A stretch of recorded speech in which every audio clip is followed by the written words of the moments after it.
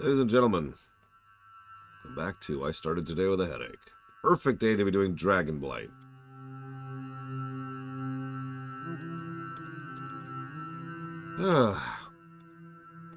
So, let's look at our talents finally.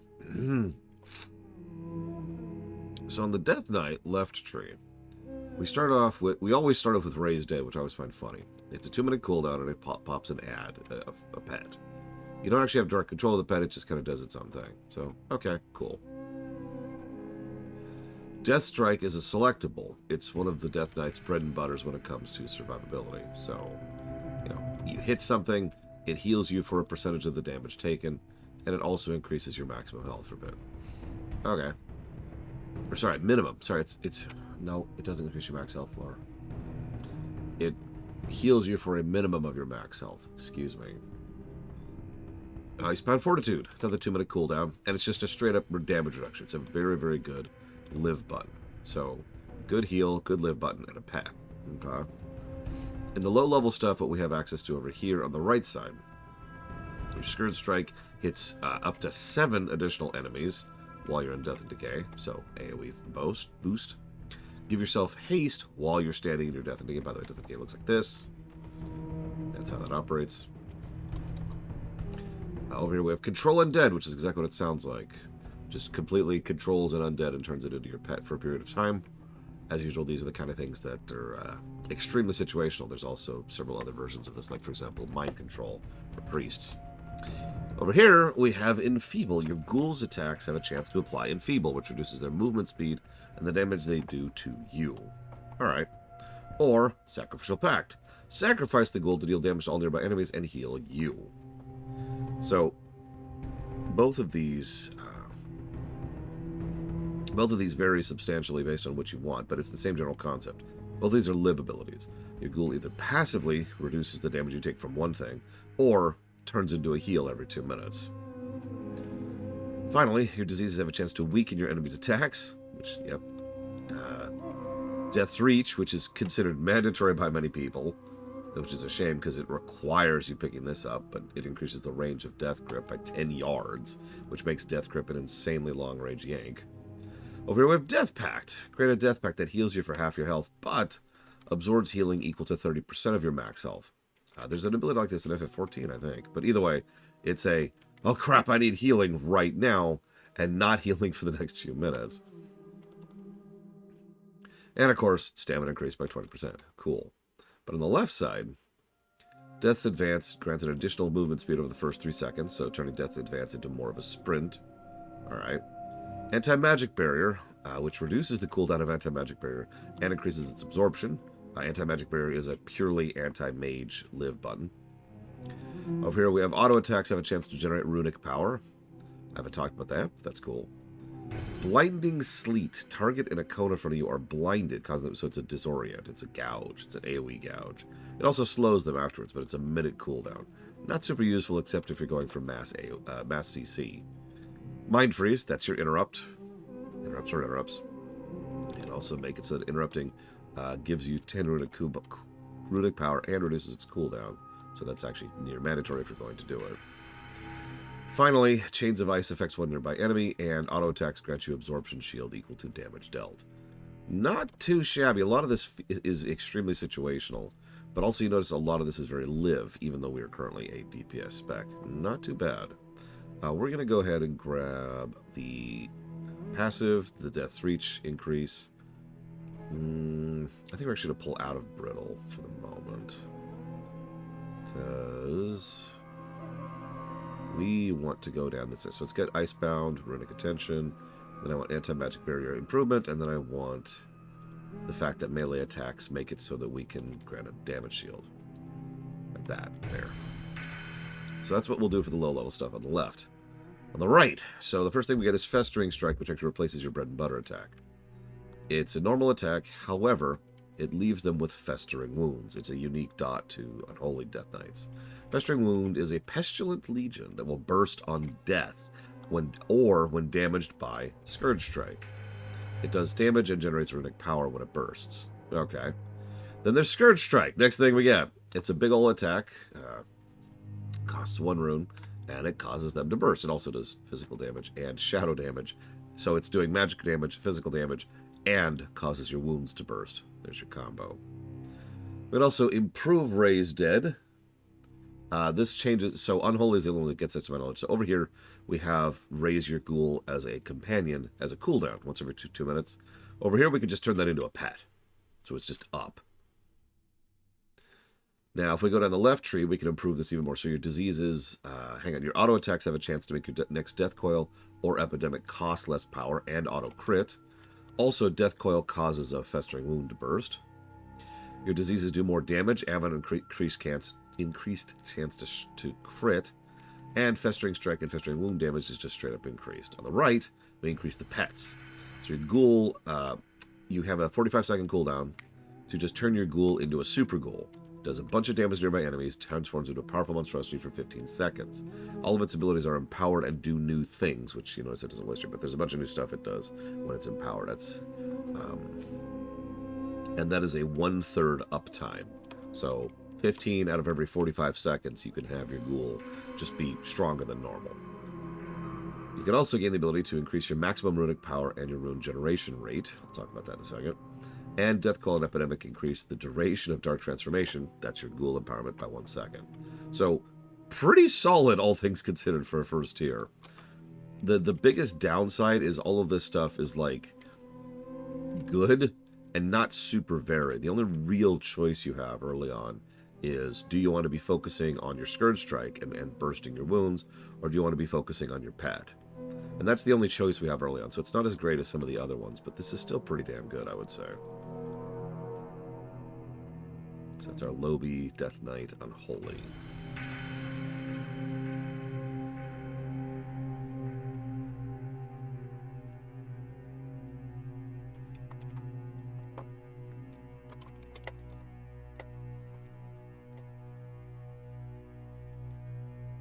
Okay, so the actual build we're going to go with, I like pets. We're going to go down the pet tree over here. And now we have access to Tier 2. So Tier 2. So hang on, I promised I'd talk about how runes and runic corruption works, or runic power works. The Death Knights are one of those 2 resource classes. You can actually see them over in my bar over here on the left. We have runic power, which we have 0 out of 100. And we have our runes themselves. That's the actual things underneath my bar. They changed how runes work, and they have changed how runes work multiple times over the years. What it boils down to is, if I do that, I spend a rune. And then, as you can see over there, it starts to slowly regenerate. There's a built-in mechanic that makes it so that those runes regenerate at different rates depending on what you're doing. In other words, your active abilities and how you play out your rotation and which abilities you use when changes how fast your resources come back. Pretty basic stuff. Almost everything you do generates runic power. Runic power is then spent on your big abilities.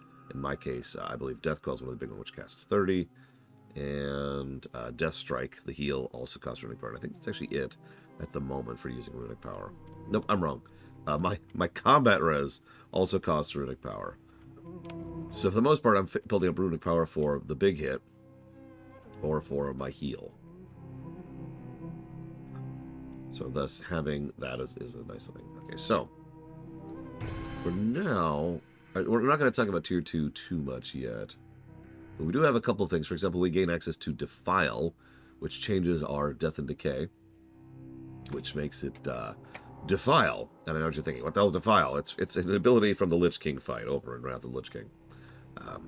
It gets bigger the longer people are standing in it. Simplest way to put that. Let's see. We can turn Festering Strike into Festering Scythe, which turns it into an AoE. We get Apocalypse, which is the best ability for the Unholy Death Knight, which just summons a whole bunch of Army of the Dead ghouls. Gotta have all those ghouls. And we want to summon a mage in addition to our army. We also kind of want... Like, I'm going to go all in on pet stuff, I think. In fact, I'm going to pull out of that a little bit. Let's go down here instead. What's the biggest difference between from a druid and vanilla to druid and kata? Oh, Jesus Christ, dude. Okay, vanilla druids are a completely different class in every way, shape, and form. That is the simplest way I can explain that. um, I'm actually lost for words on where to even start with that.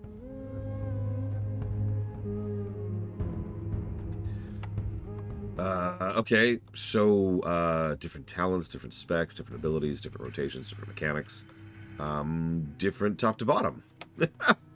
What's better, balance or feral in vanilla? So balance barely exists in vanilla, is the simplest way I could put that. As I've mentioned a few times, one of my friends specifically came back to BC because balance was turned into a spec that actually existed. There is no balance spec in vanilla. It doesn't exist in any real sense of the word. You can try to cast, but you will not be able to be competitive as a druid. In vanilla, as a druid, you are either, a morpher, which primarily means you are a bear, or you are a healer. That's your choices. There's some asterisks to that. Anyways, so now that I'm ready to progress, let's see here. Okay, so we're not doing any of that. We're doing some very specific quests, and I double-checked myself last night just to make sure that we do the right quest this time around.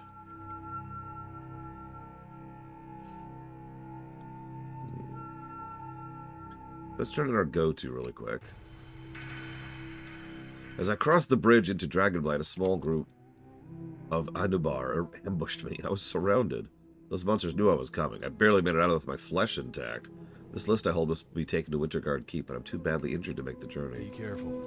The list I hold must be delivered to High Commander Half-Horde Wormbane. He commands the 7th Legion, stationed at Winterguard Keep on the eastern borders of Dragonblight. If any of the traders on this list are stationed at Winterguard, it could be catastrophic. See you later. Okay. Do they not have... Hold on.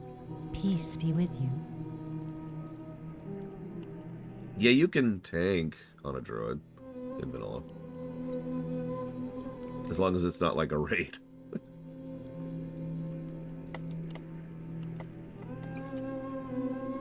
Don't worry, I took a whole bunch of pain meds, so at some point or another, my headache will probably start to drift away. Hopefully.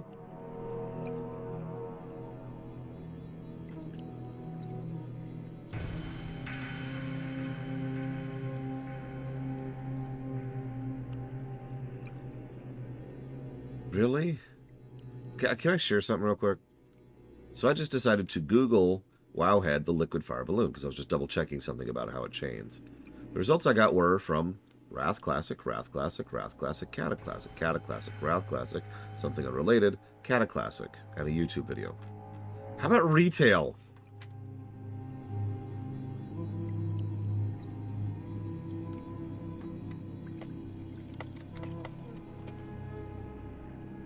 Jesus Christ.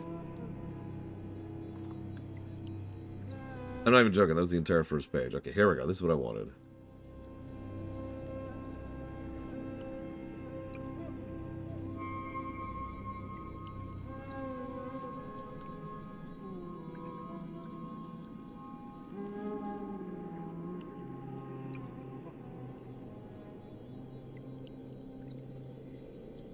Nope, that's not that. Okay, so this is actually a quest I want to do.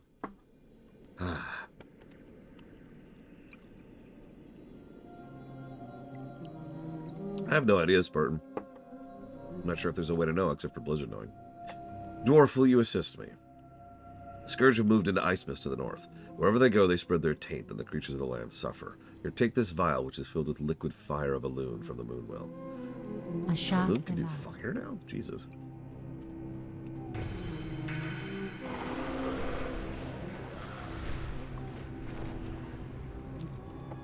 It's not a saying you hear very often, right? By the fires of a loon.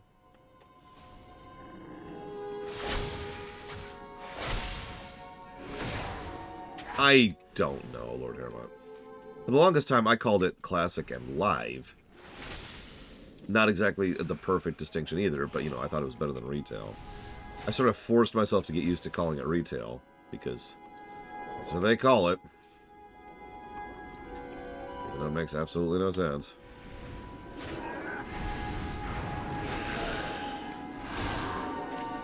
Yeah, modern. You know what? That's a good word too. Modern.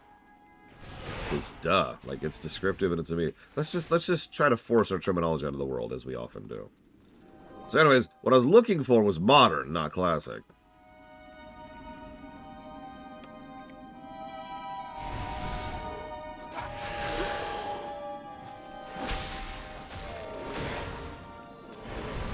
Well, yeah, I mean, we call damage dealers DPS because that we've just drifted in terms of etymology on that.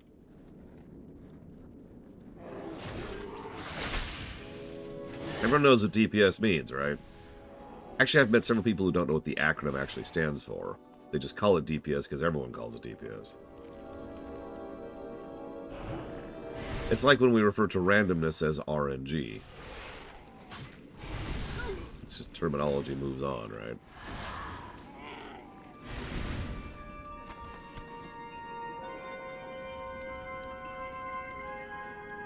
Yeah, random number generator, which obviously is a thing that video games use and therefore leads to randomness, but the overwhelming majority of people that I interact with, at least, when they refer to randomness, like how good are your dice rolls or how lucky are you or something, they refer to how good is your RNG, even though the generator itself has nothing to do with anything.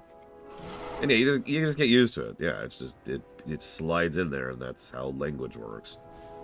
Thanks, language! There is quite a bit, Cloden. That is true. Like, a lot of the terms predate WoW, but WoW really codified a lot of that.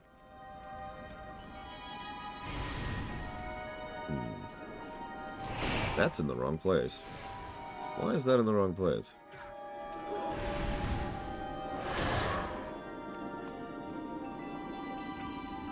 Scoot you over here. There we go.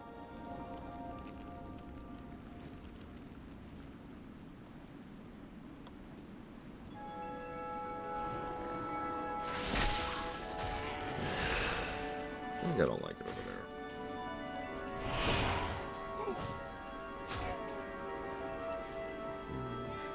Here, maybe? Right here.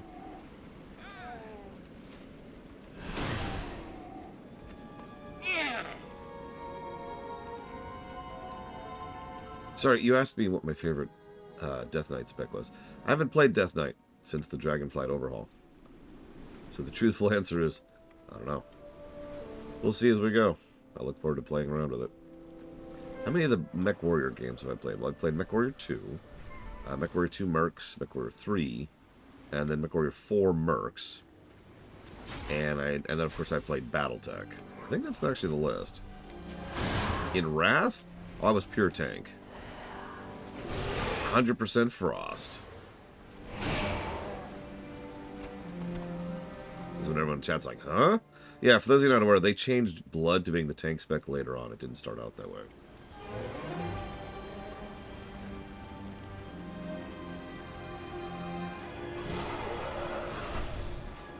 I had two mains back in, whatchfig. God, my brain is not there. Come on, brain, start working. Start working.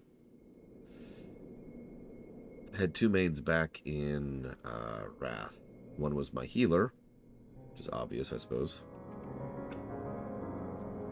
And one, which is my druid, sorry. And one was my tank, which is my warrior. And those are the only two classes I really played. Both of them were part of raid teams that were doing endgame stuff at Ulduar and Trials and then Icecrown. Goddess bless you. We were one of the server firsts for killing Lich King. Go in peace. The Unubar cultists are directly responsible for the plaguing of the beast, and we must put an end to it. The fumes that emit from their suits seep into everything they come near. You must go north. That's horrible! Imagine just having a suit on that just turns you into, you know, a frickin', I have no words. Plague guy from Warhammer.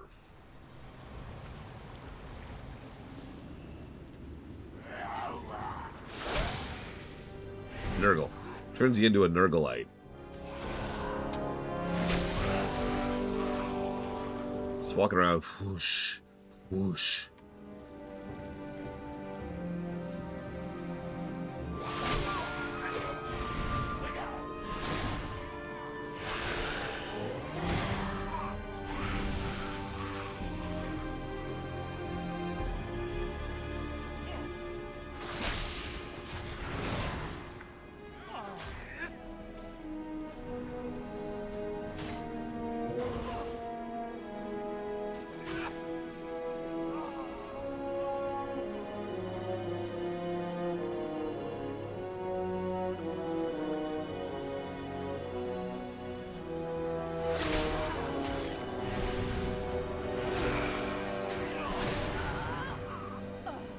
Yeah, Death Knight, as with every tank class, is a good class. I mean, granted, every class in this entire game is a good class. That's not saying as much as you think, but, you know, whatever. It's still the truth. Hell, I had a friend who just started up... Wow, hello. To my favorite pupil, if you continue to show promise, I will teach you wonders beyond your imaginings, and if you don't, I will have you destroyed. As ever, High Cultist Zangus. Dear favored pupil, you're awesome. If you fail me for any moment, I will kill you horribly. Sincerely, Cultist Evil. P.S. I like you. Do you like me? Respond with 2 hearts if yes. Respond with 1 skull if no.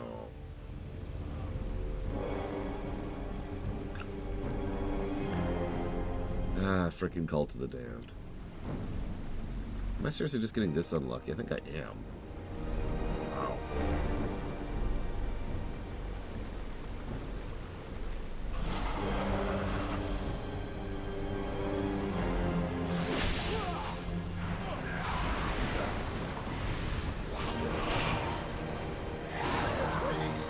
What do you mean, Spartan?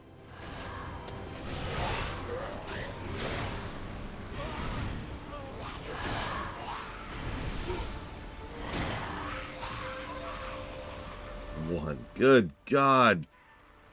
What is this, BC?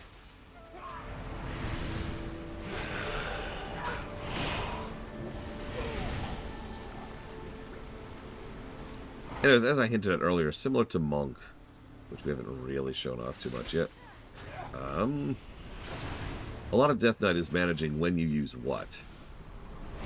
Your runes are pretty much always going to be ticking down, and some of your abilities cost 2 runes instead of 1. You want to be careful about how you use those, but of course you also want to be using your abilities that make your runes cool down quicker. You also want to be using your runic power, because that'll be a wasted resource if you cap, but you only have so many things that build it, and most of the things that use it are very useful. So there's a whole lot of give and take when it comes to that, and it's part of what I like about Death Knight. I wouldn't say Death Knight is the best designed class in the game, but it's impressive how good it is considering how old it is at this point.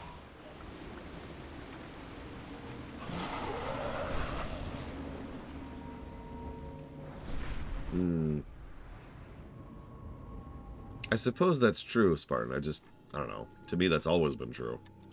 I guess I just didn't notice the variance. Thank you, Inami Show. As always.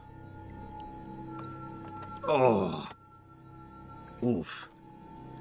Give me a moment. I'll jot that down. Or something. There we go.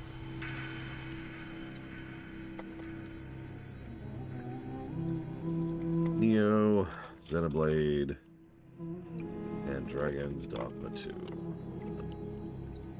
Elune be with you. Goddess watch over you. May the stars guide you. Well done. I will dispose of these filthy garments by cleansing them in the Moonwell. No, please don't put the plague in the Moonwell. Please don't. Okay. What do you have there? Well, it's a favor of Zangus. So the leader is revealed. We have a name. Vanity and pride will be his downfall. I have dreamed of Zangus before, but without context that you have discovered, I knew not what it meant. You have brought clarity to the vision the goddess has bestowed upon me, and now I know he can be found in the pit of Narjun to the north. You know your target. If there's to be an end to the suffering of our land, the high cultist must die. The stars guide you. Lady, we got a lot more problems than one random cultist, but I will go take care of him for you.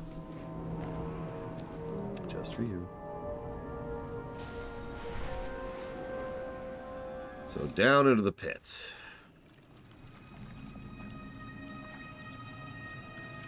So, Is anybody on, by the way, on the Alliance? Random question. Because I just realized I was supposed to mention something immediately, and then I completely forgot to, because I'm an idiot. I specifically need people who are anywhere from level 27 to 60, or sorry, 25 to 67.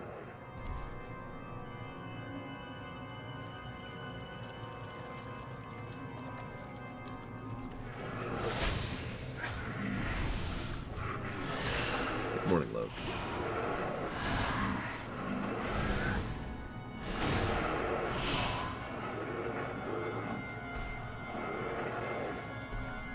I mean, they fiddle with the numbers all the time. So, I admit at this point, I kind of stopped paying attention to the specific moment-to-moment number changes because they really do fiddle with the numbers all the time. Yes, time walking for Wrath. And again, you have to be 25. Who is this person? Good point. 25 to 67 is the range. Now, I know what you're thinking. That's not exactly the range, and you're actually right. But it is the safe range. The highest level dungeons require 25, and you cannot time walk past 67. So that's the range. Let's see. We've got Soul Reaper now. That's our execute. Let's see.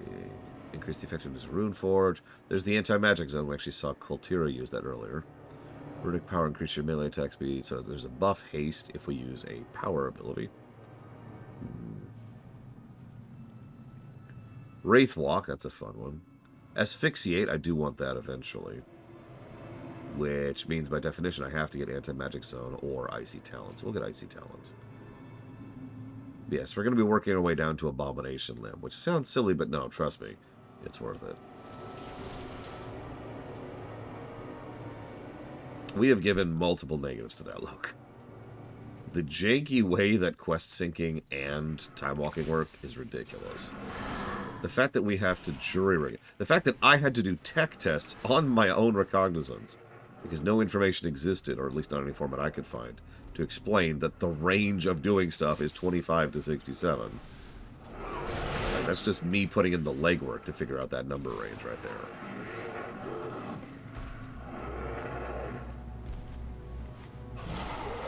Anyways, I can tank, obviously, since I'm on a Death Knight.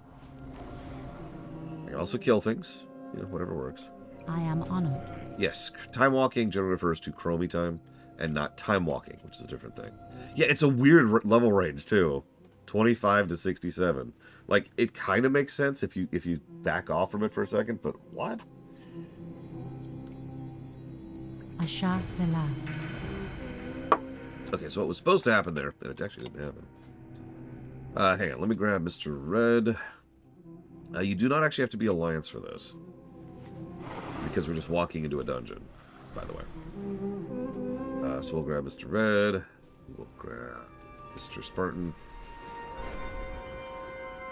You could try to farm. Bragman, are you available, by chance? Do you have someone in the level range? So while we're down here, what's supposed to happen is a little micro event. I skipped it on purpose because I wanted to show it to you live.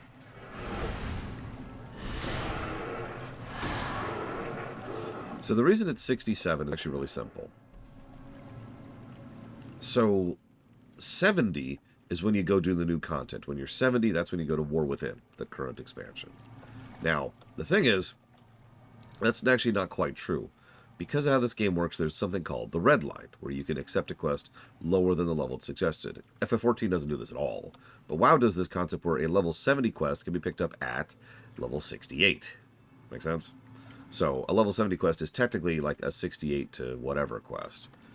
So, you hit 68, and all of a sudden the game really wants you to do the new content. So they lock you out of time walking. But, there's a couple other variances to that. But none of that matters. The point is, once you're 68, they want you to go War Within, so you're locked out of time walking.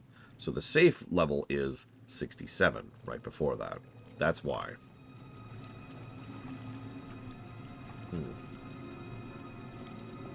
Yeah, exactly. If you have an add-on that shows, like, quests or whatever, it'll actually show a quest range rather than a quest level. And you don't really see it in modern interfacing, but quests do have colors to them. Green quests, so it goes gray, green, yellow, orange, red, and that's the line, right? Yellow is at level, orange is higher than you, red is much higher than you, green is below you, gray is substantially below you. So as we approach here, you have made a fatal mistake, mortal. There is no escape. Betrayers! The day of reckoning comes, and with it your end. See if your Lich King saves you from the Ancient One's judgment. And now you die. So, Nerubians attacking Nerubians. Now, for several players, this was kind of a, huh? And that's why they did this. It was kind of an indicator of the fact that there's more than one Nerubian faction. for anybody paying attention to lore, you looked at this like, oh, yeah, duh, of course. Why are you... That's wrong. Hang on. Hold up. There we go. Okay, much better. And these guys then gave quests to go do that dungeon. So, friendly Nerubians. A lot of people weren't expecting that. Frankly, neither was I. I wasn't expecting there to be friendly, non-hostile Nerubians up here, since the overwhelming majority of the Nerubians we meet are undead, who are already a part of the Second Lich King's forces.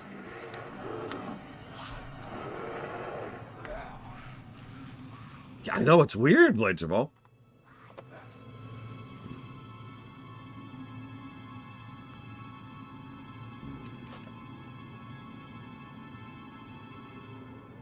I guess... Let's see if I can drag someone else on really quick.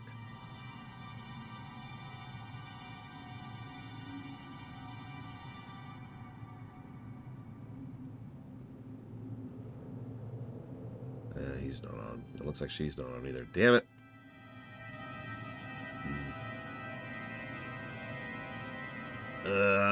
Okay. Yeah, humans would never fight each other. Although, actually, it happens less than you'd think. Orcs fight each other more than humans do, because they're evil, obviously. Like, no succession crisis. No. You remember that dude who, like, is part Naru now? Yeah, he's your king now. He's in charge of the Alliance. Nobody cared. There were no pretenders, no usurpers, no fighting, no infighting. No civil war.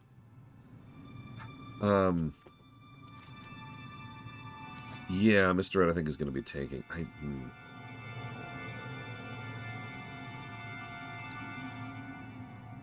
I'm debating if... Because Mr. Red's apparently about to leave.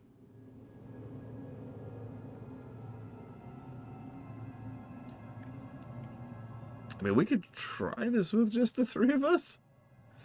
This should be interesting. Might make it challenging. That might be fun. It's not like I don't know AN like the back of my hand.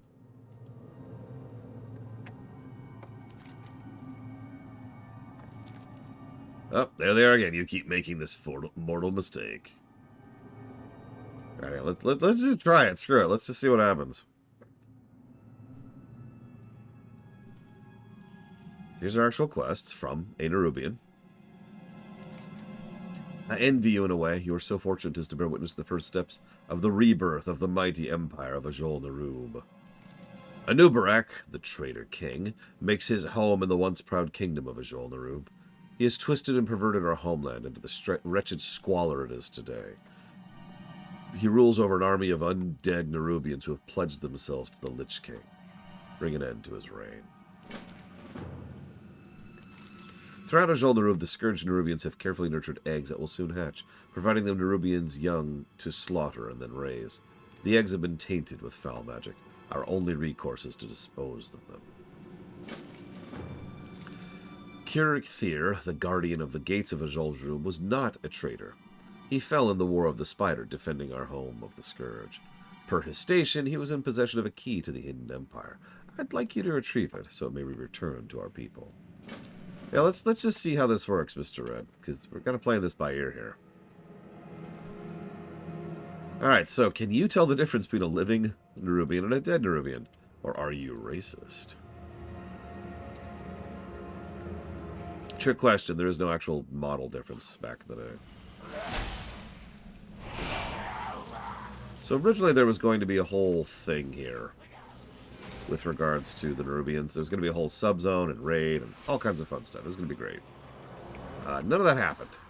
That all kind of got thrown out the window. Hear footsteps. Be on your guard. So we got two tiny insights into the Nerubian stuff that could have been. Pretty much because of the fact that they had already done some of the art design work. So they were like, well, no need to let that go to waste. Let's go and throw together a couple of dungeons. So we get a couple of dungeons.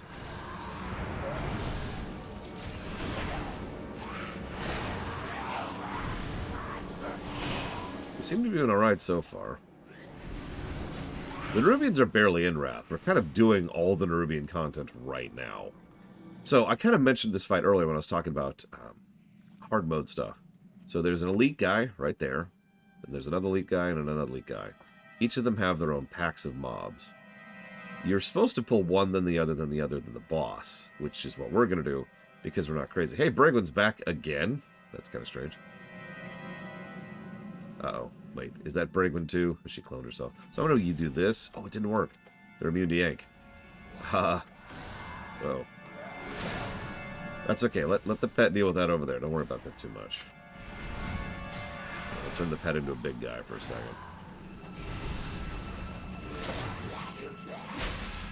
I'm a little too early to really gauge Unholy, but I am liking it so far.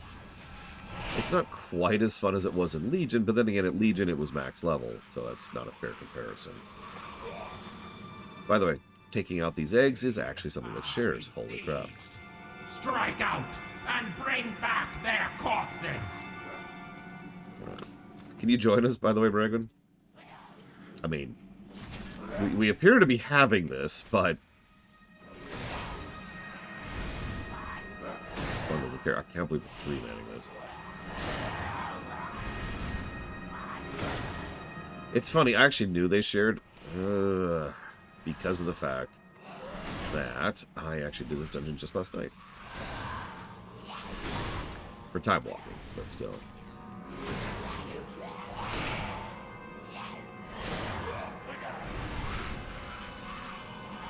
Yeah, no, there's... The gate must be protected at all costs. Rip them to shreds. By the way, we're definitely getting a brickwork positive for this place. Holy crap.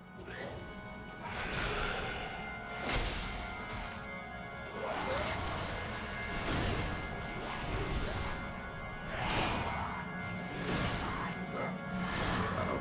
Wrapped! Mr. Red. Mr. Red, I'm wrapped. Mr. Red! Thank you. Well, again, the goal was for this to be a whole subzone and thing, and the Nerubians were supposed to be... Like, could you imagine having an entire city of Nerubians? That'd be awesome. Oh, well. Anyways. So this boss... God, what does he do? It's been a while. So he's got Mind Flay, of course, Curse of Fatigue, which is the fun one, and then he summons lots and lots and lots of trash. That's actually it. Not much to him. The gate must be protected at all costs. Rip them to shreds. Yes, need to be time walking with Wrath. Kingdom belongs. Notice how he just pulls after a certain point in time. Only the dead. This is kind of a soft gauntlet. Pop all my pets. Because we're going to have this be a problem in it. I'm actually going to save They hunger. my runes because of this nonsense. Whoop, whoop, whoop, whoop. Oh god, they went for the healer. They went for the healer. I should have known. I mean, I did know, but you know.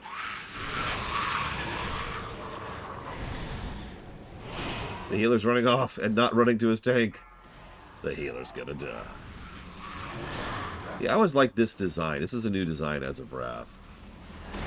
The tall Nerubians. My pets. Here comes another bundle.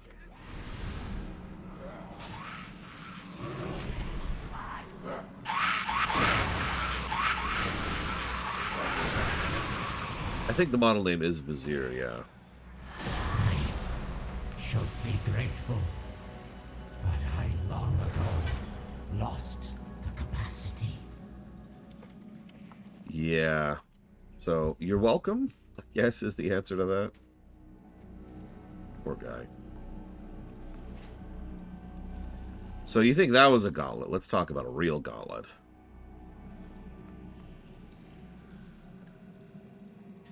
This fight's interesting.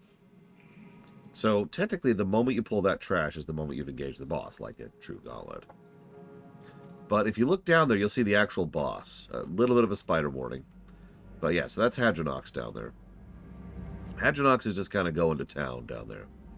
And she's actually not undead. That is just a straight-up spider. All of these are undead Nerubians. The undead Nerubians come out of those two holes, right over there and right over there. As you can see, one just spawned right there. They will continuously spawn infinitely until they go down to Hadronox and kill Hadronox, or until the encounter is concluded. So the moment we pull trash, Hadronox starts moving up that corridor. And then when we pull more trash, Hadronox moves further up the corridor. And then when Hadronox gets up here, she webs those two entryways so that ads stop coming, and then we can fight her. Or you could just fight her while the ads are spawning infinitely.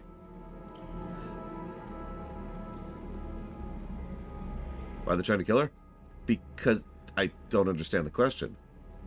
Those are Scourge. Of course they're trying to kill her. She's alive and trying to kill them. Whoop. Yeah, she's not undead, remember. She's just a spider. Well, we're up here. We're dealing with this crap. Yeah, definite brick or positive. Look at this place. My goodness. You know, Yura's like, this place is ugly. And Yura would be correct about that.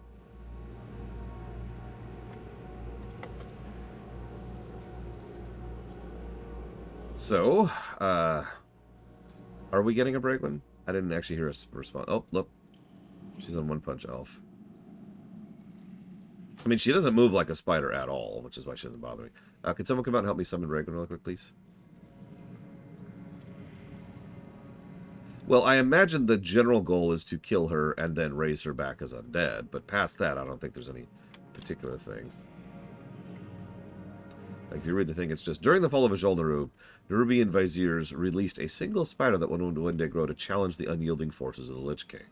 Hadronox was instilled with a desire to avenge the fallen and reclaim its home from any that dared threaten it. Oh, absolutely, Asmira. Like, I probably would not love this game as much as I do if its spiders were animated like spiders. For giant spiders are an extremely common enemy type in this game, and they have an entire species of them.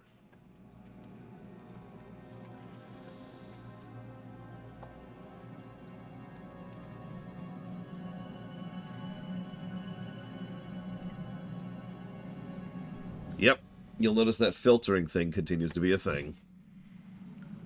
It is interesting how common of a theme it is for the Scourge. Hang on, I got you, Braven. Give me a sec, give me a sec. There's the Brags. Here's the summons. Just think, when I'm finally playing a Warlock, I can just do this. That'll be Kata, by the way.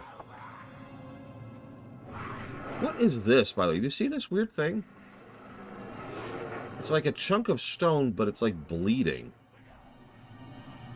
It's weird. Anyways, I wouldn't worry too much about whatever it is. Moving on.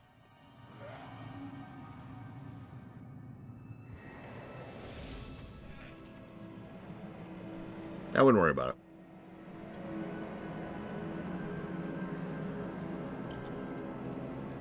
That's a good question, Magister. I don't know.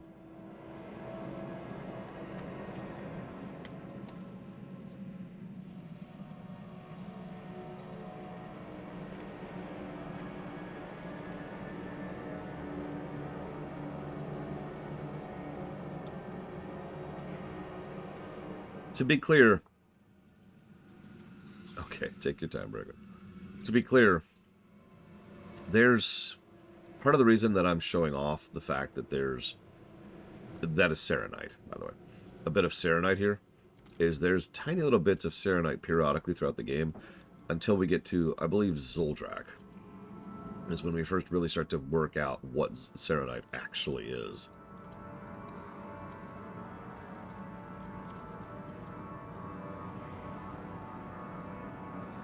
Well, so everything I'm understanding, Mr. Red, the answer to that is no. The last time healing hurt undead was all the way back in Warcraft 3, and that was a gameplay mechanic-y thing. As Huthor pointed out yesterday, actually, the way the light operates and works has been retconned a bunch.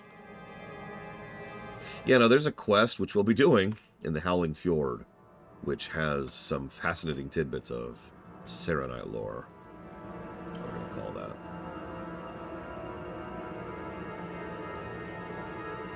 Yeah, me too, as Miristar. Yeah, let's look at our trash composition here. We've got a Fiend, okay. A Champion, okay, so that's your melee. So ranged melee. But then you got a Heavy. Because Crypt Lords are heavies, pretty much universally. as they should be. Frankly, Crypt Lords should probably be bosses, but whatever.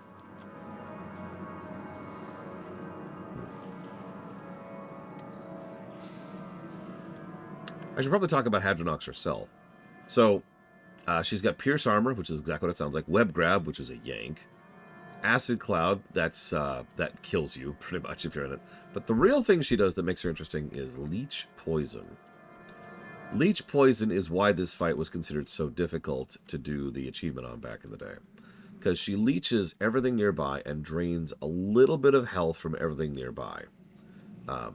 If you happen to leech an individual and they die while they're being leeched, Hadronox heals for 10% max health. So huge freaking heal, right? Thing is, if you pay attention to the fight down there, every time you see one of the enemies turn green, that's that poison I just mentioned. And so the reason Hadronox is just sitting there living against all that trash is because Hadronox is constantly healing. So, the achievement here would be to fight Hadronox with tons and tons of trash. It's actually a really clever mechanic, because it means the more things Hadronox is fighting, the more tanky Hadronox is. So against 5 players, that heal isn't really a huge deal. You're not going to die to the dot, and it's only going to heal her for a little bit. But if you're fighting her while fighting 20 other ads, which are also fighting her, all of a sudden she's getting healed for a ton, right? This was actually one of the last achievements we got for the Red Proto-Drake.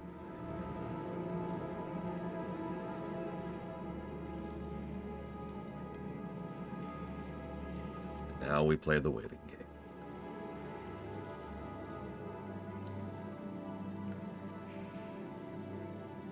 Actually, we can go ahead and start, Mr. Red.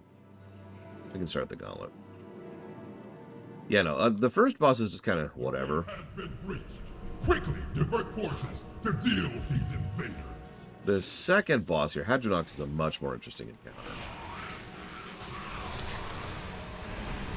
Notice we've already got some extra ads, which respawned as a result of that, and now we're in phase 2 of the fight. Notice Hadronox has started moving up the corridor, by the way.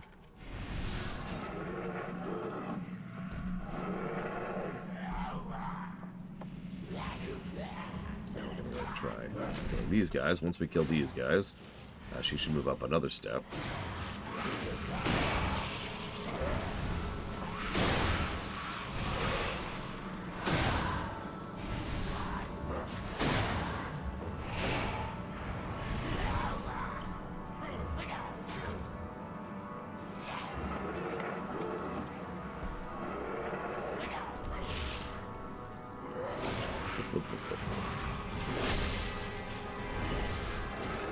Yep, there she comes. Now we can back off a bit, or we can try hard mode. Mr. Red has decided... Nope, that's not Mr. Red. That's Bragwin. Bragwin has decided to go for hard mode. We can probably handle it. Like, this isn't heroic.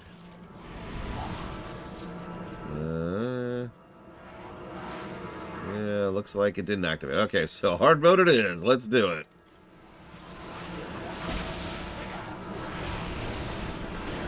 Probably got this.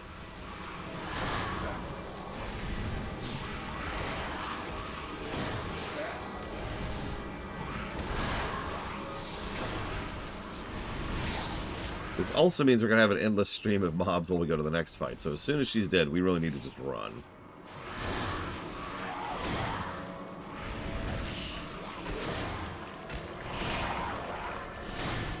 Why is experience eliminated?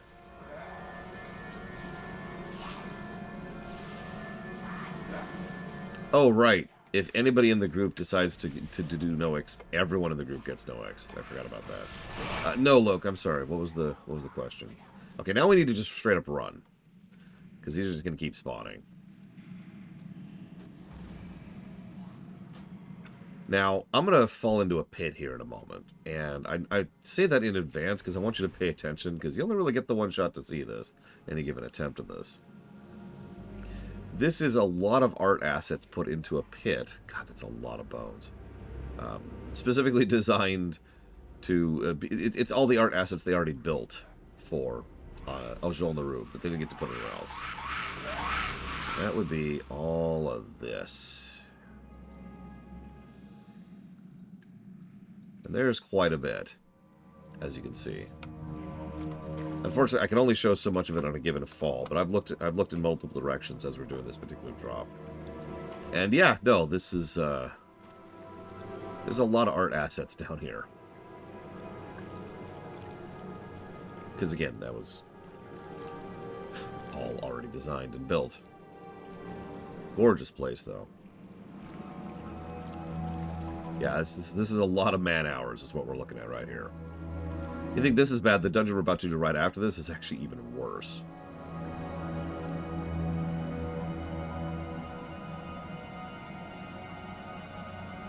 So the retcon of the light is a detriment for the worse overall. So I don't agree with that, but I'd love for you to hear why you think that. What your reasoning is. This is a completely different, let's call it nation. This is Azjol-Nerub.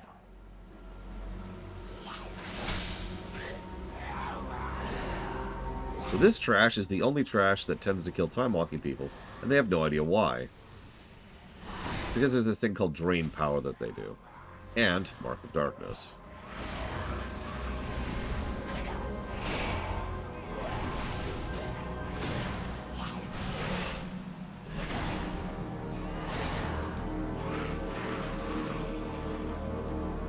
I mean, the light went from being the good to the light, and that's pretty much why I prefer that in a nutshell.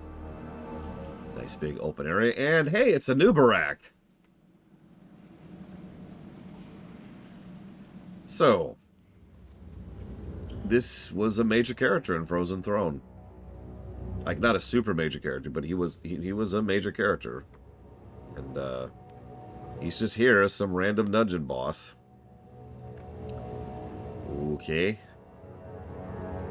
Not much to talk about there. He was a cool character, and I happen to be biased because Crypt Lord is actually one of my favorite heroes back in Frozen Throne. Purely gameplay-wise. So, yeah, he actually has a bunch of stuff, but really he's very, very simple. We'll go ahead and just poke him here. Eternal agony awaits you! Of course, my pet is already gone, because I'm a hunter. So it does Leeching Swarm, which is exactly what it sounds like. It's useless against my locust! He's got that giant-ass AoE smash. Come forth, my brethren! Feast on their flesh! And then he burrows. Now, while he's burrowed, he will periodically do a spike. It's really easy to see it coming. You just look for the ground. There, right over there. You get plenty of warning time, and then spike. While he's down, he summons adds. He doesn't come back up until certain requirements have been met. That should not have hit me. I disagree with that. Your armor is useless against my locusts! I wouldn't say this is a bad fight, but this is definitely not a positive-worthy fight. Come forth, my brethren! Feast on their flesh! The fact that he decides to just burrow and just straight up leaves the fight is really irritating. Like, I get what they were going for, but it just drags the whole fight down. The spider's great. I actually like Hadronox quite a bit. Especially since there's so many ways to deal with it. Because I just mentioned the two major ones, but there's other ways to push through that as well. But this guy, he's just a dick. He's got a bunch of ads. Those ads really hurt the healer if the healer's not paying attention. He's got the Leeching Swarm, which is obviously a heal. Pestilence upon you! He's got his poison, he's got his pound, and then he goes away for a while. Never thought I would be free of him. Yep, you're free of the Lich King forever, buddy. Wink, wink.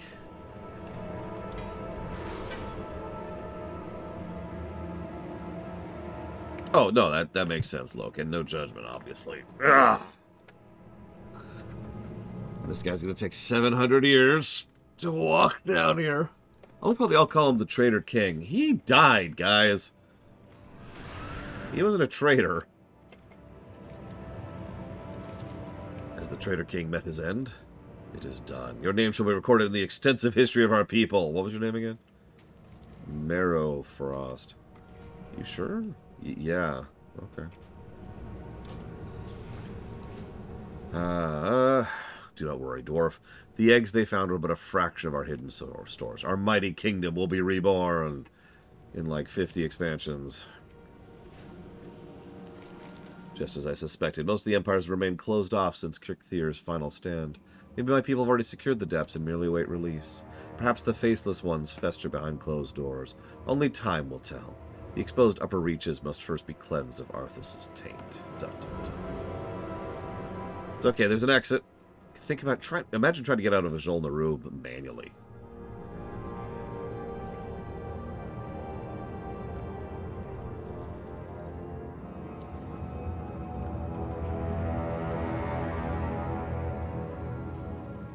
Yeah, someone brought the rope, right? Right.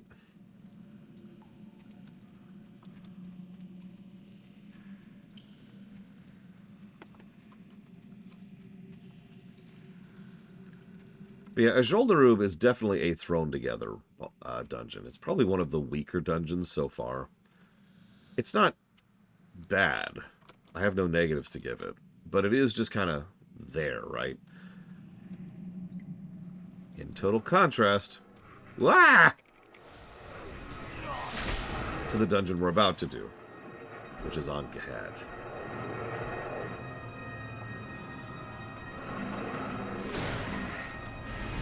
Don't stand there! There needs to be an option to tell him to shut up. I appreciate it being there, especially for new players, but there needs to be an option to tell him to shut up.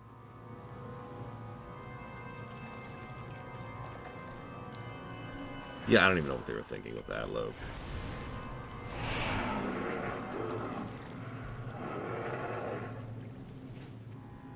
So, Ahn'Kahet, the Old Kingdom.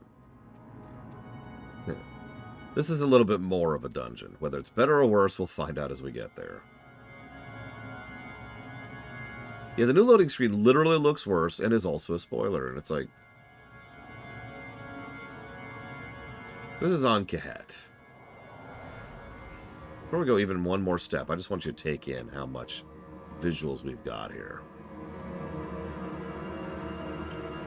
This is not a small amount of art assets.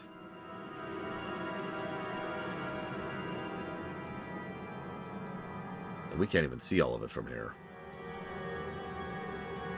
Yeah, no, this place is huge.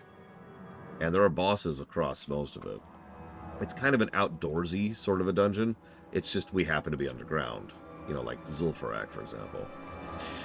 I once called Elder Nadox my teacher. That changed forever when I was forced to watch him mercilessly slaughter my friends and family as a servant of the damned. Find him and make him pay for his crimes. He didn't make any crimes. He's undead. God, do these people not understand how this works? You know, we do actually have a loading screen thing.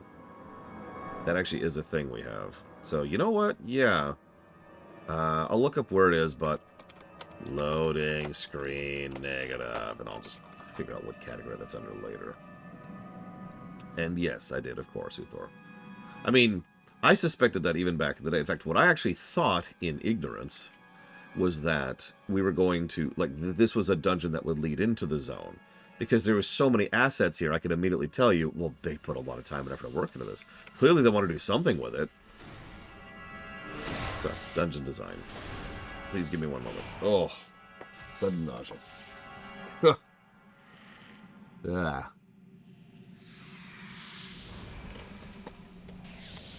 Oh, okay. So, we start out with relatively basic mobs, but they do that gluttonous poison, which makes it so your stuff costs more. Okay.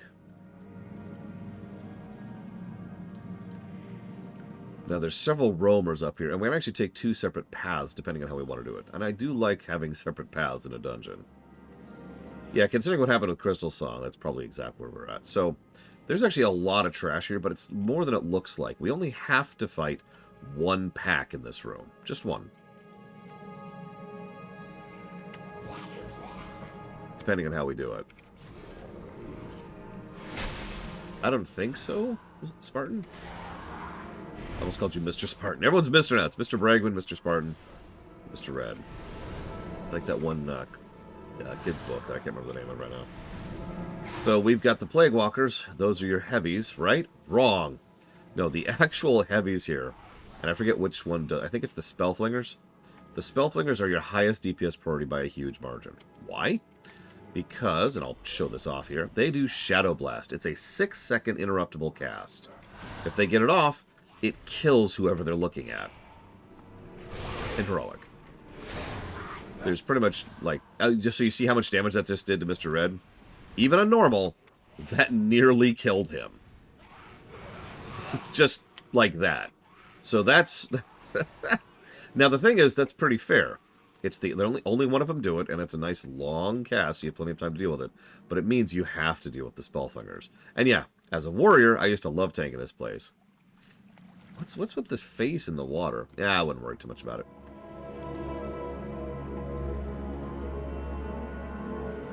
So then we go down here.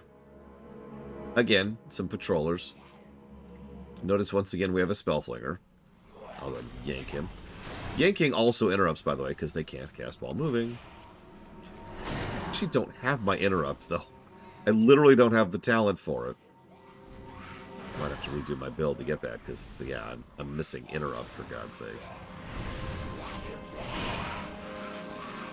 I'm just going to do that right now. Pull out of that. And go grab that. And I'll pull out of that. Grab that. There we go. Boom. Isn't it nice how I can just readjust my talents like that on the fly? Isn't that such a great feature that deserves 70 positives to gameplay? All right, moving on. The Webwinders are CCers, the Slashers are melees, and of course, these guys are the Shadow guys. They also do Shadow Sickle. Shadow Sickle is more concentrated damage.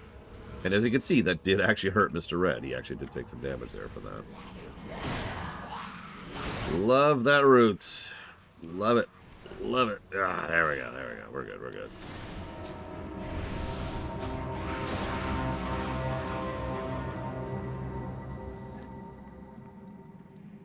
Little bundle of trash. And then we've got our first boss. Classic talents are just so much better. You know, real talk. I almost wish Classic just didn't have talents at all. It was just the classes. But anyway, so this is Elder Nadox. This guy was fun back in the day. So first of all, he summons a couple of ads. Some of them are swarmers. That's the guys we just fought. Some of them is the big guy. The big guy does aura. He protects all Nerubians within 80 yards, making them immune to damage. Now, you're probably wondering why I even remember that one specific mechanic. It's because the achievement for killing this guy is killing him without killing him as guardians. So the way you did that, you notice that you fight him in a nice long room.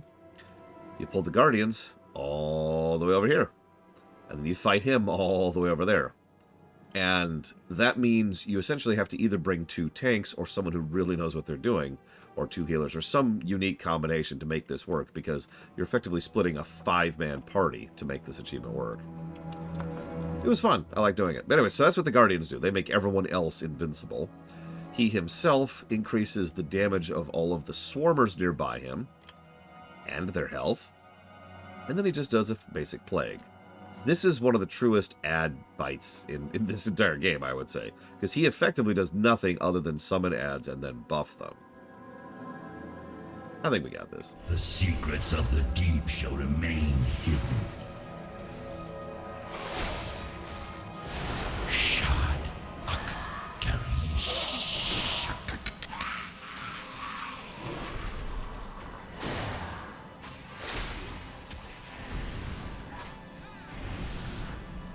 Yeah, we didn't have a Death Knight at level. There it is. There's your Guardian. I'll just pull him over here. I got this. I got this. I would have gotten this if I wasn't dazed. No! Come back.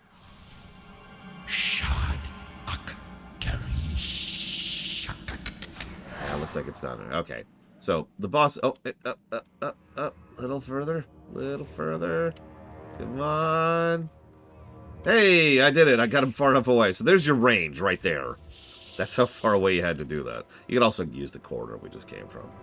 Anyway, sorry for getting the healer dead and possibly wiping the raid, but I really wanted to show that off. I just gotta get all the way back over here. Oh my god. Oh my god. Okay. Okay, we're here. We're here. I'm here. I'm here. It's cool. It's cool.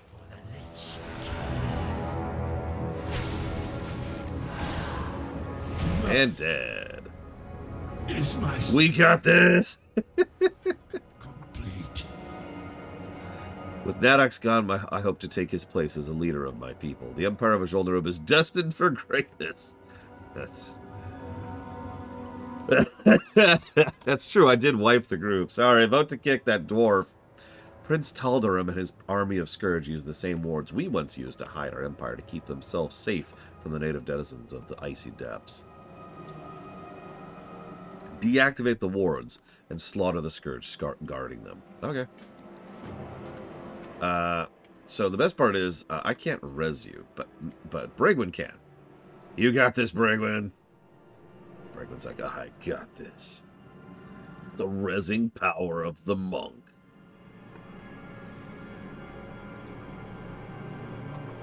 Pretty decent fight, though, all things considered.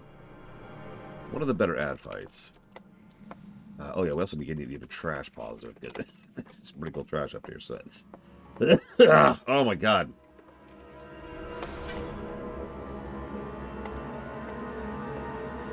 Oh, I'm dying. I'm dying. You can also come this way from that way.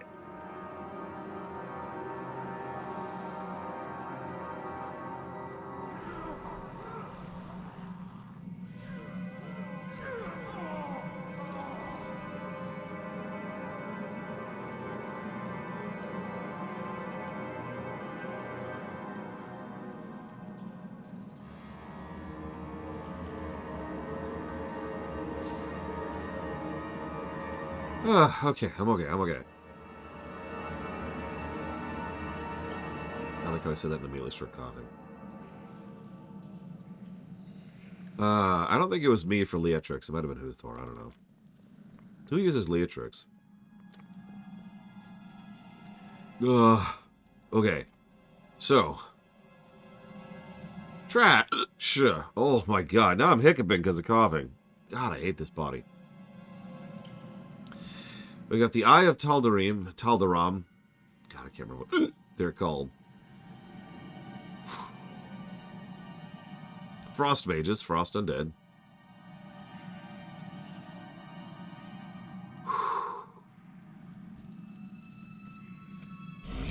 So we're going to pull him right onto Mr. Red there. Yeah. I mean, his name's Tal'Darim. What do you want from me? So you notice how they just stay over there at range like dicks. Because they're dicks. So we're just going to scooch over here. There we go. Oh, yeah. This is the experience right here. This is what I wanted. Not being able to... Oh, I can do this. Oh, it doesn't... Oh, no. Yes. The moment I understood the weakness of my flesh, it disgusted me.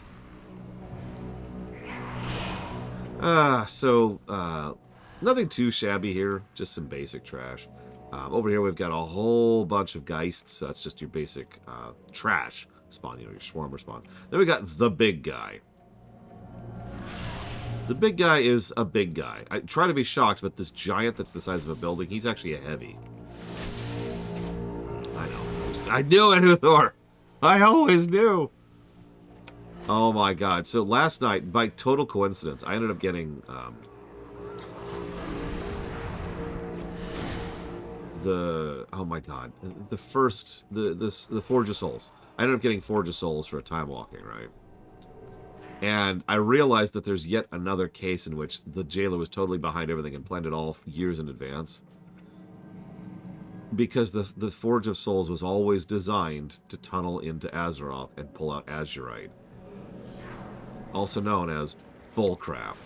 And it just struck me, because we were all talking about how bullcrap it is, that, you know, oh, the Lich King totally planned everything out. But he didn't, right? He didn't actually plan everything out. He was just rolling things. The Jailer, by contrast, totally planned that out years in advance. He was like, yeah, I know it's going to be great. I'm going to have the second Lich King do the thing. And that also reminded me of the fact that this guy is evading out for some reason. It also reminded me of the fact that we were talking about how, you know, we all like to think of it. Come on. There we go. We all like to think of it as the second Lich King was detached from the jailer, until we remember that the second Lich King built the Forge of Souls, which means the second Lich King built the device the jailer needed for his master plan, like the linchpin of his master plan. So in other words, the jailer really was behind everything, and we can come up with yet another negative for the jailer. Throw it on the pile. I just had to share that because I realized that last night. All right, moving on. No more talking about Shadowlands again. Odd.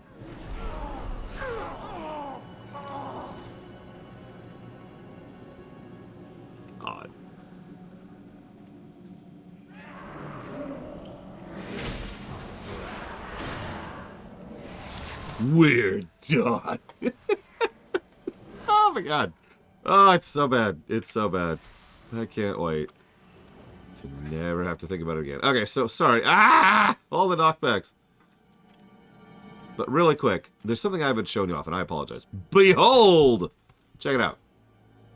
There's like this whole city over here. There's like Nerubians just over there doing their thing. There's like an underground lava river, and there's an actual river waterfall thing feeding into it. We see like a rushing rivers rapid thing over there. There's even more of the city over there.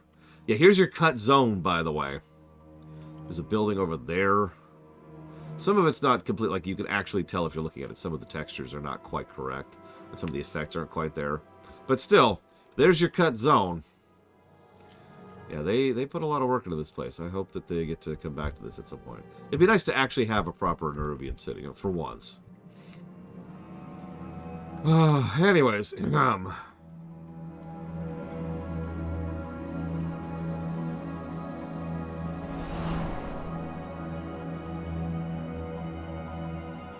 you know, it really added to Ahn'Kahet. A-N and A-K. The only reason people back in the day, in my experience, actually liked A-N was because it was short. That's the heroic you just slam through when you just want to do a heroic. A-K was a much better dungeon, but, you know, it's a lot longer, as you're already seeing. And more involved. It also has plenty of bosses. 5 bosses on heroic.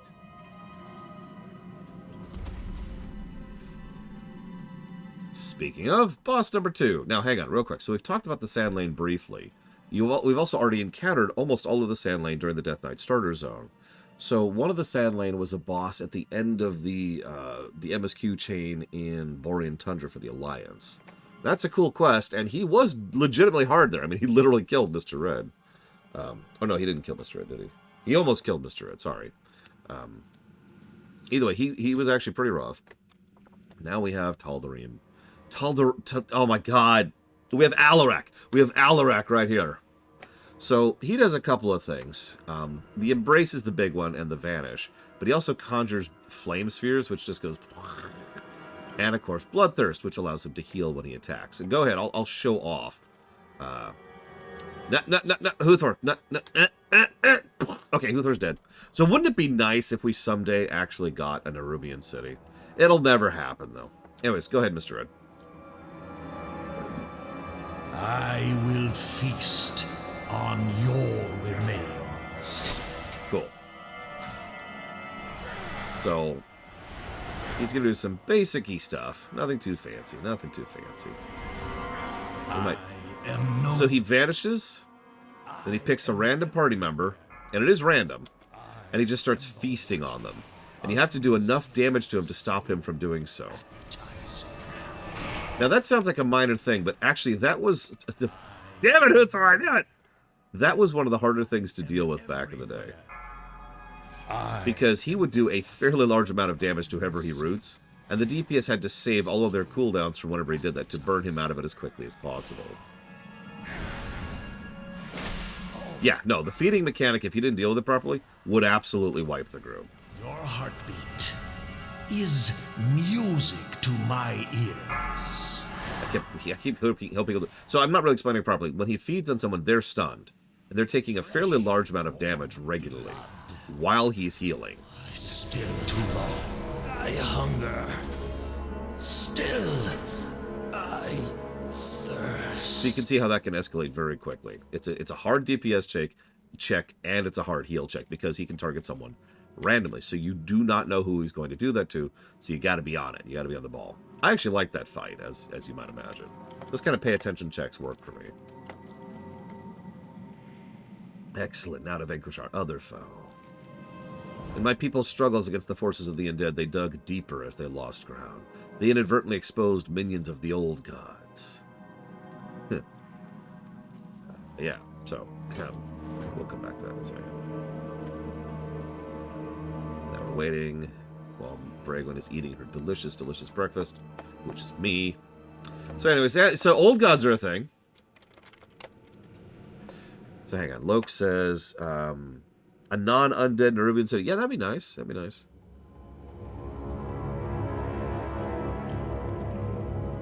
It's not going to happen, though. They'll never make a Nerubian city. Don't be ridiculous. And they'll never be one of the coolest looking zones of the game, especially since you can dragonfly through it. All of that is nonsense. All right, I'm gonna stop. I'm being too overt because I think people weren't getting the joke, so I'm gonna stop being overt. My God, Braywen, you look terrifying.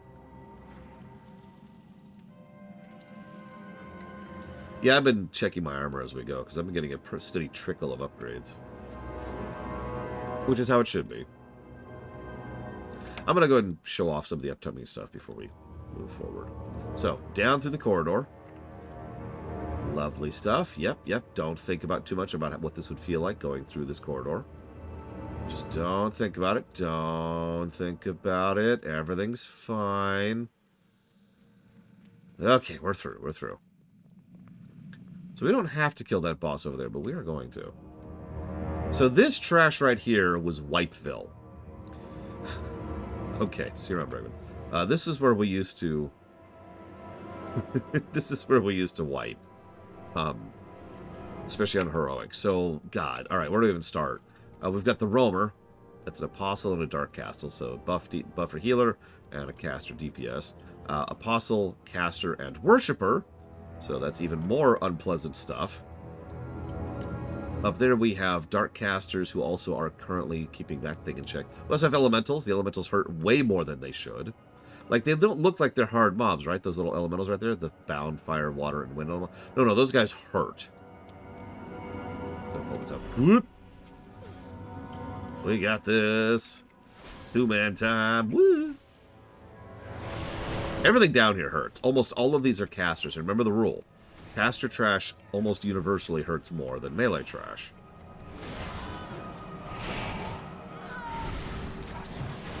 They also do dots. Because of course they do. So we need to get up there to Jagoda. Right up there. So, we can go left or right. I'll let Mr. Red decide, but there are actually advantages to both. I'll go ahead and talk this out really quick. So on the left, it's less trash. Aha, easy option. However, if we go right, we're being efficient because we're going right eventually anyways. So it's more trash to go right, but actually it's just getting rid of trash in advance. So it kind of depends on your approach. Do you just want to get to the next boss, or do you want to try and clear up ahead? Sort of depends on how you're going through this, because let's be honest, killing Jagoda, especially when we first started doing this, was not a guarantee. One of the things that always amuses me is how easy Wrath dungeons were, or perhaps more accurately, became. As the gear outpaced the launch content, all of this stuff which I'm talking about, which was super hard, became hard, and then became easier, and then became completely a joke.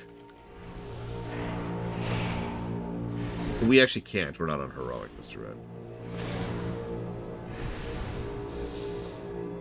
Sure, let's do that. Let's go through the middle here. Let's see. Hang on. Hit. There we go. So this is another option. Most people didn't even know you could do this.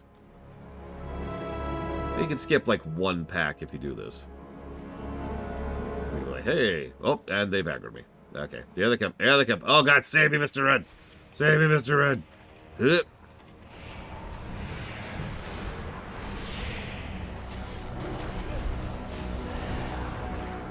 Anyways, either way, I remember all this content being actually hard, but that's because we did all the heroic stuff the moment the heroic... Oh, we extra pulled. And Mr. Red's dead. And I'm dead. Okay, cool.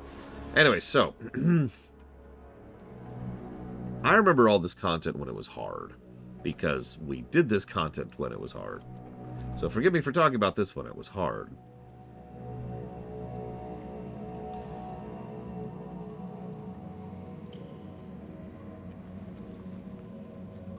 Also, if I might be so bold, it was probably more enjoyable when it was hard. That's neither here nor there.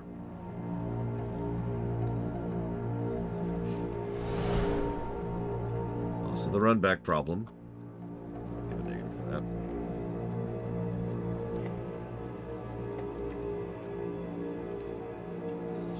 Don't worry, the run back problem negatives will go away the moment we hit Cataclysm. Cataclysm not only has better shortcutting, but literally has mid-mission checkpoints in its dungeon design. I know, Mr. Red. I don't know why they don't do the syncing thing. So I keep talking about this up. Let me explain this, because FF14 actually has 3 separate systems, all of which kind of combine with each other to allow you to do older content. So, first of all, you can just queue for something and it'll put you into it. Like, you could queue for the first dungeon of the game or the last dungeon of the game as a max level. You could just do that at all times. Cool. Already a good thing. But what it also does is it gives you the option of queuing for synced or unsynced. Synced is exactly what it sounds like. It shoves you down to the level of the content in question. Unsynced is exactly what it sounds like. You just do it at the current level that you are. So if you want to just absolutely face roll a dungeon or a raid, you do it unsynced. But if you're trying to actually experience it, you do it synced. Make sense? There's also some detriments for doing it unsynced, and it doesn't really matter right now. Also, some quests you cannot do unsynced. Then, there's something called minimum item level, which is another layer on top of that. Because even if you go down synced, generally speaking, you're just going to be a little bit stronger than you would have been at the time. But if you do synced and then minimum item level, you are really locked into what you should be for doing that dungeon at the time. And that is the truest way to experience something as it should be, right? Like, that's the best option available to go back and experience a level 30 thing when you're level 100. Then there's the roulettes, which is on top of that. The roulette system exists to encourage players to engage with this entire concept. So the roulettes are bracketed out by category. You got leveling roulette, you've got your high-level dungeon roulette, you got your trials roulette, you got your alliance raid roulette, you get it. Each roulette, you get a random pick from all of the dungeons or raids that exist within its bundle, and you get rewards for doing so, whether you are max level or you are leveling. It is a very large amount of experience if you're doing it while leveling, and it's end-game resources for end-game gear if you're doing it at max level. So there's a system baked in to encourage players to go engage with this system. For people who just want to go experience older content, the system exists, and you can do it either at your current level, at the level that you were supposed to be, or at the gear level you were supposed to be. That's the roulette system. That whole system is what I want WoW to pull in, and they never will.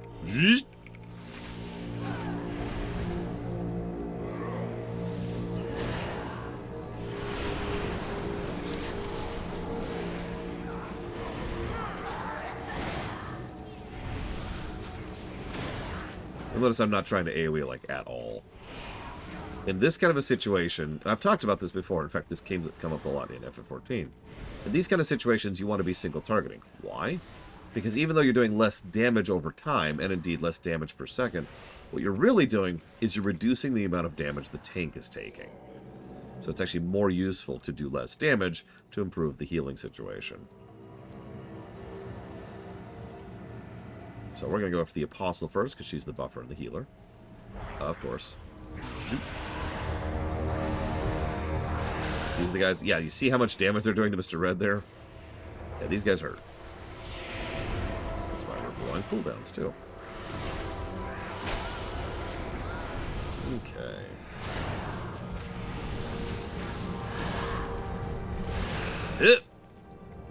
We're okay. Everything's fine. Everything's fine.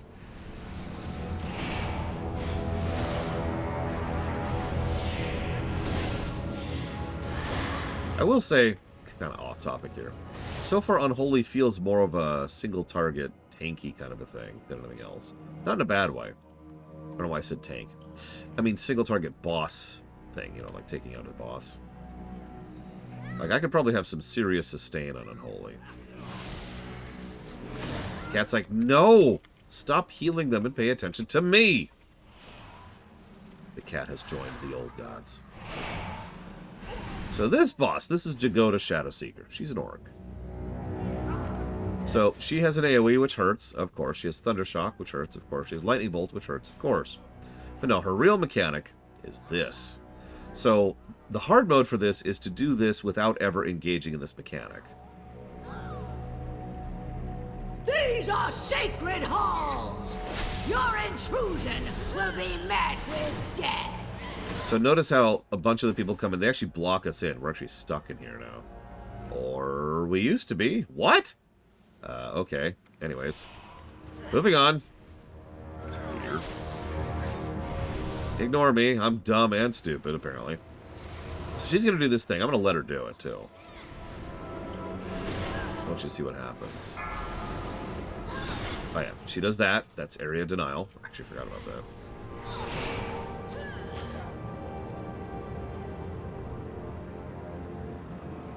You there! Step forward! So the Twilight Volunteer goes and is like, yes, I accept being sacrificed for the glory of the old gods. Gift for you. It's pretty easy on normal. It's pretty rough on heroic. And You haven't suffered enough! yeah, so she triples her damage output. And I forget what else it does, but it's a big old buff to her for about 20 seconds. So the achievement here is fight her while letting her buff herself. What you're obviously supposed to do is kill the ad before she actually eats it.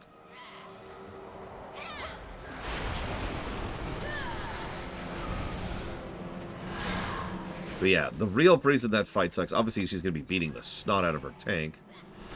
But she's also going to be, that whirlwind she does will straight up kill your ads, or your melees. Not expect Which is what it did to me. sacrilege to go unpunished.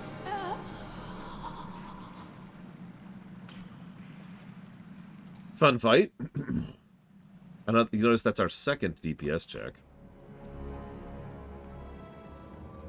In a row, actually.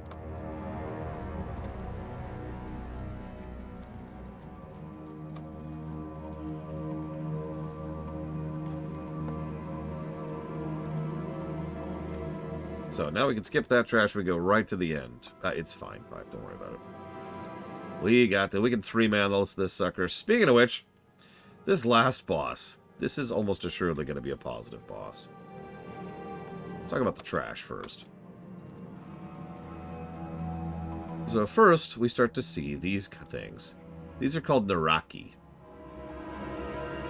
We actually talked about this briefly earlier. We are chaos given order, or order given chaos, however you want to think of that. Those are chaos.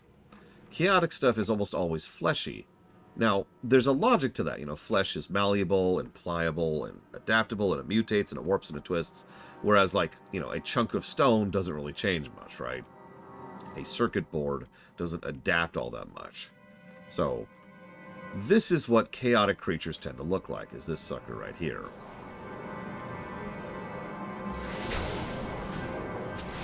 So we get a bit of a taste of what we're in for, because they do this attack called Shadow Crash. Shadow Crash, if it lands there and hits you, does a crap ton of damage. On Heroic, it would pretty much kill you.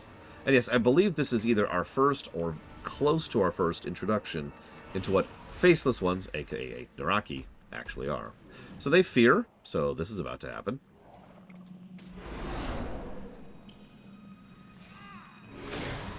We almost never multi-pulled these because those Shadow Crashes would just straight up kill you.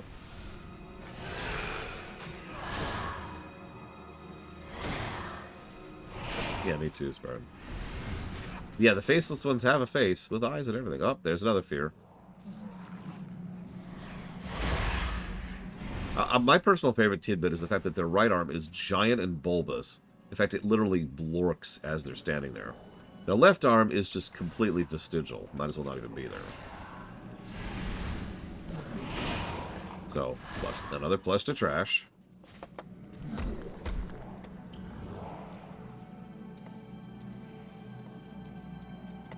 Actually, yeah, these are very similar to Chargers in Left 4 Dead. I'm not sure which came first, but it was probably Left 4 Dead. This is what, like 2008 now? Something like that.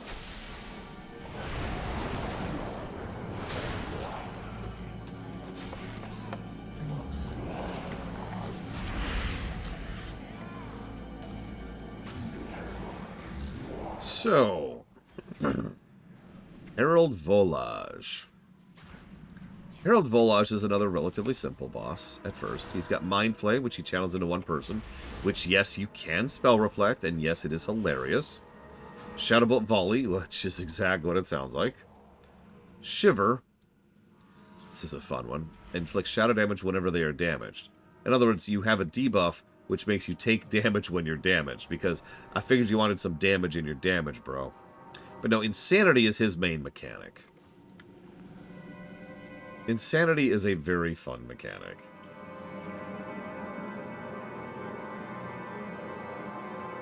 I'm not even explaining it. I'm just going to show it off. In fact, here. Boop.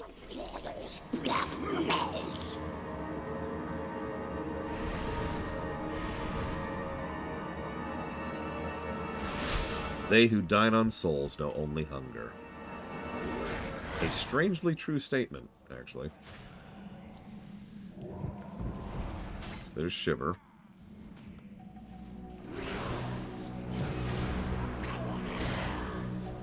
Idle moding. As any player worth their salt knows, you don't really blow cooldowns here, you blow cooldowns right after here.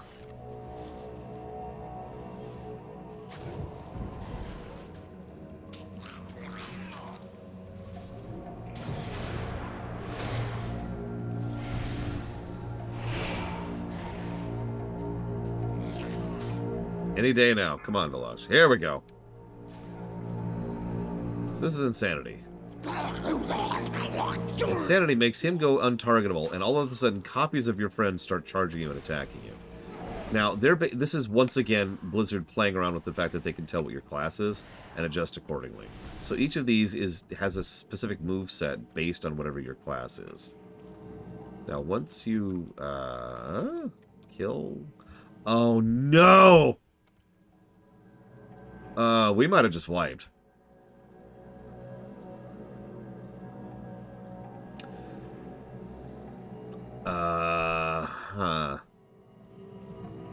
So anyways, it makes a copy of the person based on what class they are. And they're mean. Yeah, it's counting Bragwin. It's counting Bragwin, who's like a mile that way. So we can't get out of Insanity. So what you're supposed to do is you're supposed to kill the insane visions as quickly as you can. Kill your party members. And as soon as you do, you break out of the Insanity.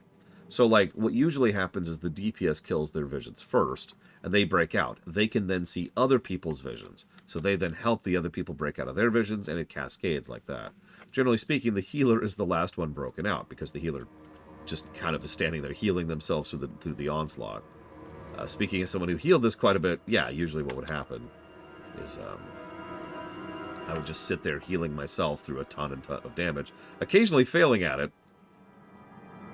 Until, yeah. Okay, so,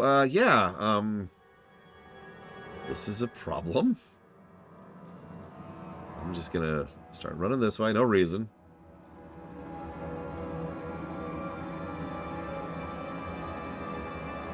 I mean, we could try, let's see if we can just kick her now, see if that helps. Did that help anything? So we still have to kill the mob that she spawned. Where did she AFK?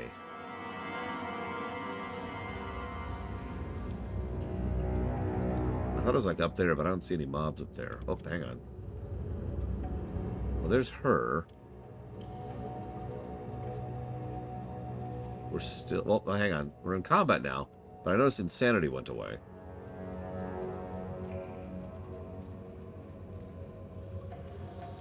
Here, Spartan, come down to the bottom of the... Oh, oh, oh. Here he comes. Here he comes. Okay, I think her porting out fixed it. Mr. Red! Mr. Red, come back! Spartan... Oh, God, we have no healer. We have no healer. Time to baller this. Right next to an AoE pack of trash, which will absolutely 100% kill us if they add. Okay, time to prove I know what I'm doing.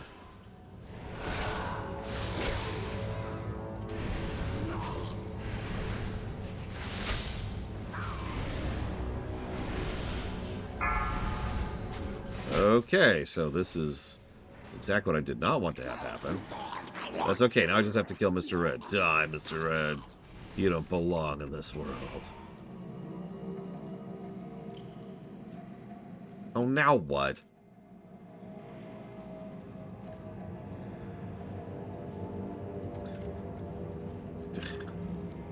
Okay.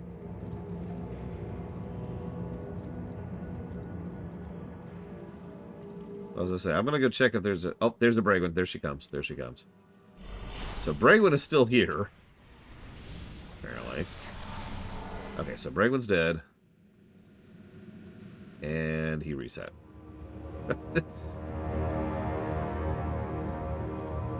Okay.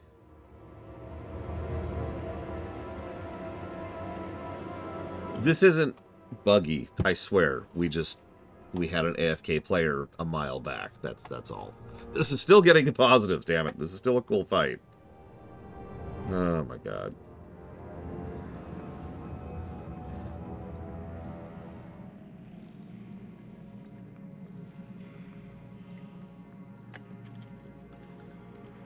I have no idea. Anybody who's synced would be X-blocked. It's not me.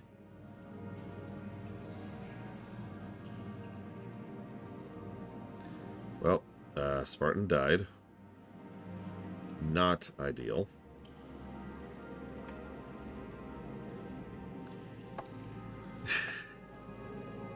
No, we... So, by design, Insanity doesn't have a range limit. So when Bragwin went AFK, and this is my fault, I should have thought of this. She was, like, way over there. Over there. There we go. And so she created an Insanity creature, and you have to kill all the Insanity visions in order to break him out of Insanity. We didn't, because she was a million miles that way. Then, oh, Jesus Christ, I'm dead. I'm dead, I'm dead, I'm dead, I'm dead, I'm dead. Oh, yeah. Oh, feel that death. Okay, there we go. Well, now I can really show Spartan where to go. Oh my god, it's Throne of Thunder all over again.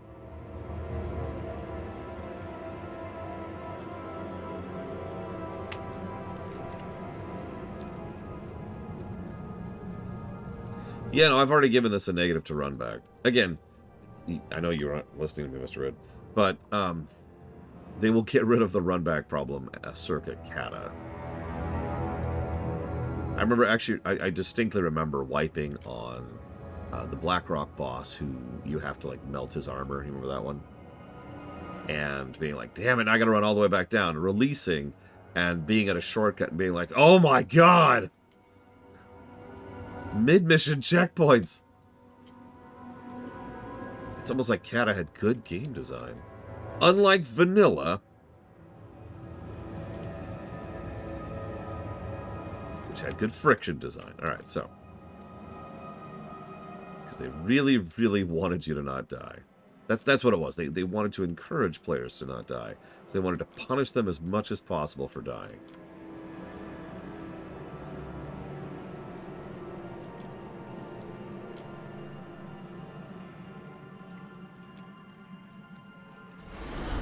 That's a good point. Kata has such good design. I should give it more negatives. Negative to gameplay. And the best part is I bet Bragwin's still here. Oh, nope. She AFK'd out. Yay. At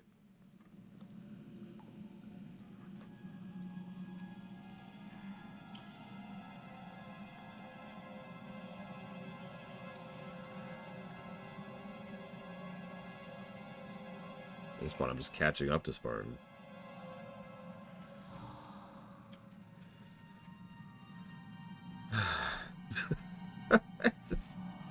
Yeah, this right here is not what I would call good game design.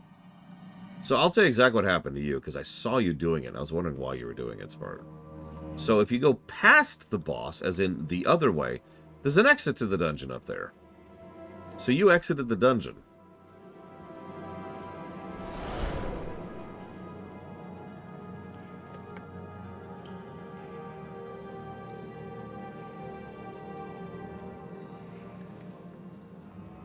I can see it from here. That up there. That's the exit. Nice, Yura. Congrats.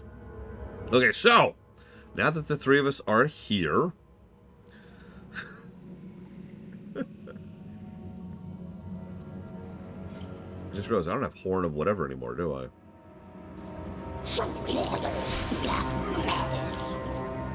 Okay, so we used to have a strategy for doing this fight. It was actually very simple. We would push him down to the set point right before he was going to go ahead and spawn his first insanity. And as soon as we did, we would wait until he cast Mind Flay. Then we would Bloodlust and burn all cooldowns and kill him in about 6 seconds before he finished casting Insanity. And that was our strat. Kill Spartan. This is what you get, Spartan. This is what you also get, Mr. Red. Die, Mr. Red. Alright, so now I can finally show up so I can help kill myself. And then we're back to the fight. There you go. Boom. So there's the Insanity mechanic. That's it. That's all it was. It works a lot better when you don't have someone AFK like a mile that way. You should do 2. And maybe I'm... Oh, there it is. There's the second one.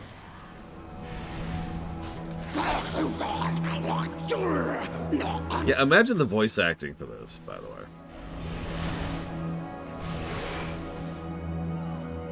So I suppose I should say what he's actually saying. Gaze into the void. It is the perpetuity in which they dwell. Yeah, this is what Bobby Kotick sounds like in real life.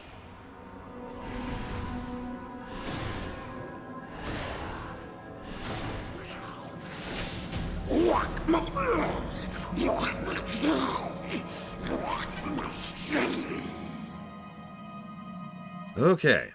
So that was Ahn'Kahet. Jesus.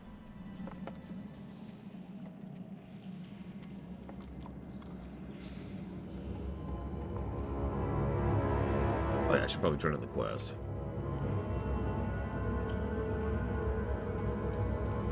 That caviar was just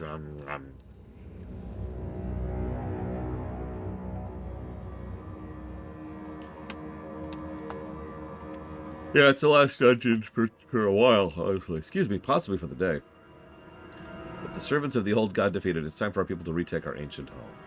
But I thought you were with the old gods. Old gods are undead. Take your pick. Oh, God. So if you had to pick between the old gods or the undead, which would you pick? Because that's a lose-lose right there. That is very definitely a pick your poison.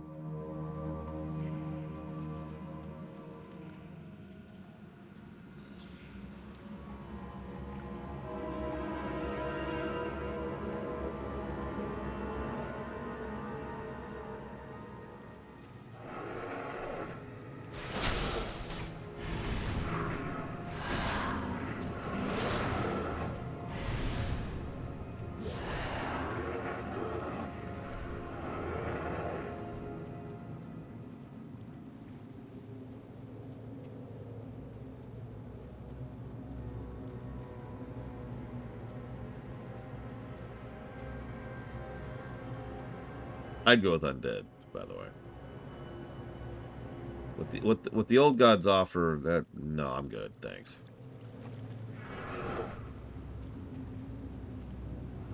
Hell, I'd take the Legion over both.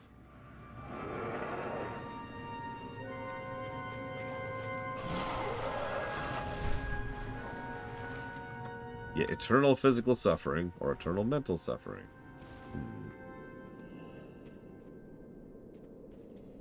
How may I help? Hello, dwarf. Yeah, I got something for you. Be careful. Oh my god, this information would deliver at once. Watch over You know what? I've decided not to. Bye.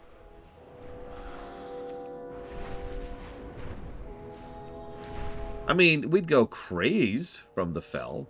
It would drive us to violent rages of death.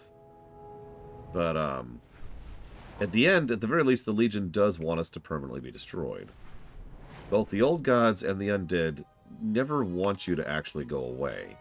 So there's no end to your service to either. Hey, look. Goblins. Time is money, friend. You there, Death Knight. These undead south of us are being a constant nuisance to our work. Go clear them out, will ya? Be good. Welcome, friend. I've never seen you before. You new to the voice? Good to have you. I can always use some more hands. You get the materials, I'll finish the machine. Then we can sell those commander types and all go home rich. I actually have most of the primary components. I just need some materials from the weapon shelf itself. Okay, Have sure. a good one. Also pod racers. Gotta have the pod racers. Actually not true as Miristar. The deal is always that you become a demon, and then you have eternal service until your service is concluded. Yeah, the demons are just the very last thing on the chopping block. Once the rest of the world is... Yeah, once the rest of the universe is burned, then the demons get burned last. So, there is an end. There is an end. What's up? Oh man, we should totally go to Wintergrasp right now. Hello, hello. The Scourge to the south are digging up some ancient dragon thing. I couldn't care less, but they're pulling in cartloads of this ore in the process. Go lift me a bunch of that ore. That should give me a pretty penny for all the weapons the Horde are crafting. Glad I could help. Yeah, by the way, welcome to Dragonblight's music. Negative to music.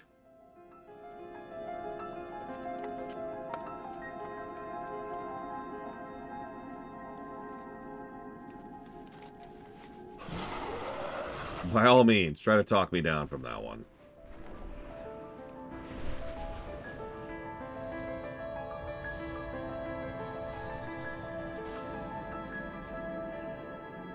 Yo!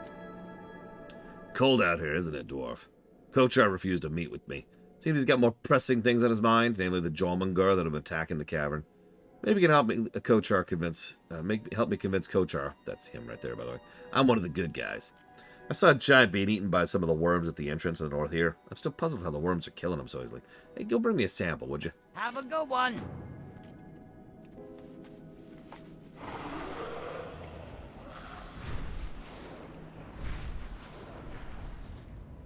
Well, there's only one way to find out.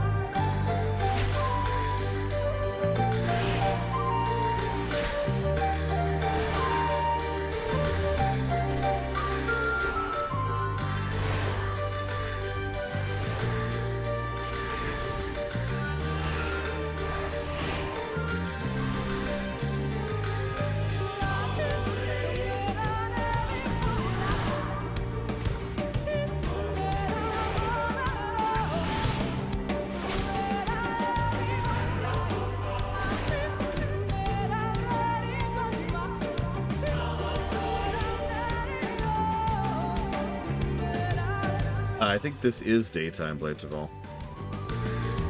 So WoW servers aren't like FF14 servers. In FF14, there's like day-night cycles, probably because that's a gameplay mechanic.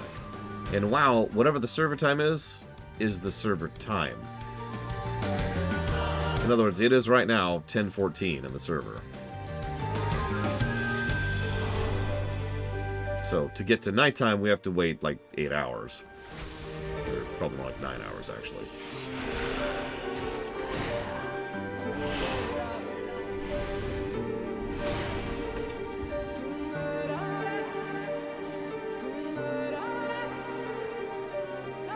No, it's valid because it is completely overcast. Look at that terrible, terrible skybox, by the way. Look at how awful those old skyboxes were. God.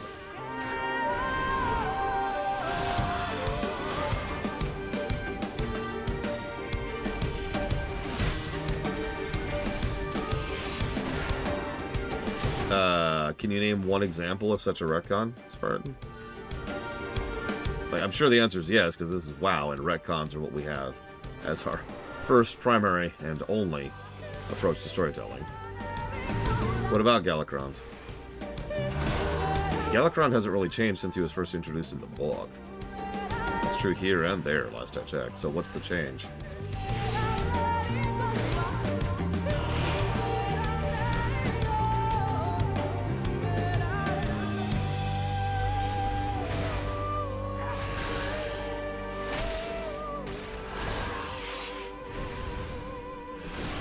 There's one thing I don't like about the Shadowbringers own musics. They just end. There's no looping to them. So then they restart awkwardly.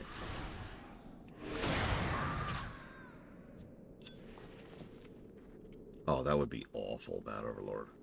That would be FF11. I'm kidding. FF11 couldn't possibly do that. Right, Playtable? Right?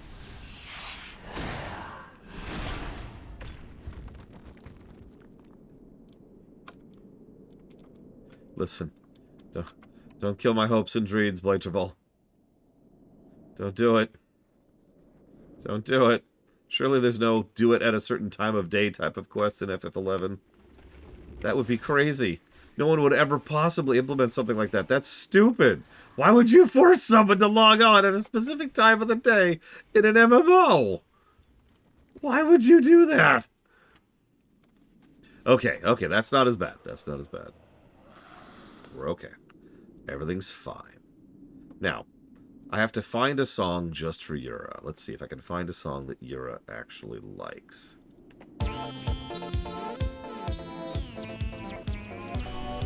Perfect. This is the perfect music for this place. Why would you do that, Uthor? Like, okay. I know you like friction. Cool. All you're doing is ensuring that people who work at that point in time are never going to be able to do that quest. Like, right? Like, that's just one example. Oh, this quest requires you to be on at 11 a.m. I have a 9-to-5 job. I will never be able to do this quest. The end, right? Or what if it's completely off of your sleep schedule because you work midnight? Yeah, no.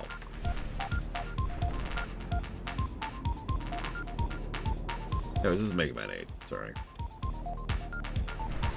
Most people don't recognize Mega Man 8 music because everyone's like, oh, Mega Man 8 sucks. And I was really shocked how much it didn't suck when we went through it. Just teach me to listen to other people. Death to other people! Okay, for real. I actually have a cold playlist.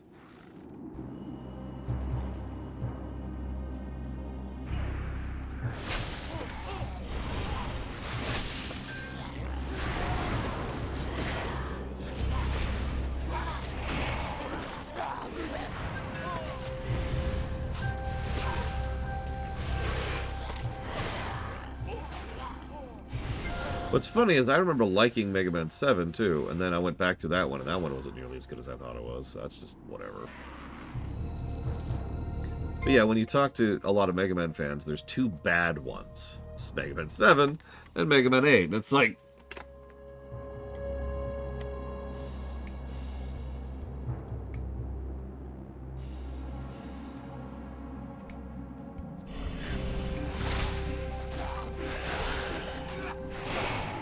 Sorry, I even noticed that I did that, Mr. Red, and I decided not to clarify unless someone questioned, which you just did, so now I have to clarify. So Mega Man refers to Mega Man Classic, because I feel no need to clarify Mega Man Classic. If I'm going to talk about the whole franchise, I will specifically say the Mega Man franchise. Now, there are plenty of bad games in the Mega Man franchise. That's all over the place. But in Mega Man Classic... You know, everyone points to 7 and 8 for some reason as the bad ones. I'm still not actually sure why, really. Then again, a lot of people also hate on Mega Man 5 and 6 for either being too easy, which is nonsense, or too samey, which is also nonsense. So what the hell do I know? Oh, god dang it. This respawn. Oh, geez. I'm gonna die to the respawn here.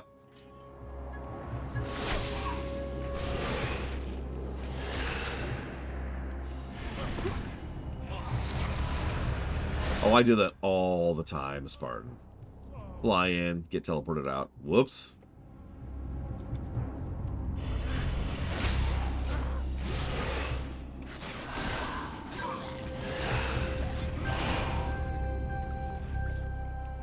I can't argue that, Blade Taval. But I guess that's just going back to something that I myself even have a problem with.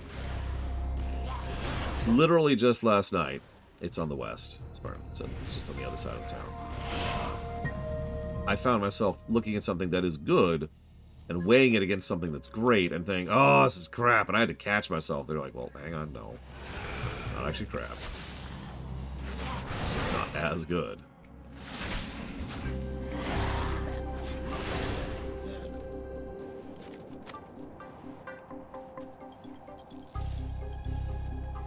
Three days, 8 hours, 38 minutes, and 24 seconds. Wow.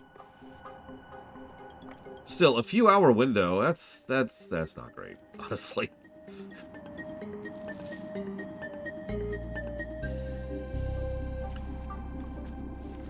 You know, if I'm being blunt for a second, X6 wasn't the drop in quality for the X series. That was X3. A game literally made by the B team, who had never made a Mega Man game before, or indeed, a game before.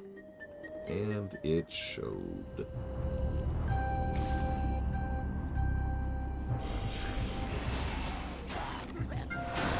Yeah, the funny thing is it's really easy to make a bad game. We've done so much work and study on game design that all we have to do is just think about all the worst possible things, and then do that.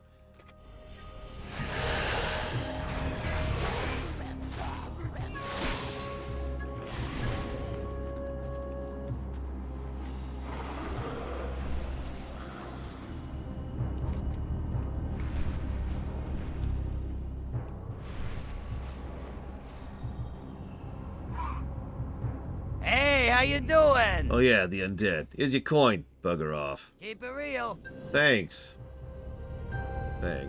Yeah, what do you want? Do you have the shards? I'm almost finished with the main refrigeration unit. Be careful out there. Excellent. They're even sharper than I expected. I'll pack them in the snow until the bomb is ready. Let's see what next. If you ever need I need some new packaging for the shrapnel bombs. All the stuff I have is too hard, and the shrapnel doesn't spread when it bursts. We needed some really thin animal hides, like those Jormungandr tunnelers. Or maybe the condors? I don't know. Get me whatever you can find. keep it real. Time is money, friend. Did you get the ore? My carrier will be back shortly. We need to get this shipment out while the fight's still going. Hurry back. That's quite a load. You back feeling all right? Keep it real. Yeah, thanks, I think. Let's see. Let's go ahead and do that, which gives it so that our summoned ads that cast now cast AoE.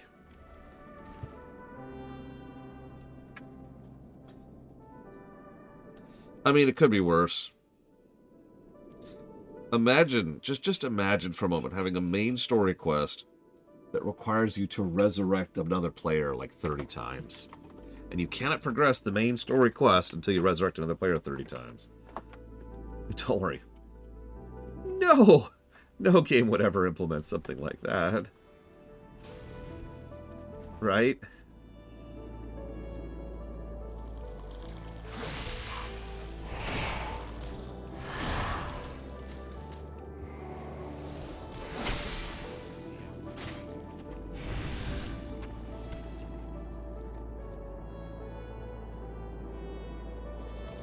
What's funny is that'd probably be an easier task to accomplish than some of the more modern games. Like FF14 or WoW. Or Guild Wars 2. Now that would be a joke quest in Guild Wars, so you could get that done in like 2 minutes. Find any random event and just run around rezzing. Done.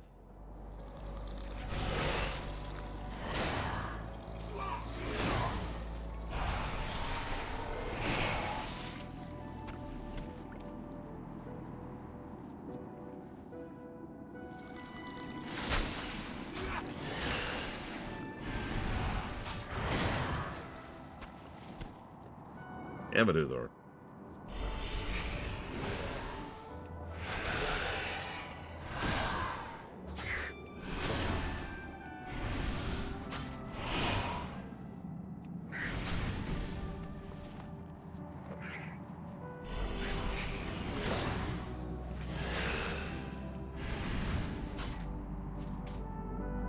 Oh, it's Stardew Valley music. Just confused for a second there. Very appropriate for Dragonblight.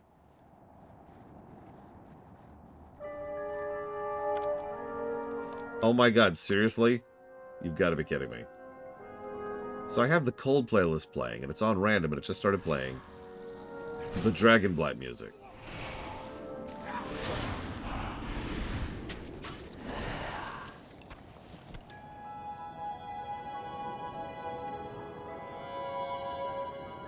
I mean, that's a sign at that point.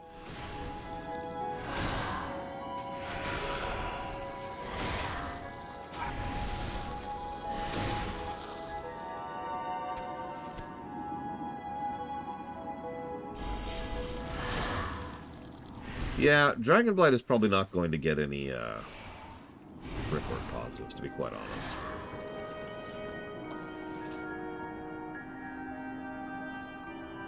Okay, why don't I like this music? First of all, it's boring. There's not a lot going on in it. It's what we call ambient music.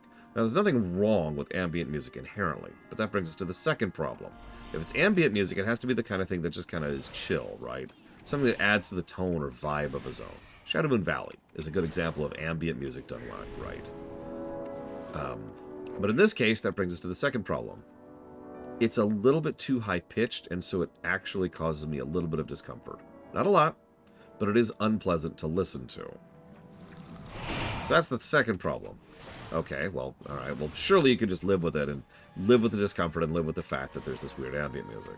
Sure, that leads us to the third problem, which is the fact that those little piano pieces don't work right. They kind of interrupt the otherwise tone. If it was almost just the string piece in the background, it wouldn't be nearly as objectionable. But instead, the music, the piano periodically shows up and it's just like, hi, ding, ding, ding, ding, ding, ding. And it kind of interrupts the other tone. Okay, well, lore, it's only like a 3-minute song. Just live with it. Which brings me to the fourth problem. Dragonblight is huge. This is actually one of the larger and more involved quest hubs of the game. It's, in fact, I believe it is the third largest zone, and I am correct, even just looking at that. So, all of these problems combined, I am Captain Blight! Hey, how you doing? Good, good. You know what? I'm just going to take out my headphones. This should do just fine. Shrapnel bombs are almost finished. But what happened to my ice shards? You told me those shards should be in Canada, but they're melting like the ones hanging from his chin. Be good. Oh, these ice shards won't do it all. They'll melt before they even do any damage. That's the last time I trust Narf's words on materials. This means I'll need something else entirely for the shrapnel. Got it. Brilliant. Bone splinters. There's some bones all around here that Jormungandr have been gnawing on pretty thoroughly. Go find some of them. Give me some splintered bone. Glad I could help. Oh, hang on. New quest. Yo! Those troops sure be needing a hefty amount of food in their bellies. I'll let you in on a little secret that a squeamish dwarf like you would never know. The Jormungandr worms, they taste just like chicken. Go provoke one of the giant hulking worms to the east. Don't worry, you're not going to be able to kill one straight out, so just toss this bomb down its throat. And bring me back as many slabs of meat as you can tote. Glad I could help.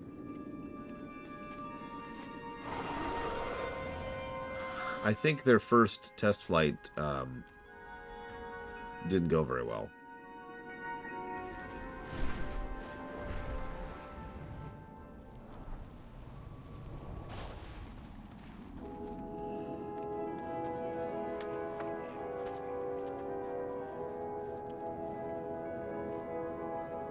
Oh yeah, sorry, fifth problem. Purely a personal perspective. This song doesn't fit this zone at all.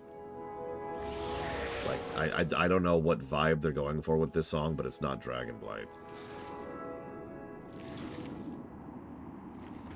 Come on. Yes, every Death Knight, all of them, even the original Death Knights, are all undead to some extent or another. Hello?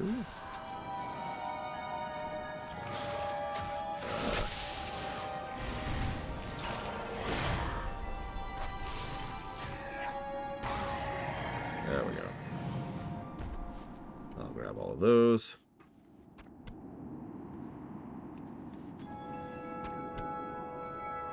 You're kidding, Bregman. Oh my god. I can see Kurthus music working for this.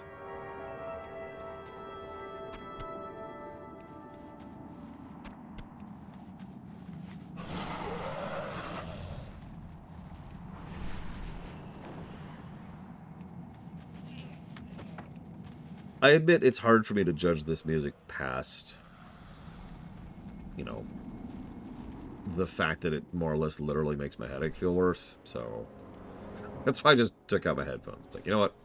I have a solution for this.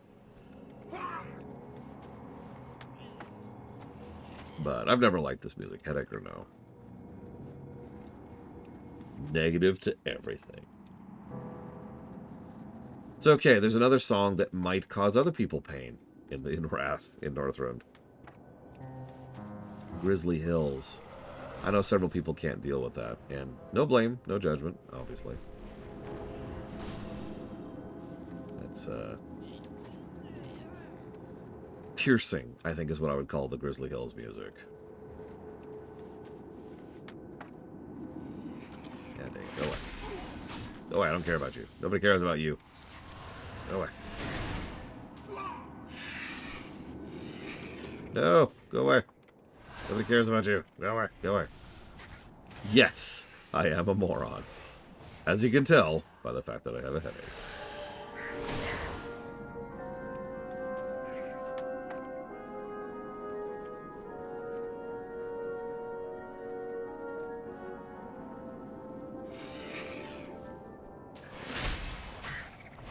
Talents right now? No. Am I gaining experience again? I should check. I should be. But I did 2 dungeons without an experience gain, so... kind of falling behind a little bit. So, in Octopath Traveler, there is a version of Depth of Field which is very badly designed and combines badly with other decisions they made in the graphics.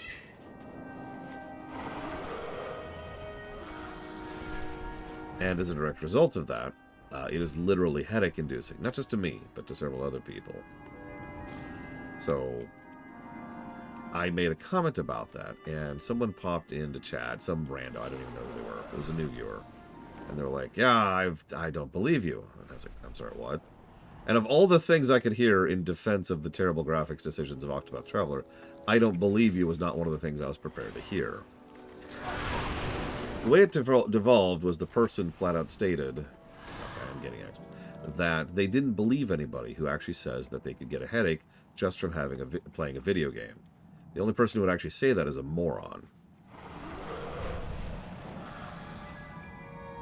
So I banned his ass. Interesting. But that kind of became the thing for a long time, for pretty obvious reasons.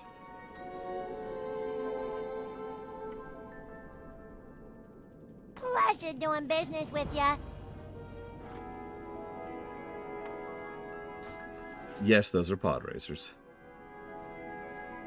And as you can see, they're not working out super well. Who to test the bomb on? The harpies? Wait, what's that? You are not welcome in our home. No, my machine, my bombs. That's it. Those harpies are going down. I hope none of this is voice acted, because I can't hear it right now. What's up? Did you see that? That harpy that's been leading the attack on our shipments? I've seen her before. Those harpies have slowed our profits for long enough. It's time to murder them. Be good. Okay. What's up? Wrath has voice acting, right? Right. Yo. Keep it real.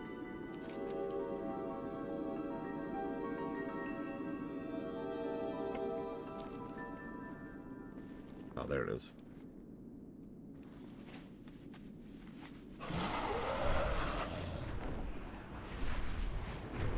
Let me tell you, nothing feels weirder than sitting here and playing a game in what is effectively total silence. No sound effects, no music, no nothing. All I can hear is the fan over there. Next, hang on. One moment. So next we're doing Naxxramas, which I'm doing solo, obviously. So the next zone will be the Borean Tundra. That's right. We beat the Borean Tundra, which gave us access to Dragonblight. And now that we're going to finish up Dragonblight, we get to go to the Borean Tundra.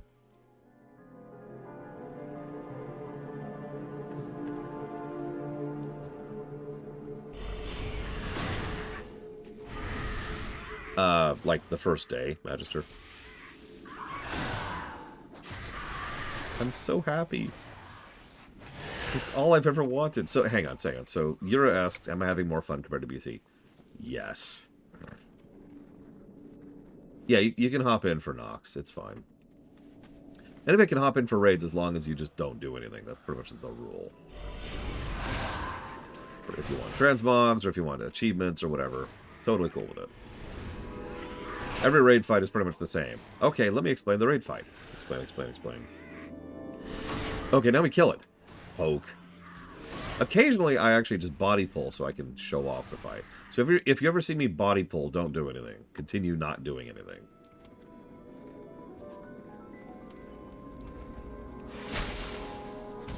I'm sorry, Magister.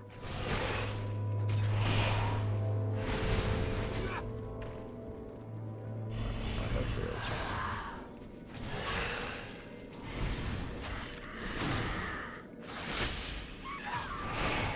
Well, by this weekend, hopefully we'll have reached Kata. We have a lot of dungeons in Kata, so... like a lot.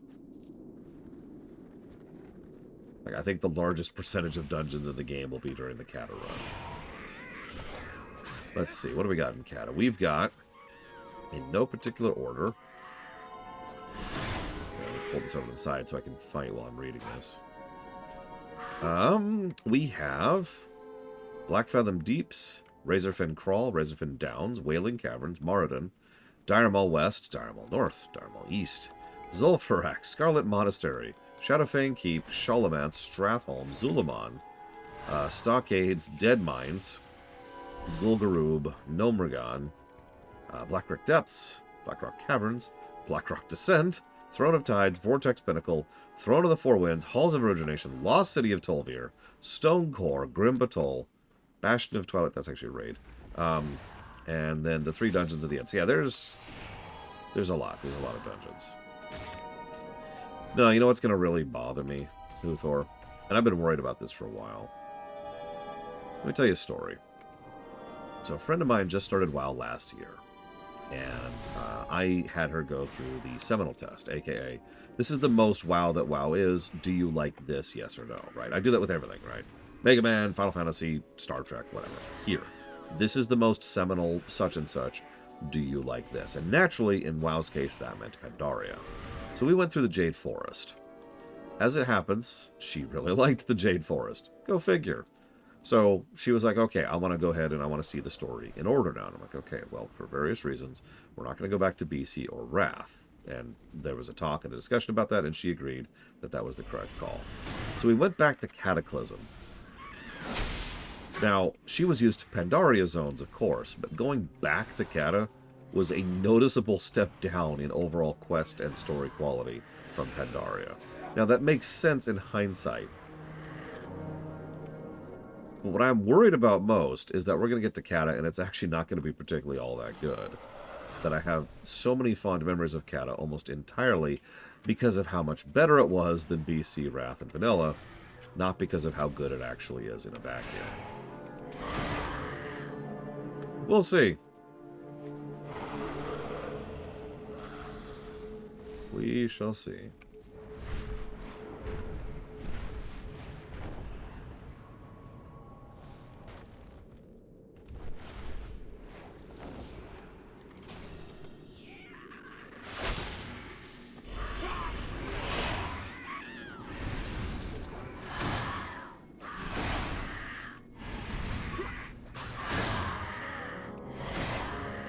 We've never actually been back to Kata 2.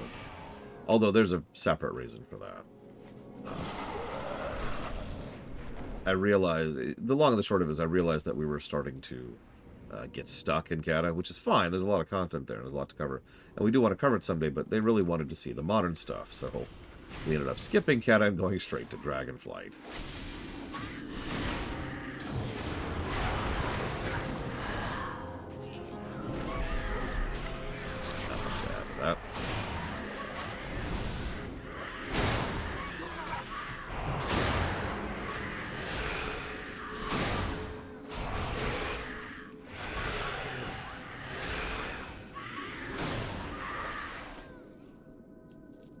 Okay.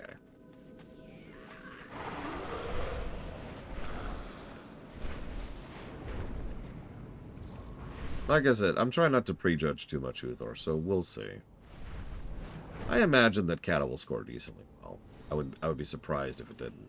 I think we've already covered the only expansion that will be a net negative. Hey, how you doing? That should make those uglies think twice. Here, take your reward and get away from me. Well, Jesus Have Christ, a good one. Goblins. Why are you so rude? Talk to me.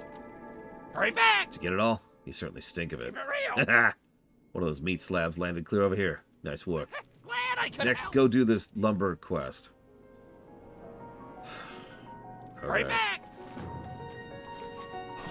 We need to haul in some lumber for all the towers the Alliance are building. Yeah, we're selling food to the Horde and lumber to the Alliance. There's some thin trees to the south, but the trees are... The harpies are nesting into the north look much more fit for structures. Here, take this. When you get there, use this to control the shredder. And gather as much lumber as you can carry. Oh, hang on. I actually have to jump in this thing. There we go. It's one, right? Nope. 2? No, 3? Nope. 5. There we go. Yes, Borean Horde will be next. Probably after the lunch break.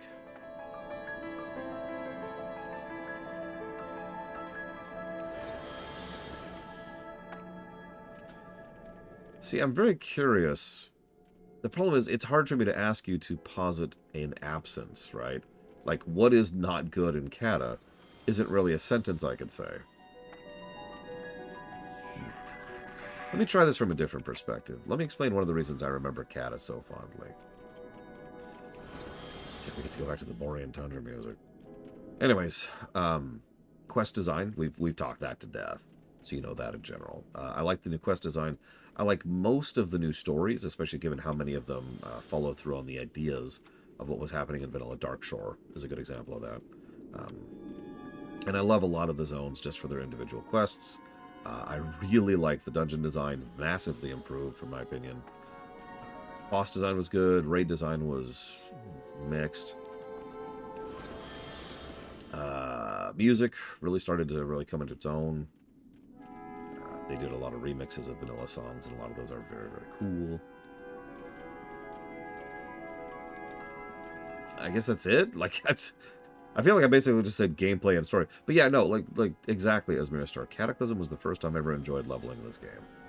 I keep saying it's when WoW became a good game, but obviously that's kind of a dismissive, small statement that doesn't really get across the nuance of the situation. The point is that Cataclysm is when they really started sitting down and actually trying to figure out the game aspect of the game rather than the MMO aspect of the game. So obviously it would appeal to me more, right? Yeah, the South Barrens is going to be legit. Honestly, the entire Kalimdor War arc is going to be legit, I think. That goes from Durotar to North Barrens to Ashenvale to Stone Talon to South Barrens. That's all one story arc, right? And that's another thing I liked about Kata. Cross-zone story arcs like that. Now, I know what you're going to say. Wrath did that too, and you're right. But it is still something I liked in Kata, was the cross-zone arcs. In fact, if anything, I wish there were more of them. Another thing I liked in Kata is if you played on both sides, you got the whole story. One of the only times they've ever done that, I think Legion is one of the only other times they've done that. The aforementioned South Barrens is a good example of that. Like, you literally don't know all that's going on unless you play both sides. Time is money, friend. Where's that carrier? Hope the Jormungand didn't get him. He was carrying a good load. Keep it real. If the tree falls in the forest and you can't hear it through the saw blade, does it really make a sound? That's an interesting way to look at that. Glad I could help. I can tell you exactly why I like the Badlands. Its name is Raytheon. Which expansion name do I like the best? Ooh, let me come back to that. Thank you, Ben Smack, as always. Much obliged. And if you want to put that towards up to 3 things, please let me know. Yeah, that sound is...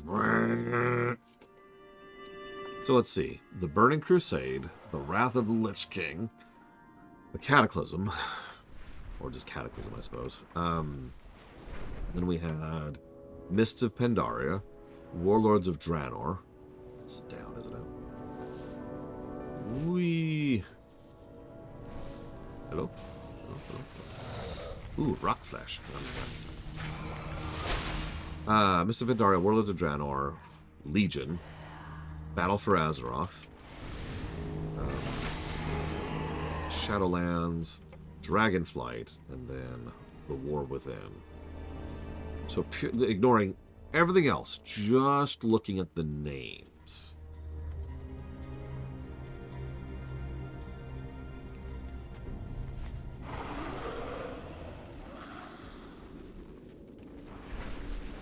Yeah, Warlords is one of the first ones that jumped out at me there. It's just got a ring to it, you know, Warlords of Draenor. Hey, Mr. Darkness Drago. Time is money, Drageo, friend. excuse me. You return with my sample then? I'm glad the cold didn't claim you. Be good. Oh, this is perfect, thank you. Keep it real. Even at first glance, this shows obvious signs of some kind of natural corrosive spit. It'd be an assumption that the same substance these worms use to burrow through the ground allows them to be a formidable weapon against the ice giants. Here, take this scraper. Pick a fight with some of the worms, and when they spit on you, use it to remove it. Have a good one. Do I have to?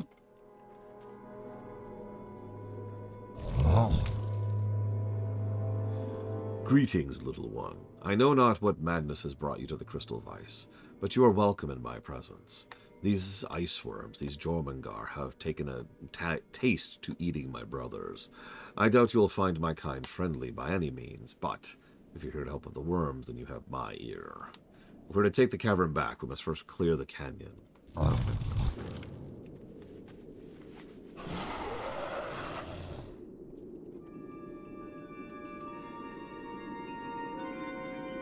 So the answer to that, of course, Inamisho, is yes.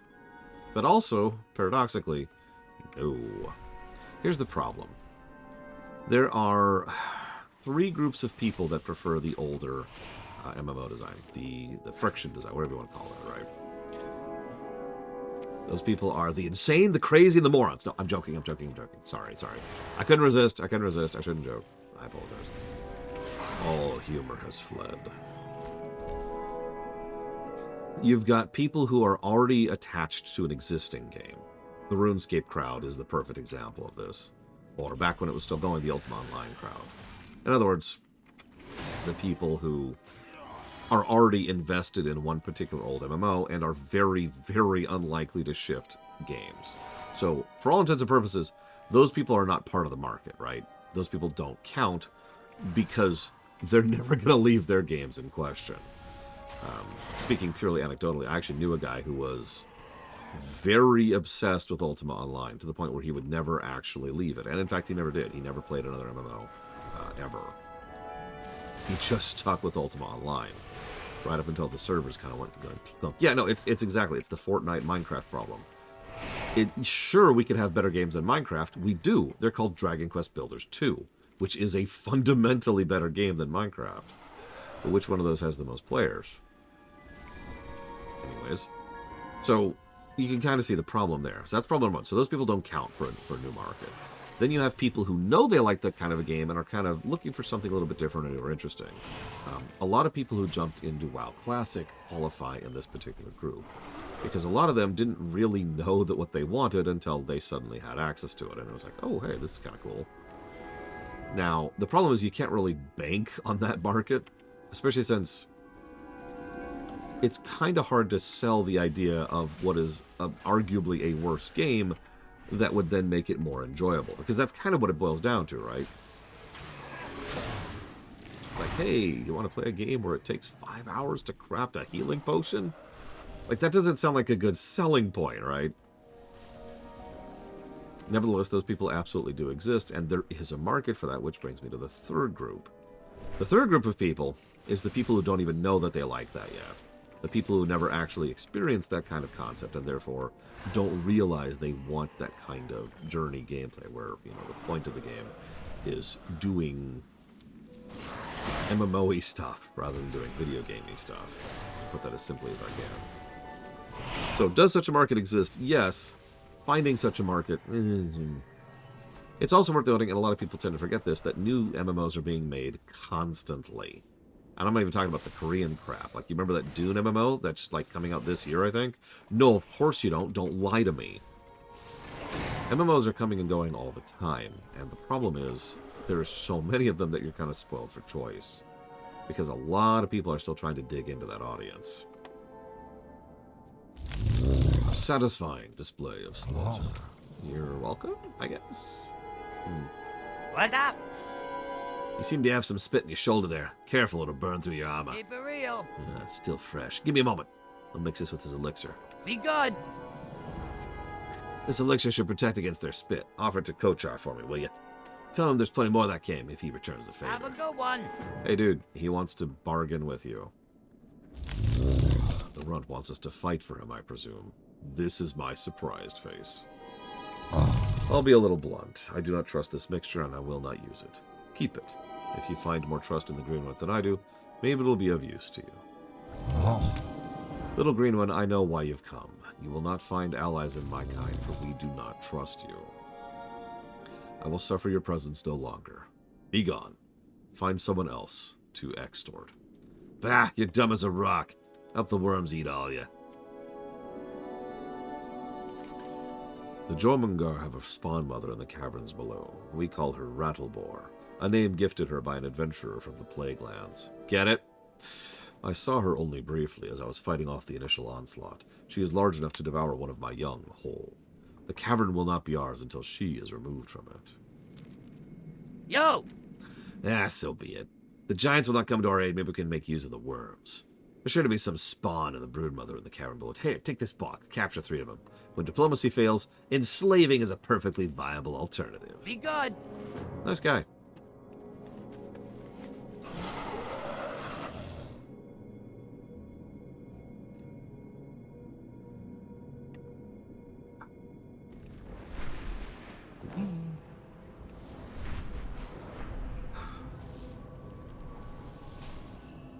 I'm also sort of assuming, sorry to go back to Huthor for just a second. I think that part of the problem that some people have, I'm not actually accusing you of this, I'm just saying some people probably have this issue, is when they think of Kata, they think of the new zones. And the new zones are experimental and problematic in equal measure. Like, I love Hyjal unabashedly. Ditto for Vashir. But then, like, Oldham is problematic and very buggy. By the way, Vashir is also very buggy and always has been. And Twilight Highlands has some good points, but otherwise is just kind of another WoW zone. You know, there's not a lot to cohese it together. It's kind of like the Borean Tundra of Kata.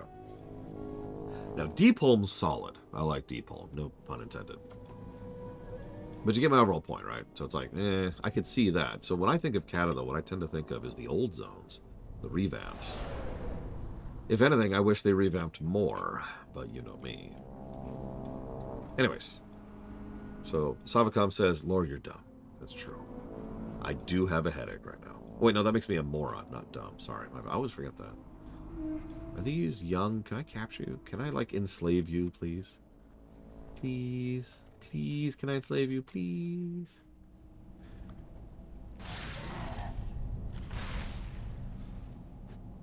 Excellent. Now I have to wait for a cooldown for absolutely no reason. I will admit, one of my fondest memories of Cataclysm, by far, was I had started a brand new character as a goblin. Goblin Shaman, and I was going through Kalimdor.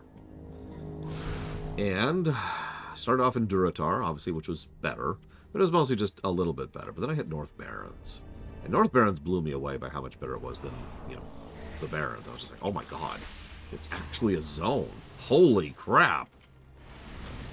Now, I'm not saying North Barrens is the greatest zone ever, but it was such a jump up from what the Barrens used to be that I was just shocked by it. And that memory stuck with me ever since.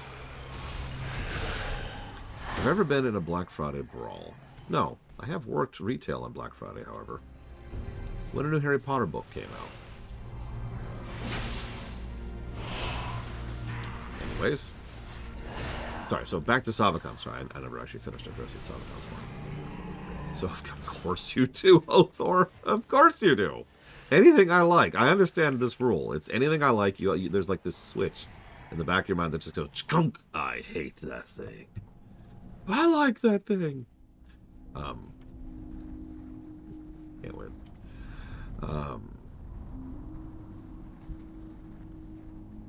I've actually seen quite a few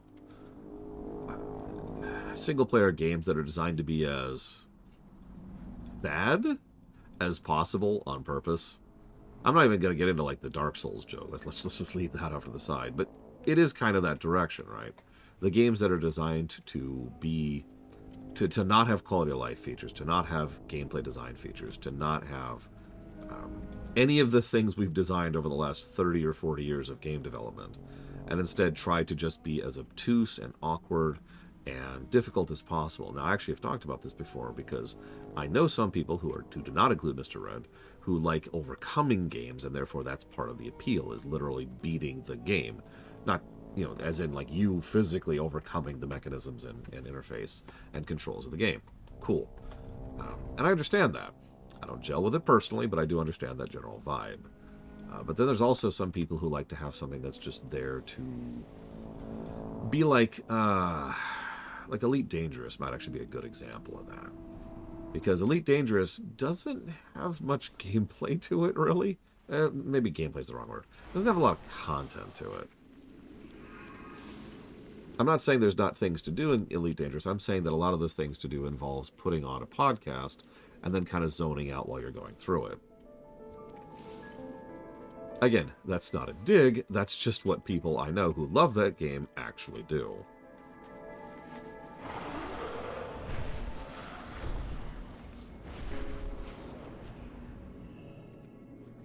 What's up? You've returned. Yeah, the beasts. I need to get out of here. Pretty sure Kochar tried to step on me a few minutes Keep ago. it real. Have a good one.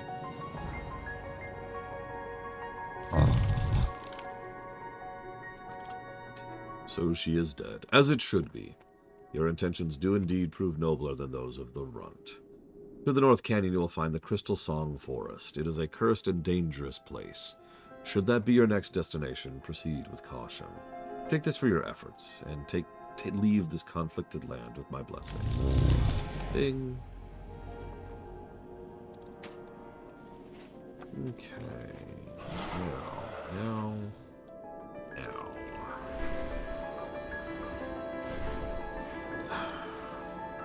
Let's see. What do I want down here? I want a lot of things, honestly. But what I really want right now is Asphyxiate. So let's work towards that. Death Coil causes additional 30% of direct damage over time, so that adds a dot to Death Coil. Ghoul's Claw does even more debuffing. I do like even more debuffing, and I do like focusing on the pet. Oh yeah, let's get that, so our pet, we actually have double pet now, too. So just to challenge myself, and I don't mean this as a dig, let me try to think if there's any vanilla zone I actually enjoy.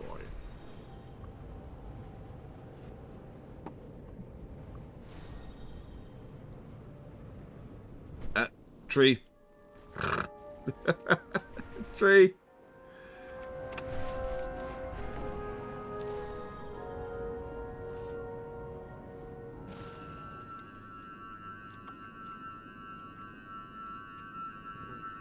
I am honored. Hello, dwarf. Del Nadris. You will take my fastest hippogriff. It'll deliver you to the High Commander Wormbane at once. Friend. Okay, let's Farewell. go. Ah!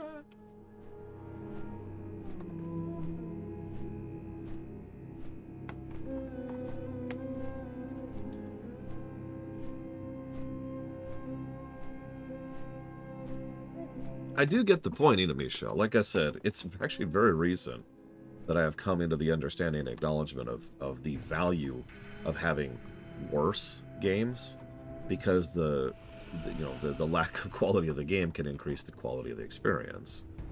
And there's some gradient there too. Like we were talking the other day about films that are schlock. One of the things we mentioned with that was how there's good schlock and there's bad schlock, right?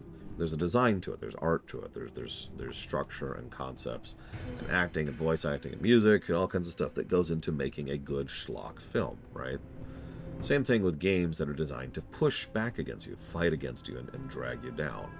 There's a definite difference between a game that has been very well designed to be a friction game and a game that just was kind of crap, right?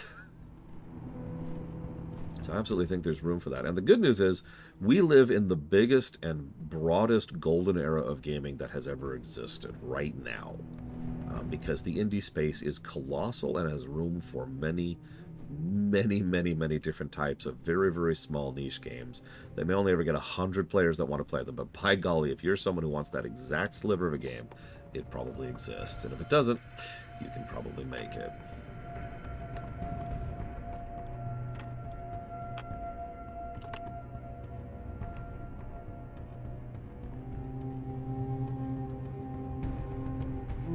I mean that sincerely, by the way. A lot of people bemoan gaming nowadays, and I don't blame them for doing so, but to be quite honest, we are in one of the best eras of gaming that has ever existed. Do I fear it'll eventually fizzle out? No. The moment Steam dies, because that'll be the signal that it starts to fizzle out, something else will take its place almost immediately. In fact, quite a few things already have. I actually know people who put games onto itch, for example, just to name one counterexample of something where you can actually put games out there that does not involve Steam. Some people just sell their own games directly, like, you used to. Itch.io, I believe, is the full thing. There's also GOG. Yeah, no, exactly. The internet is getting worse. That's the problem. Gaming, that is to say, indie gaming, which is, let's be honest, the majority of actual gaming now, that's getting legit and is continuing to be legit. The AAA space has been crap for a long time. That's nothing new. We've all known that for a very long time. It's just people are getting more aware of how bad it has been for years. And the AAA space has already imploded and is currently in the middle of self-destructing. And frankly, good. Like, I hate to say that because a lot of decent people are losing their jobs, and that sucks.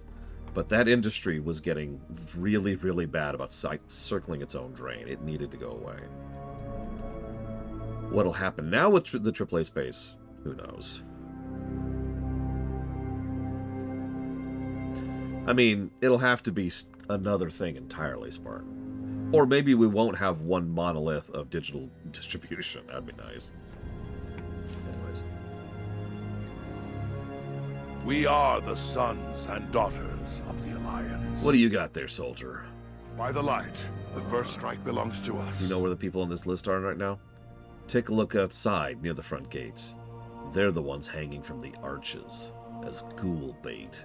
Light be with you. Lord Fourdragon has led a crushing assault against Arthas at the Wrathgate. In response to this affront, Arthas has sent Naxxramas down upon us. While Kel'Thuzad hides in his floating citadel, his ground commander, Thelzon, lays siege to Winterguard Keep.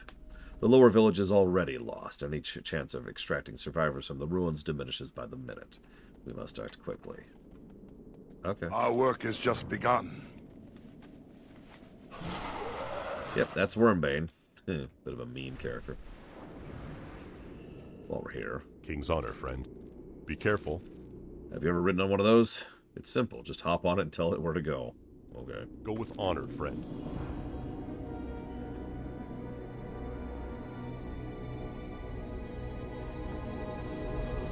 With this whistle, you can call down a Winterguard Griffin. Mount the creature and head towards the ruins of Winterguard, now known as the Carrion Fields. Once there, keep your eyes peeled for the villagers, and when you spot one, fly low and use the Griffin to pick it up. For the Alliance, light bless you. Go with honor, friend. That we're going to ignore for now. Actually, I can see it. Greetings. Pick it up. For the Alliance. No! But I'm being kidnapped. Can I hop off this thing? I can't. Oh my god. Oh my god.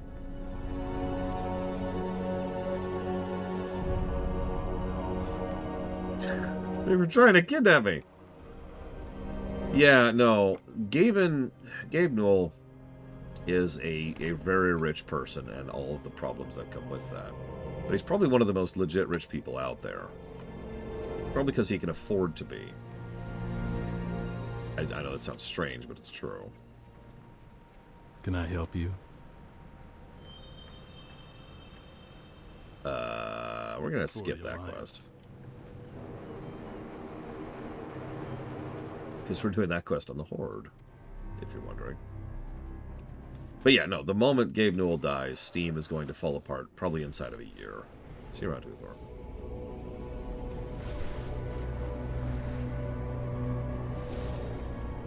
How may I help? Till next we meet. Good luck, friend. Be careful. I know, right, Spartan? He still owns several yachts, and remember, yachts are colossal money sinks of waste and stupid. That's not opinion, by the way. Yachts are money black holes. If you get some use out of it, great, but a yacht is still a black hole for money. I should go get on my Griffin.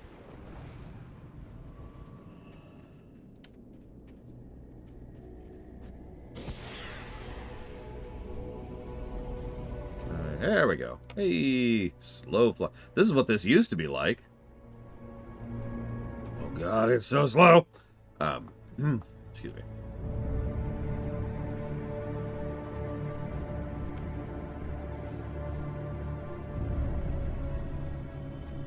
Yeah, they seem to have knocked over most of this town. I'll save you. Come here. Come here. Come here. Gotcha. Okay. Let's get this person. Come on. Come on. Oh, can I...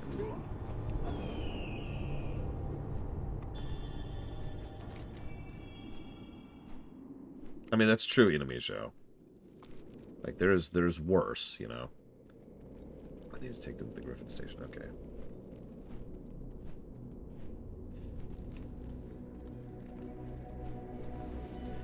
Oh, I could never buy a yacht. Even if I was a literal billionaire, I could never buy a yacht. That would be such... my brain would not allow me to do that. You know? It would be such a waste of money on every level. I would just look at it like,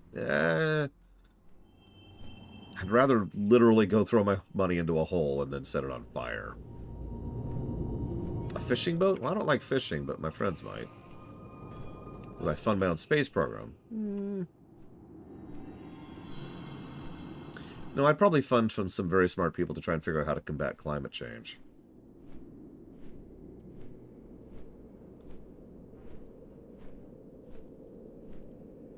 Like, figure out what's going on, where, how, why, and fix it.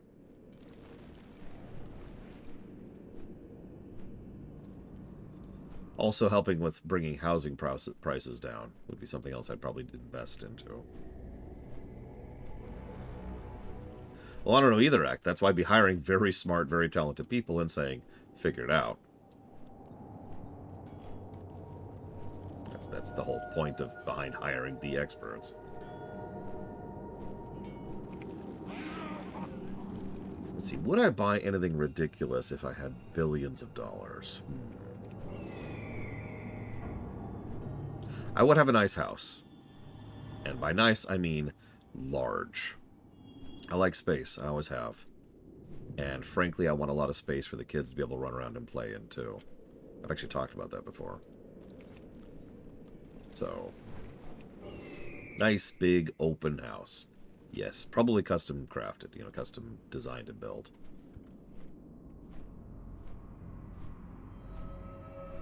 What? I'm right here. Why is it boundary warning?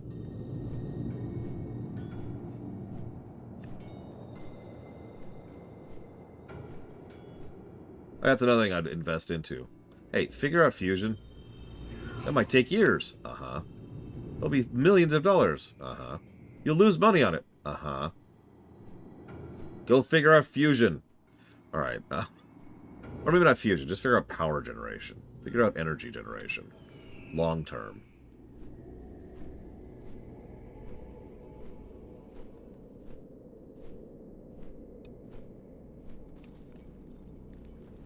Yeah, that's the point of R&D. Figure it out. Blink. Would I want to pool? Honestly, yeah, I love swimming. Or, let me walk that sentence back. I used to love swimming. I think I've said this before. I haven't swum since the accident. So, I don't know how to swim anymore. Ideally, it would be nice to have a pool. Again, if nothing else, I'm sure the kids would love to have a pool.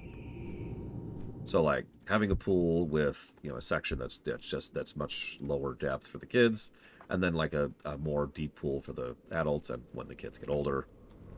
So, again, even regardless of me, I would love to have a pool, yes. Well met. Outstanding work. We can get this back into work. We can get this keep back into working order with the return of our citizens. That's right. We rescued them so they could go to work. I know, it's a little bit different than that. Return to the commander. Let him know our mission was a success. Okay. Light bless you. I can do that.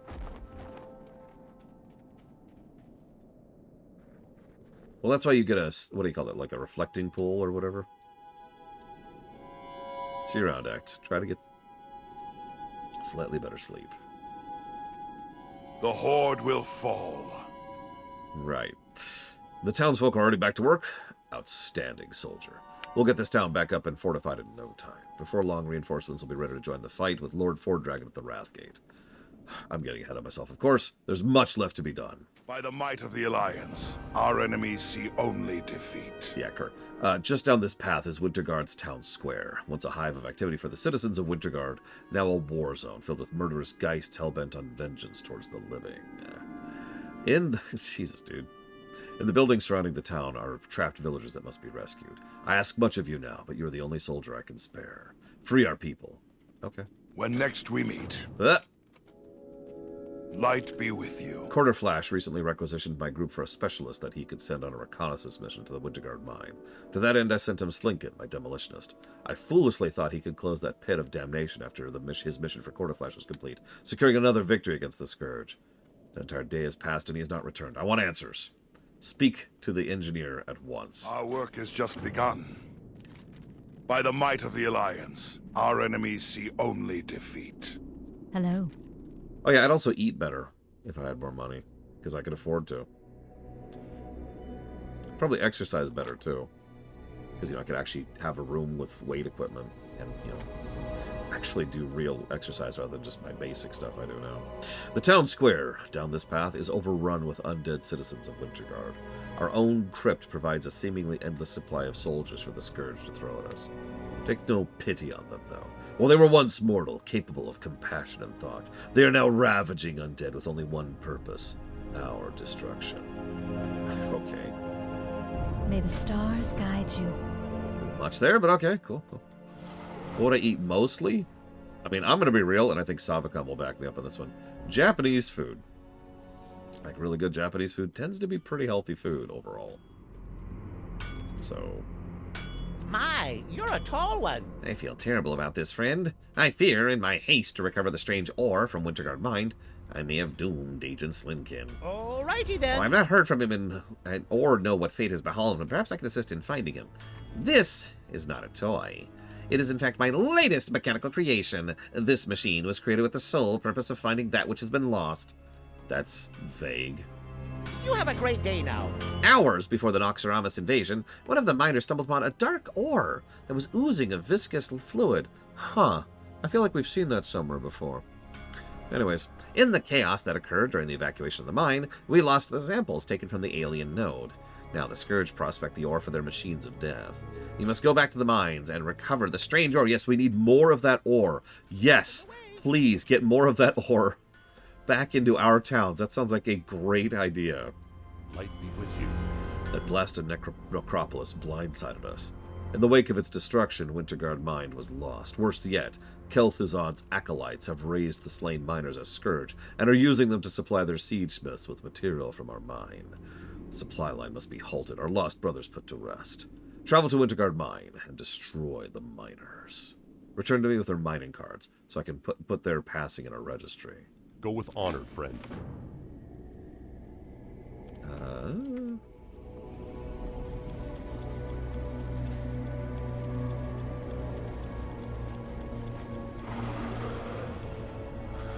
Trajectory locked. Engage maximum speed.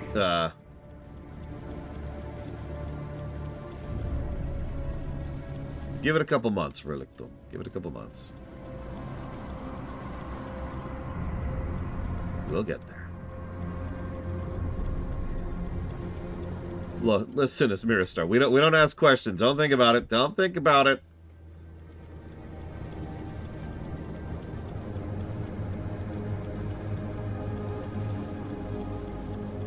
No, don't think about it. I hope at least some of you have been enjoying the WoW run. For what it's worth, for as complaining as I probably sound, I've been enjoying it. I would like to think the score reflects that, but then again, we are still in Wrath, so... Let me tell you a little story, and it's one of the reasons why I am still legitimately looking forward to Cataclysm.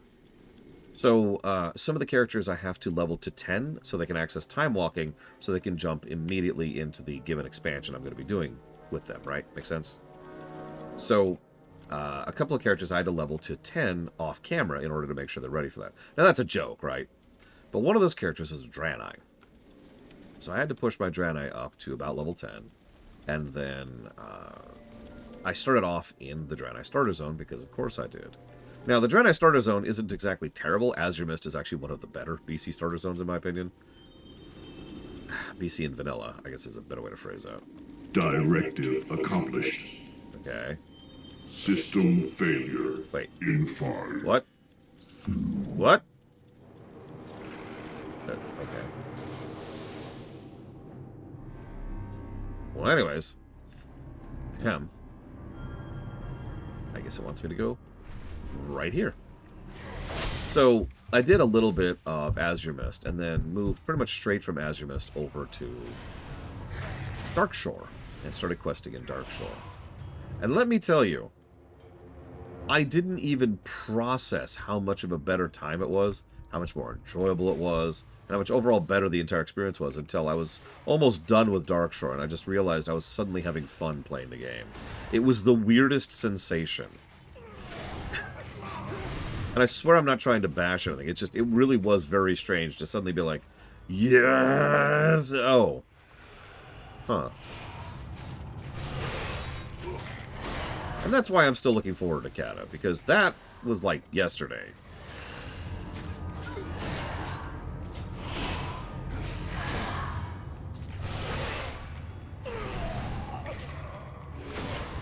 The fact that this game is region locked is one of the dumbest, stupid things. Near as I can tell, it's a pure, like, well, okay. It's either a, spaghetti code issue with networking, or, far more likely, they're just being greedy. Because it's not like they don't know how to have account across lines, right? Across regional lines. So, negatives to subscription fee. Actually, want to hear another way in which I'm strange? When WoW was still relatively new, was when the era of the free-to-play MMOs started getting up. Now, not quite. Actually, PvP'd quite a bit in WoW. I just hate it. And as I'm explaining this wrong, so let me try to explain this a little bit better. A lot of people are like, sweet, I can play an MMO without having to pay for it. And I was like, is that okay? And all those people were very confused by me, because I very quickly got into the mindset of if an MMO does not have a subscription fee, it's not worth my time. Fun fact, that rule still mostly holds true to this very day. Like, there's a reason FF14 and WoW are my two dominant MMOs. The problem there is, if you're not going to have a subscription fee, then something needs to make money somewhere. So, if you are an MMO that has shifted into a free-to-play system, then yeah, it means the developers are getting desperate, and the MMO's falling apart, right? Like, this is a common pattern. Yeah, Guild Wars 2 and ESO, those are the two exceptions for me. Even STO is horribly monetized. I just put up with it. So, yeah, no, you get into a free-to-play game, and it's just like, And that game, yeah, that's probably not doing well. But hang on, it gets even worse. Because they started doing this thing where games would be launched free-to-play. And it's like,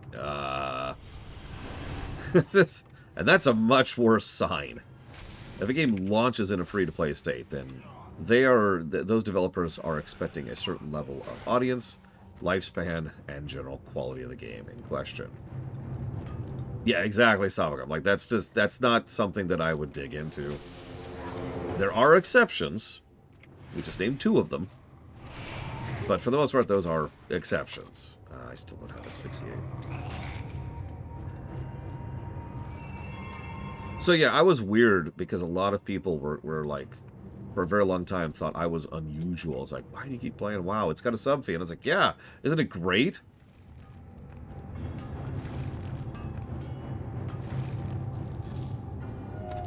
Anyways. Excellent, Loke. I can't wait to kill you horribly. Or wait, sorry. So hang on, you have this habit, Loke, of saying, I disagree, but not clarifying on what it is you disagree with. So what do you disagree with particularly here? Like, I'm actually quite curious. Oh yeah, there's that other thing, too. A lot of people be like, oh god, you know, WoW is $15 a month. That's so much money. Now, okay, in the interest of fairness, I have been poor at several points in my life. I have actually been at the point of destitution. I do understand that at a certain point in your life, even $15 a month is a lot of money. But if you're at the point where $15 a month is a lot of money, you have other problems. I don't mean that as a negative thing. I mean like that there's other things that are much worse there, and I feel very bad for you, and I hope you can get out of that hole as quickly as possible. But for anybody who is not truly poor, what you probably have is a monthly budget of what you can put your money into with regards to entertainment. Now, the overwhelming majority of things that people do for entertainment every month is a whole lot more money than $15 a month. I mean, that's literally going to see one movie in the theaters, for example. Or going to have, maybe, if you happen to know a good one, having one night at a bar. That's below the price it would cost to go to a sports game, for example. Now, hang on. In the interest of fairness, there's actually another layer to this, and that layer is psychology. Because some people... I'm kidding, some people just spend money without even thinking about it. And by some people, I mean most people. But anyways, I don't want to get down that particular rabbit hole. Some people will be... yeah, exactly. Some people will look at that $15 a month, and they will feel obligated. Some of you probably know what I'm talking about, right? It's like, oh, I have to go play WoW. I have to go play FF14. I'm paying for it. I don't want that money to go to waste. Now, I have no advice on that other than don't think like that. That is the worst possible way to think about an MMO. It's 100% guaranteed to lead to you getting burnt out and resentful and not actually enjoying the experience. Do not be like that. I know that's not great advice, but it's still true. So there's a note in his death grips. Chased into a dead end, hidden for now, but they know I'm here. It won't be long till they find me. The miners work tirelessly to unearth the strange ore that fuels the Scourge war machines. There's much banter. The language of death confounds me, but I've heard the words Yogg and said with great contempt, usually followed by loud outbursts. They refer to the ore as Serenite. If there's good in your heart and your conscience is clear, read on. In this mine, near the foreman's scaffold, rests a hefty cargo of dynamite. Go there, pick up several bundles of the explosive, and make your way to the entrance of the mine. Once there, set the dynamite and blow up the entrance. Remember, do this for the upper and lower points. You must leave nothing to chance. The evil that exists here will never be allowed out. Light guide you. I think that could work, Zactaft. Please, Simile. Where's my review sheet?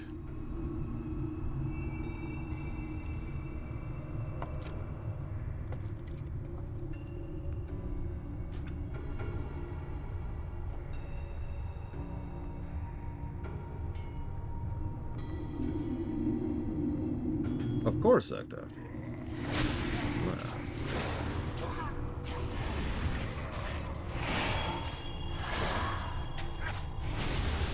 Well, that's why it's a psychology thing, Von Falkenstein.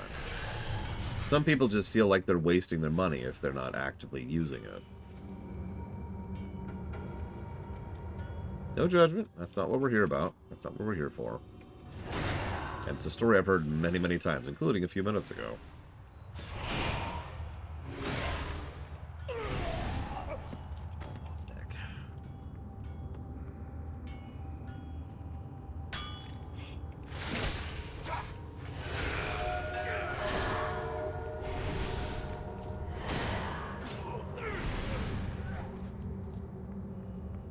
was poor, like actually poor, and had actually sold off most of my video games because, you know, I needed money for food. There wasn't a lot I could do in terms of entertainment. Most of what I had was like the video games I had held on to that had been bought for me or I had bought many, many, many years prior, or just to hang out with my friends while they played video games. Like it or not, video games are actually a fairly cheap habit, or at least they can be. It's one of the reasons it irritates me so much how many people have spent how much effort trying to squeeze more money out of the gaming industry over the last 20 years or so. Maybe 30 years. We'll go with 30 years.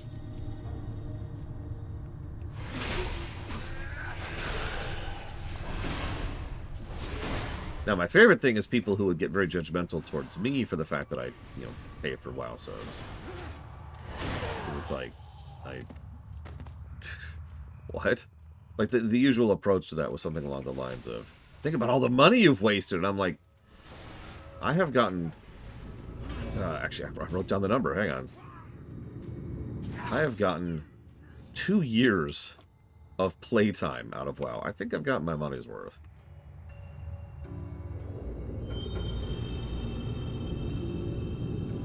Anyway, sorry. So not Zaktev, the other red person, Loke, says you disagree with it that an MMO has to have a sub to be worth your time. Can you name any exception to that isn't ESO or Guild Wars 2? There's a stupid thing. Rift. Okay, we'll agree to disagree on that. Do you have any others?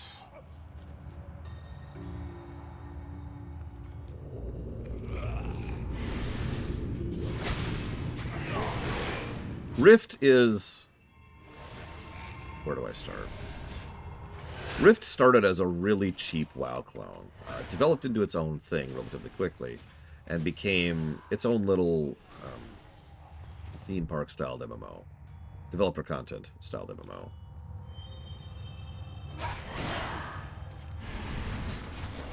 One of the... Yes, it is a game that claimed to be a WoW killer, and like every game that said they were a WoW killer, they weren't. Serious, I'm dead serious. Every single MMO that's ever said they're a WoW killer wasn't. Because of course they weren't. The only game that ever came close to killing WoW was WoW. Didn't quite manage it, too. Anyways, yeah, so Rift, one of the cool things about Rift, first of all, the build system is actually pretty cool in Rift. But second of all, the very concept of the rifts is a cool idea. It's sort of a patterned version of the events system over in Guild Wars 2, where a rift will pop up, hence the name, and you go and you deal with it, right? You fight the enemies back, the boss spawns, and you push them back, and that's cool. Rift also had no falling damage for a while. That was fun. Is this it? Oh, there it is. Right there. I see him. I see him.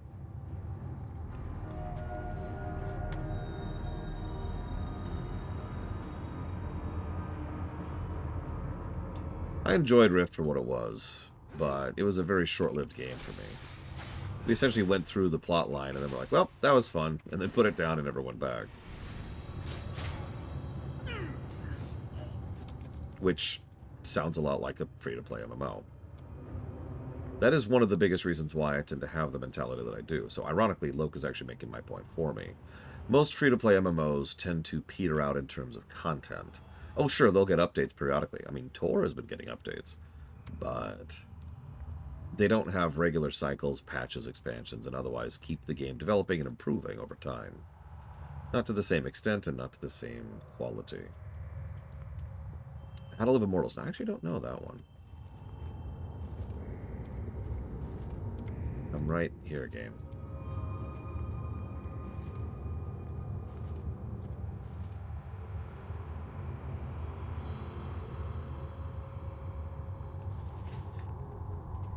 I thought about poking at pirates, but it was a free-to-play. There is one last very serious problem with free-to-play MMOs. Not that that affects you or indeed the quality of the MMO, and that's the fact that most free-to-play MMOs are designed to be as inclining you to paying for them as possible. There's several statistics out there, which forgive me for not having on hand, which boil down to most free-to-play MMOs on a monthly basis cost more than having a monthly sub. You might think, how does that even work? Well, it's because they nickel and dime you in several ways and try to get enough people who are willing to put enough money into the game in order to then fund the MMO. Remember, they are still there to make money, and they still want you to pay money into that game. You might think, well, I've never done that, and that's valid and purposeful. After all, you are not their target audience.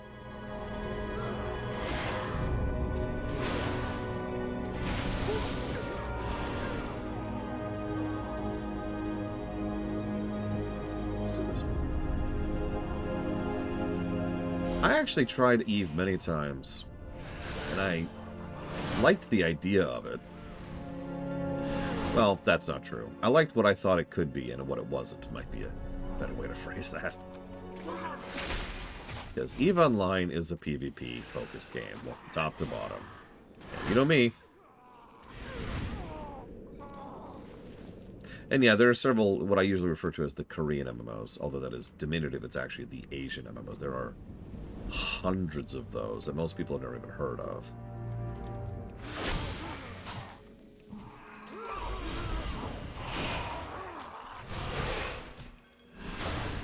Honestly, we're probably into the thousands range at this point. Especially since a lot of those are built up and then thrown out and then completely abandoned and just immediately put into maintenance mode.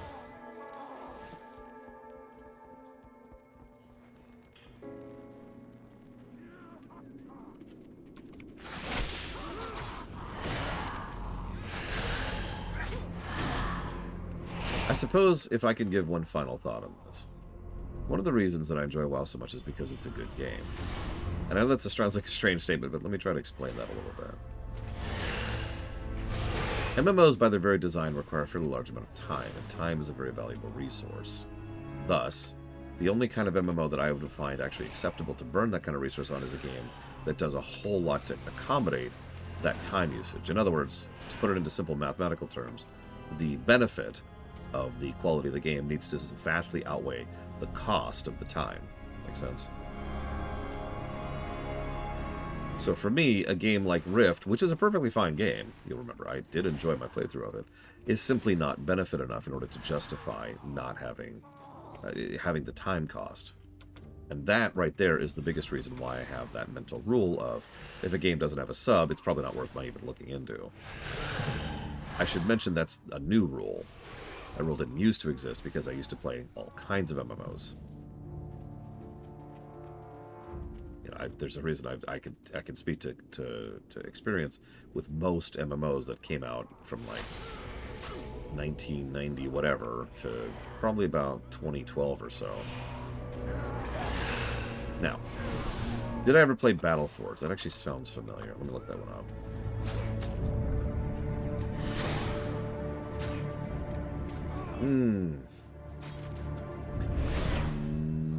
No? Okay, let me look at an image of it. Looks really familiar, though. I'm still going to say no. I don't remember strong enough to say definitively yes. So that probably means no.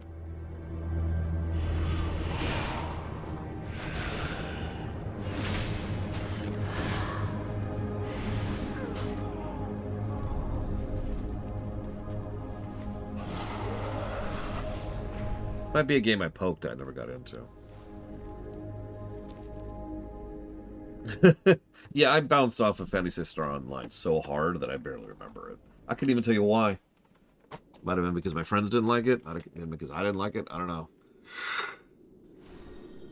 That's another layer, too. I don't play MMOs solo, which I suppose sounds obvious, but it's true. Fate smiles upon us this day. You do the light's work. I fear our work has only just begun. By the light. After the Scourge breached the south wall, I ordered Cavalier Durkan to investigate the town crypt. Moments ago, I was handed this report. The undead that plague us are coming from two sources. The ruins of Winterguard, which is now a breeding ground for the Scourge, and our very own town crypt. Amidst this chaos and confusion, the Scourge managed to get a Necrolord inside the crypt. In his message, Durkan requested assistance. Okay. When next we meet. Ishnu Allah. Perhaps now they will rest easy, their spirits free to ascend to the light. My thoughts and prayers now turn to Lord Fourdragon, who is at the Wrathgate. Don't worry, I'm sure Fourdragon's going to have a long and prosperous career.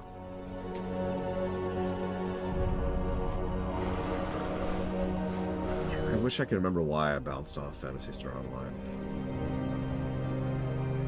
I know it's popular enough to not only still be going, but have, like, multiple versions of it. So, I don't know.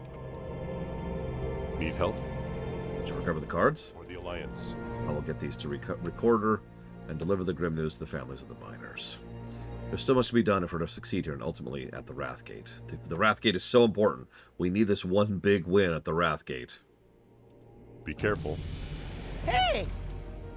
Be seeing you! His death will not have been in vain. The information that Slinkin died for will be instrumental in defeating the Lich King. Will it really, though? You have a great day now.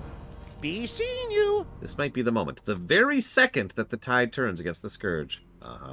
You have proven yourself a hero of the Alliance, at least in my eyes. Now, if you'd be so kind as to give me some space, I require additional time to study this ore. By all means. Alrighty then. Study the Serenite as close as you feel like.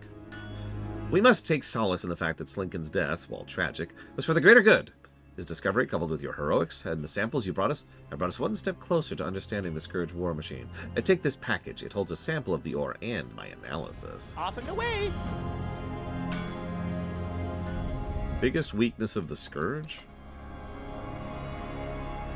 If they don't get if they don't get the freight train rolling, they fall apart almost immediately. And Huthor pointed this out. It's also difficult to have specific tactics unless someone is very directly controlling individual units. Like, if you order a bunch of ghouls to attack a town, they're going to A-move, right? They're just going to swarm over there with no tactics or strategy, or flanking, or maneuvering, or anything. Heavy rain. Jason! Jason! Your legend grows. Our work has just begun. I am by no means a scientist, so you'll have to forgive my plebeian understanding of what's been written. According to this analysis, assuming I have the brain power of at least an adolescent schoolboy, we still don't know jack squat about the Scourge war machine. The only thing we do know is the Scourge use this metal to craft their siege weaponry. By the light, the first strike belongs to us.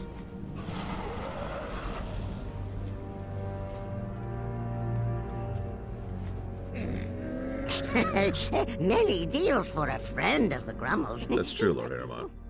I've never played the Warcraft Crusader Kings thing, but I would be shocked if, like, the Scourge faction, assuming it even exists there, could ever get anyone on their side. You know how in EU4 there's that mechanic where it's like, hey, we're making a coalition against you because you've been evil lately? Yeah, I imagine the Scourge just generate coalitions just by being there.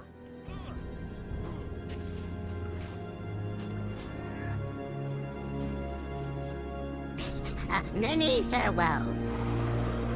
Exactly, Logue. What's funny is if the Scourge are being very specifically controlled, all of their weaknesses go away immediately. But, again, that requires a high-level Scourge, like a Lich, or like the Lich King himself, to be physically present and directly controlling units. And they almost never do that except for specific missions. I think Warframe counts as an MMO. Although, maybe I shouldn't say that. Because we bounced off Warframe really hard. Because it was extremely co-op hostile. Like, we literally, physically could not do quests together. Now, I have since learned more about how that works, and apparently once you get far enough into the campaign, it opens up for co-op, but that involves getting to the point where the story actually starts, which is not at the beginning of the game, which sounds familiar because every MMO has that problem. No! To some extent or another. Oh, brother, it's a mess down there. I barely made it out in time, which is what prompted my request. You got that crazy look in your eyes.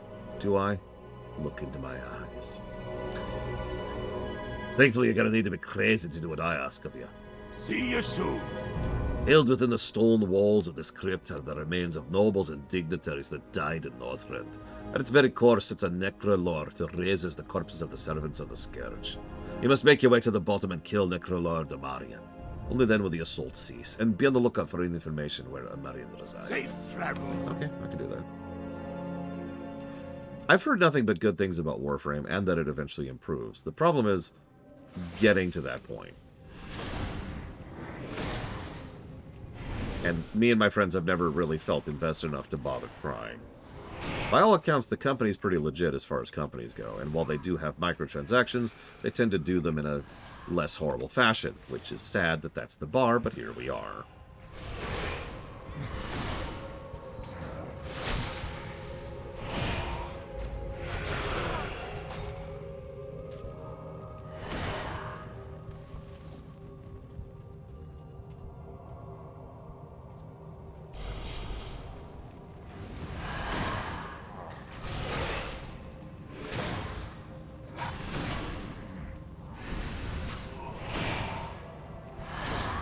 Only negative 200. That's surmountable.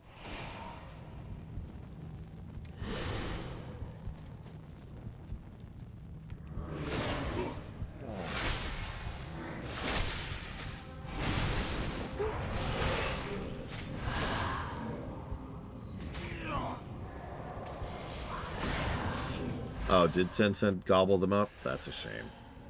Well, that pretty much officially confirms I'm never getting into that. Look, I know Tencent has tendrils everywhere, but Jesus Christ. Can we avoid anything, like, overtly owned by Tencent, please?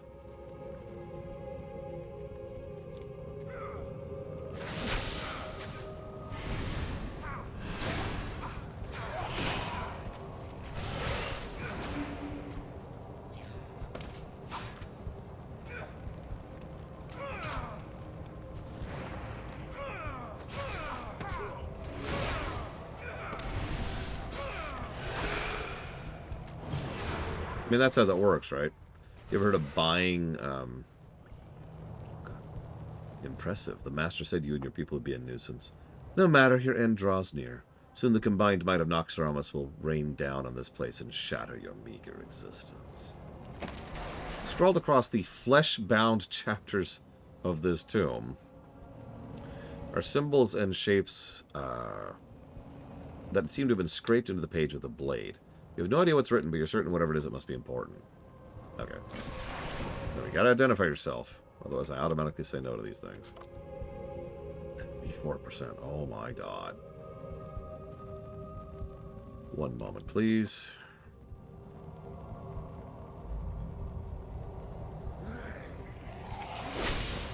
Now.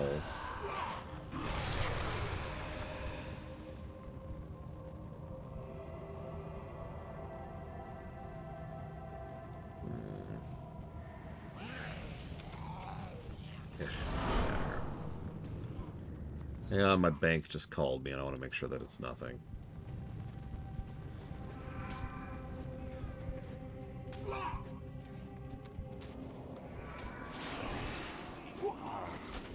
Ugh, death.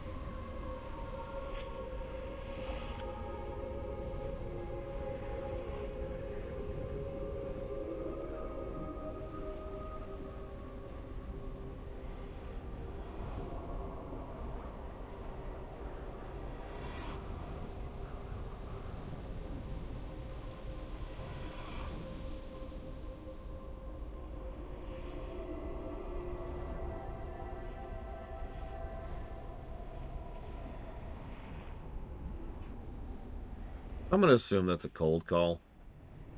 It wouldn't be the first time my bank has decided to cold call me. Hey, you want a loan? No. Thanks. What can I do for you? Be good. Now, if I can stop the scourge attacks from coming outside the keep, we might be able to send Lord Fordragon at this Wrathgate. You remember the Wrathgate, guys? Keep your feet on the ground. Jesus Christ, there's a difference between, like, foreshadowing and just beating you over the head with it. So here's a Scourge Tome. Safe travel. Whatever information is in this book must be of great importance. I can hear the howls and wails echoing through the crypt as you made your escape. The High Commander must be notified. Be good. What could it be? was certainly no ordinary curse that blasted Lich put upon you. I don't even know if I'm looking at it the right way. I must find what information is in this tome. Here, take the flesh-bound donut. Why is it made of flesh? That's so gross. Ugh. Stop being so gross. Degrossify. Soldier, when next we meet, The fates smile on us this day. I know just the person to see about this tome. light be with you. Take the book and follow the path leading up to the barracks. Take the staircase down and find our mayor, Godfrey. By the might of the Alliance, Okay, I'll our enemies see only death. go talk to Godfrey. I'm sure this is a good idea. So what's going on, Mr. Godfrey? Oh. Oh, I see. How are you? You come from High Command, son? Have a good one. Perhaps with the proper motivation, he'll tell us what he knows about the tome. Isn't that right, Mayor? See you around. Godfrey Goddard, once a righteous man and mayor of Winterguard, is now an agent of the Scourge. His transformation from man to undying gold has taken place slowly and over time. He hears the call of the Lich King now and lives only to serve his master, but as with all Scourge, Godfrey knows the language of death and with proper motivation will tell us what we need to know about the tome. Once you hear what you need to hear, return to High Command. I'll clean up as needed. See you later.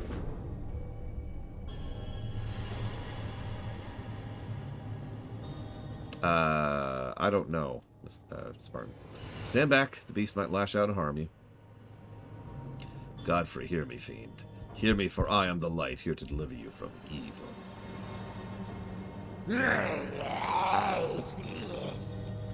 What he said. I have your attention, then.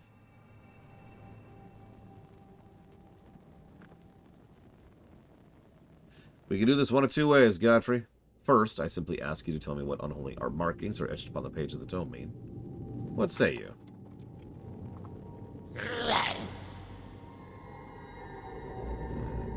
Tell you nothing, preacher. What can you do to me that Kel'Thuzad has not? That the Lich King will not? This book is your salvation, but nothing will you know. Nothing, I say. Nothing. Well, then it's option 2. I say a prayer for you now, lost soul. May the light take you gracefully. Let the sermon begin.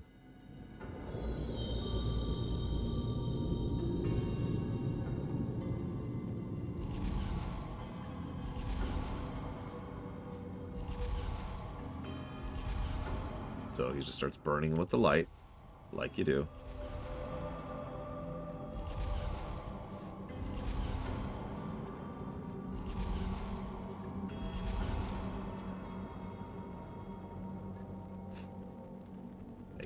Make it stop. Yep, we're the good guys, torturing someone.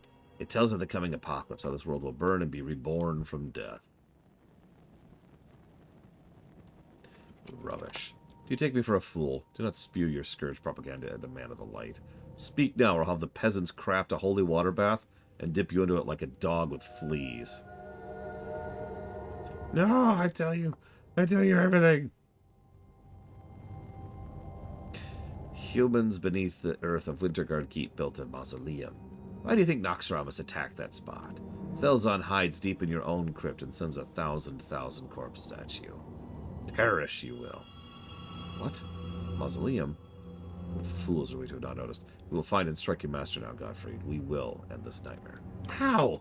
Humans are truly stupid, yes? Thelzon the Duskbringer, Thelzon the Lich. He is born of human flesh and bone, sacrificed all for power, protected by the Lich King.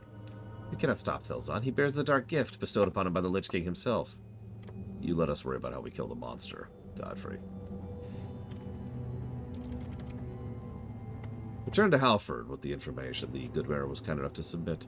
I'll finish here and squeeze whatever else this wretched might know about Thelzon. Now, I will show Godfrey the rarely seen option 3. Let's you and I have a chat about some things, Godfrey.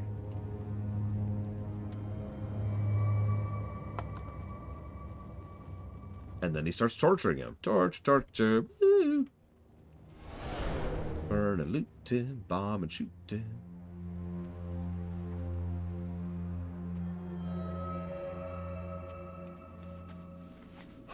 That's one of the ways that those kind of calls work, though, Verdictum. That's exactly what they're going for. They prey on people's lack of understanding and fear, And even though a sane, sentient person would be like, you know, that probably shouldn't actually be real, you're still afraid enough to think, well, maybe I should be safe, right? And that is how they get you. I am fortunate in that the first few attempts that were ever done on me, which was done at a point in my life when I was very afraid of a lot of things, were all talking to me about my student loans, which I didn't have. So I kind of got an early teaser of the fact that it was all just complete lies. The Horde will fall. We should have known about that damned mausoleum. This is preposterous! Duke August Fohammer and Ambo Cash will be dispatched to the front lines in preparation for our next assault. Once you've cleared the mines, I'll send you to Fohammer so we can begin our attack on the Scourge of Naxxramas. When next we meet. You've done much to advance our efforts. In fact, the morale of those who have come into contact with you soars. Such is your influence over the soldiers and citizenry of Winterguard. And because of you, we are now prepared to go on the offensive. Report to Fohammer. Okay. Our work has just begun. Yeah, I can do that. The light usually burns. I mean, fire burns, and that's cool and all. But what I really mean about that is the light usually burns like a laser would. Essentially, is the way they tend to describe it. Was Winterguard mentioned before WoW? I'm not sure, Esmiristar. What are my thoughts on the idea of a battle pass system? No! Okay, sorry. That there's no premium tier, no paid tier, just do things in the game to progress to a reward track. You get all the rewards that for free, and there's no option to pay to skip the challenge. Well, that's not really a battle pass at that point. That's, the thing I can't find. Where is it? Oh, it's here, right there. That's just this. I'm in favor of this. There's a little FOMO-iness of it, which I'm not a huge fan of. But this is really, really mild FOMO right here. This is quite literally play the game, get rewards. And when I say play the game, I mean there are lots and lots and lots and lots and lots, hang on, and lots and lots and lots and lots and lots and lots of things you can do in any given month to progress it. It usually has, it's even categorized. Yeah, Bragman's literally wearing the reward for this. I haven't even finished this month. So this kind of thing I'm fine with, really. It's a nice way to have a little bit of extra bonus cosmetics for, you know, playing the game. Now, it's still not perfect, because it is FOMO-y, which means it's seasonal. In other words, they want you playing that particular month. They want you to keep playing that particular month. That is and always will be the MMO trap. They want you to keep playing the game. How are you? Ah, the distinguished hero arrives. Welcome to Ground Zero. Allow me to bring you up to speed. Thousands most powerful forces have made their way to the Winterguard Mausoleum. They plumb its depths in search of corpses and souls to send against Winterguard, while Naxxramas rains scourge plague machines set to hold us at bay. We must strike now, hope that Lord Fordragon is able to hold out at the Wrathgate! The Wrathgate! The Wrathgate! Off with you. This is a seek and destroy mission. They'll be driving a tank to the carrion fields. I do like driving tanks. Be good.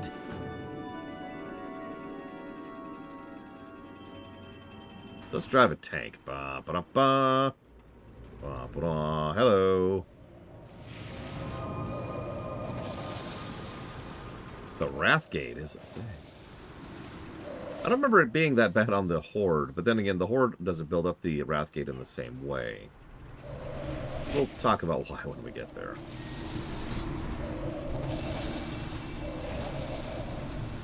Hang on. I wonder if we'll ever solve the mystery of the strange ore. There's got to be some use for it. Nah. Not really.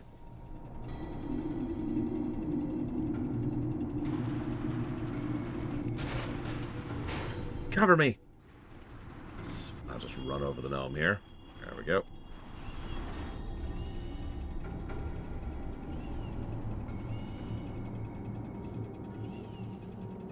Yeah, that memories remaining thing, I don't actually know why that's still there. And I think that's just going to be a thing as long as we're in the Dragonblight. I think we're just going to live with that.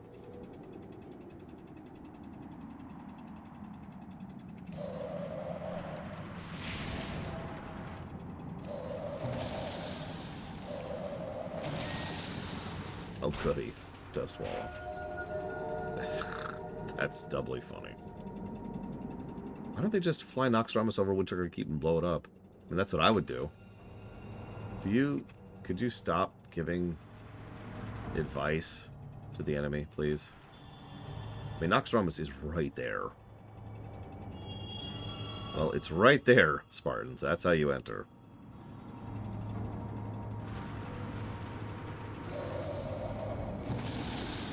Kel'Thuzad's like, good idea! No!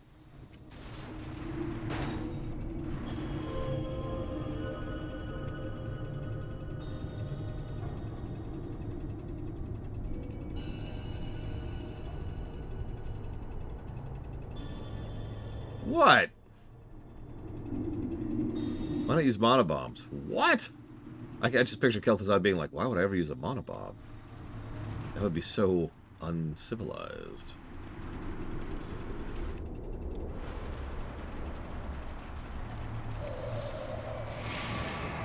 I mean, if the Lich King wanted to win, he would. I've said that before and I'll say that again. I know that not everyone likes the idea of the villains losing because they more or less decide to lose. But that is the reality of where we're at with this. Okay, I am actually bugged on this. Nobody's actually spawning.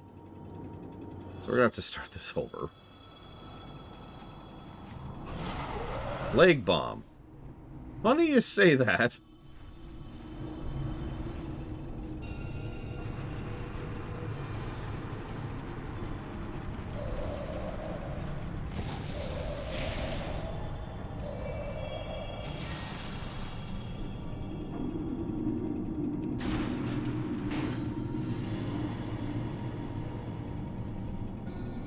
I mean, yeah, execution matters, as it always does.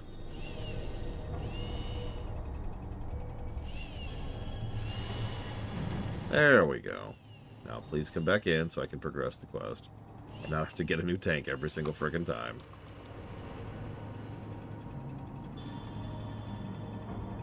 That's a good question, Mastermouth. I don't know. Maybe he was just teching. Or rather, the opposite of teching. He was, turtling. No, absolutely, look. Too many enemies. Too many writers, who are definitely not enemies, have this tendency to just build up and build up and build up a villain as being super ridiculously overpowered. There's no way you could ever possibly defeat them. Oh, hang on, they've got a freaking glass jaw, ponk, and they're dead and defeated. And we've seen all kinds of gradients of that over the years. From the mildly acceptable to the completely ridiculous.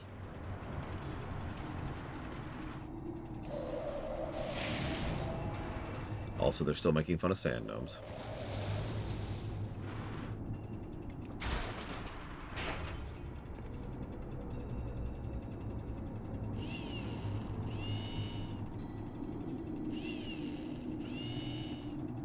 The Borg are an example, frankly. Even in their best outing, the way the Borg lose in Best of Both Worlds is ridiculous.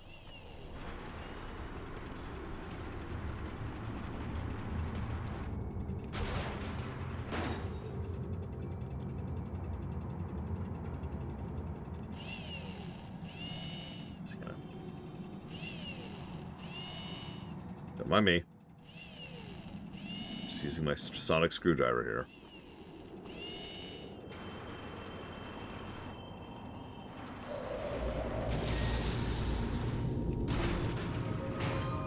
But yeah, Mad Overlord is right. The Lich King wasn't fighting to defeat Azeroth. That was a joke. He could have done that a dozen times over. Hey, Don. Thank you, as always. Forgive me for not bowing lower.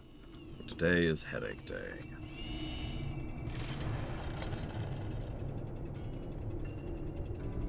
Deathloop. And Dealer's Choice.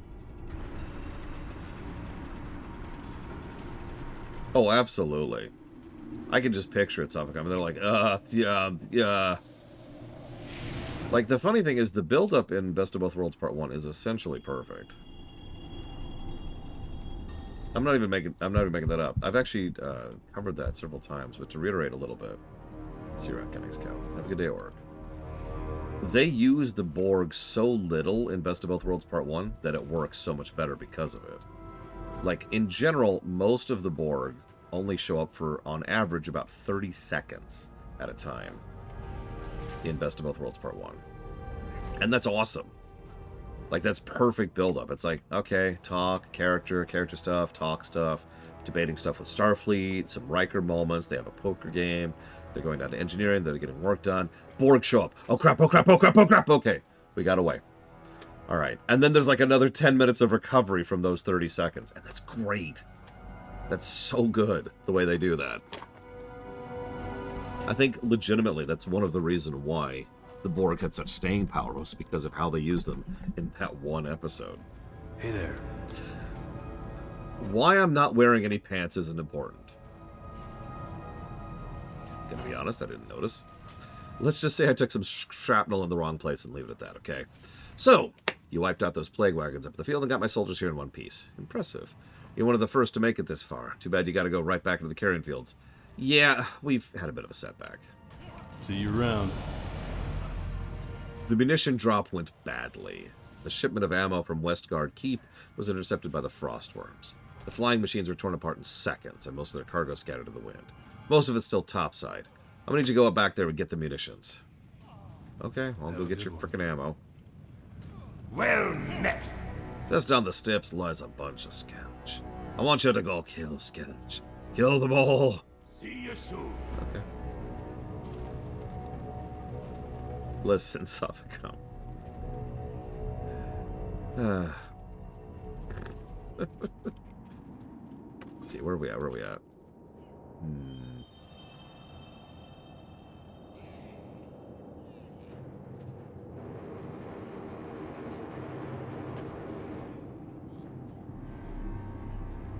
Just looking at what we get here.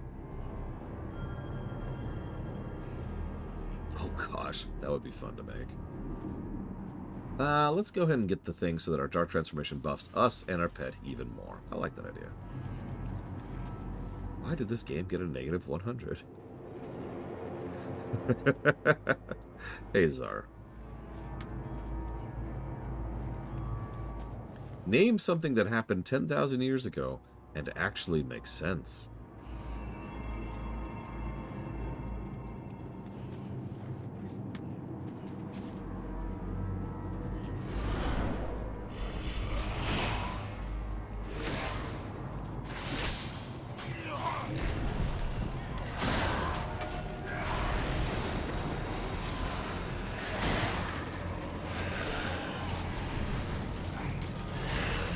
Why did you romance this character? Was it because you had no choice? Because they were the best pick? Or because you personally liked them the most? Oh yeah, you want to hear something funny, Sophicum? You may or may not find it funny. Completely just for fun, me and a friend of mine last night were doing very, very brief rewrites of the Disney Renaissance films. And I mean like just surface level passes, right? But I found some of the ideas we came up with kind of interesting. Now, the first idea we had, you're going to hate. So we start with Little Mermaid, obviously. The rest of that should all be down. Yep, okay. So down we go. So the first thing we did was we had Ariel be like, I'm so in love with you. And he's like, I'm so in love with you. And then they both realized that they weren't. But then they kept being friends. And they worked together to fight Ursula, beat her. And then, you know, they both ended up, like, sailing across the Mediterranean together and just exploring the ocean, or the sea, excuse me. See you later. See you around. We've set up chain guns and barricades. Our injured soldiers are hiding in both rooms, trying their best not to alert the mindless ghouls. Now that we got some ammo, I need you to man one of the guns. Have a good one. You got it. Time to kill some Scourge. Die, die, die, die, die. Oh no! I got your back. I got you. Ignore the fact that I'm shooting directly at you. It's fine. It's fine. Oh, Jesus. That's a lot of Scourge. Oh, that's a lot of Scourge. I still got your back. Don't worry. Just keep running. Just keep running. Okay. One saved. Hello, Mr. Floyd Pinkerton.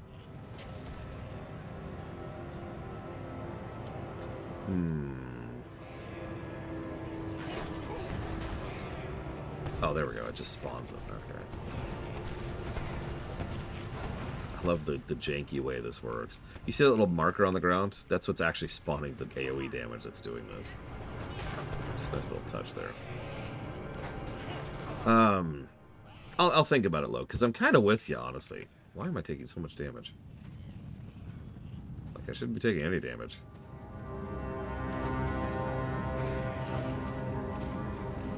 So, second idea. Well, I guess I should say moving forward. Beauty and the Beast, right? So, Beauty and the Beast was actually a really easy fix, although it required a couple of precise changes here and there to really make it work. So for Beauty and the Beast to work, first of all, we have to remove Belle's dad from existing. So we eject him from reality. There we go. And then we decide that at some point in time, Belle just decides to explore the big, dark, scary woods, because of course she would. Seriously, have you paid attention to her character arc? She stumbles across the castle in more or less the same way her father did. And is treated the original thing, and it's like everything's cool, and blah, blah, blah. And then, oh my god, the beast. And he's like, hey! But tone him down a little bit. Make him a little bit less of a colossal dickhead. He doesn't have to be like a perfect gentleman, but he does need to be a less of a dickhead initially. Yeah, exactly, Luke. She's literally an explorer. Just let her go explore. Boom, done. Okay, cool. So, she goes, she interacts with him, and then we just allow several months of time to pass naturally as she's staying at the castle of her own volition. That's important. And then, you know, the rest of the film more or less portrays as is, right?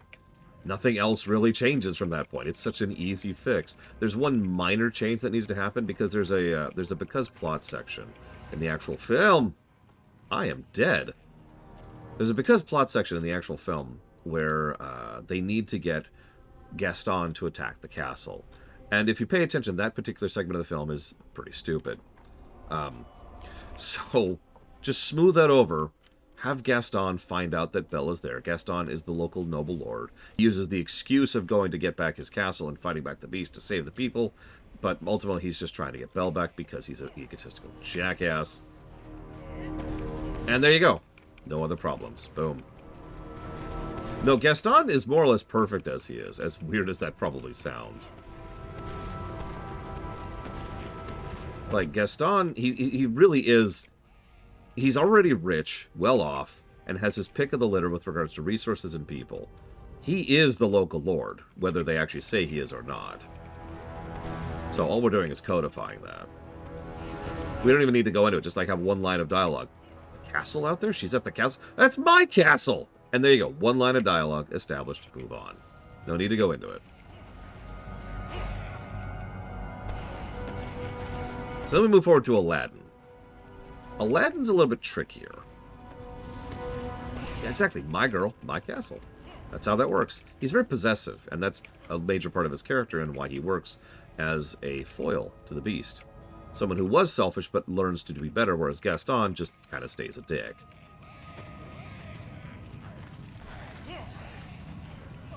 So, moving on. Oh yeah, Gaston still dies, of course.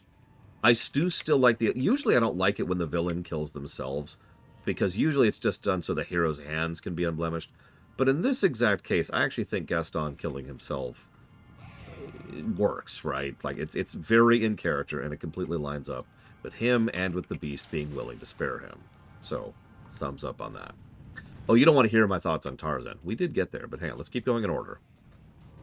So next we have Aladdin. Hang on. What can I do for you? I haven't seen heroics like that since Silithus. Guys, I'll be sure to put each and every one of those soldiers in a recommendation to Lord Fordragon that you be promoted. You can't afford me.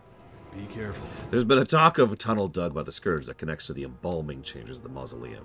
And now, I've recently sent my best rogue, Plunderbeard, that's his name, in search of answers, but we've yet to hear back from him. If I were a betting man, I'd wager he's a goner. Okay. For the Alliance. Let's go see if we can save him then. So Aladdin didn't require too many changes, all things considered, but the biggest complaint both of us had was Jasmine, by a wide margin. Jasmine and fake drama, actually, to be specific. So, two relatively small changes here. There's actually a scene right after A Whole New World where Jasmine figures out that Aladdin is, in fact, Aladdin. Now, the problem is he then decides to double down on lying at that point. And that leads to a whole lot of drama. Eject that completely. She figures it out. He owns up to it. They move forward. Done. I know they're both young. And it makes perfect sense that Aladdin would still be young and stupid. And I'm not trying to say he shouldn't be. But the problem is he already was young and stupid up to that point. We have no need for additional young and stupid past this point. We also keep Abu. Abu. Abu. Look, whoever voices that guy, I forget his name. He needs to keep it at work, okay? He's got to keep his job. I mean, there's a logic to it, right? Oh, yeah, no, it would be a whole scene, Bladeville. It's not like he's immediately like, ah, you got me. But no, it's a whole scene. It's a character scene. And that's the problem is in the movie, it's not a character scene. It's just a drama scene. It's also really short, if you remember. The actual scene of the film is only like a total of a minute. Ugh. So actually turn that into a real scene and flesh it out and have it be a character moment for both characters. Boom, done, easy. The second thing is Iago? Iago's great, Crazy Horse. What are you talking about? I'm gonna have a heart attack and die from that surprise. I mean, come on. I don't think I have a preference there, Zach. Whichever works better.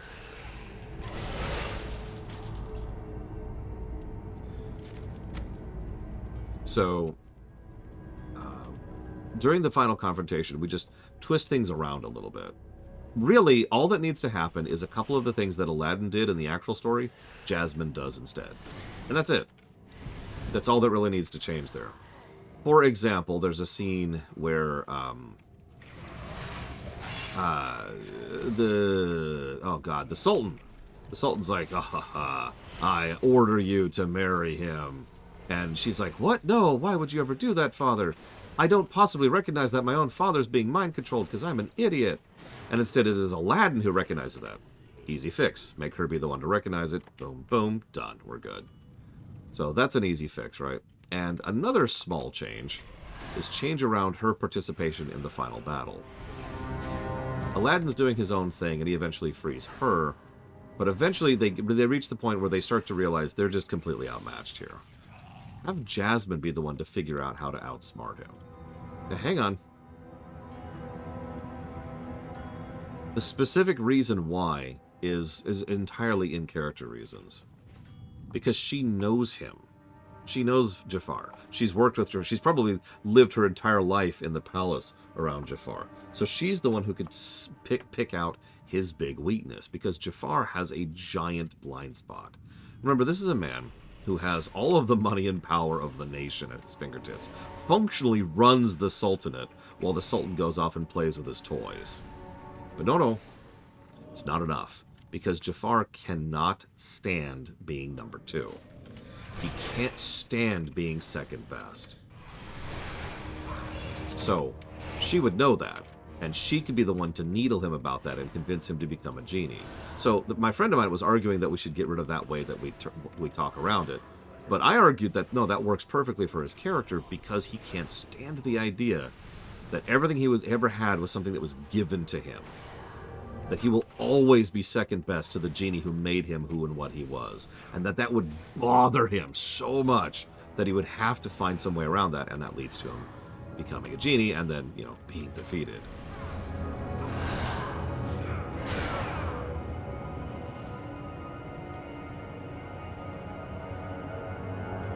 Oh, it would have to be set up, but that's easy, right, Lord Aramont? Like, just do some establishing scenes and we're essentially good.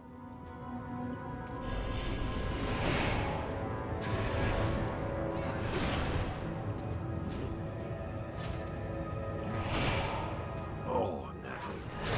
So that's all that's needed for Aladdin. No real changes there, all things considered. Turn this in. Come on, Nick. Work with me. Ugh. What's on your mind? Be good. What was after Aladdin? Hercules, I think? What is actually after... No, it's Lion King, isn't it? It's Lion King after Aladdin. So the first thing is we get rid of Timon and Pumbaa. Just eject them from the film entirely, obviously. Nobody actually likes them, right? Hang on. I'm getting a call from Disney executives here. What's that? We have to have the stupid joke characters? Are you sure? What? They're beloved? You're kidding! Who could possibly like those characters? Oh god, I'm gonna die because I'm doing this stupid gag, and so I'm playing the game one-handed, which is a lot harder to do than it sounds. Oh Jesus. Oh Jesus. Okay, listen. I'll compromise, okay? We'll get rid of them, and then we'll make a whole sequel just about them. Oh, that didn't sell? Oh no. Okay. Alright, another compromise.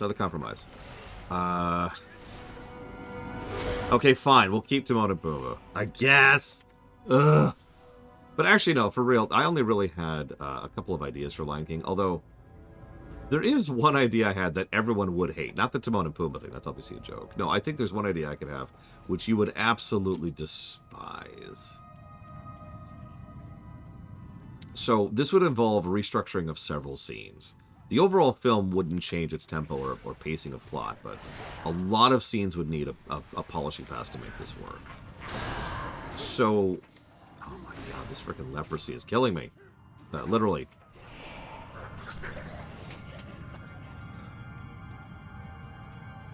So make Mufasa a bad king.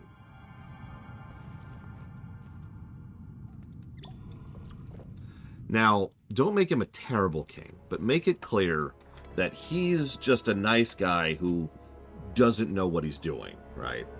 And have this lend itself a little bit of credence towards both A, why Scar wants the throne for himself, and B, why other people are willing to back him a little bit. So then Scar takes over, and Scar is a really good king, and a terrible person. A specific scene I had in mind was that one of the lionesses goes off with several of the hyena packs, and only the hyenas come back. And so Scar turns into a real politic king, someone who is just kind of, like, good at running the nation, really horrible person, and is just kind of evil, right, for lack of a better way to put it, right? He is immoral in how he structures and runs the country, and so obviously no one's particularly happy about that. The idea being that now it's on Simba to actually be both, to actually figure out how to be a better ruler than his father and a better person than his uncle.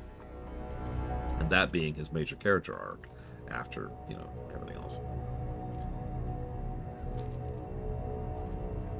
That's the overall idea. And again, it's a broad thing, and it would change most of the arc, but that would be my overall change there. Oh, also get rid of the romance.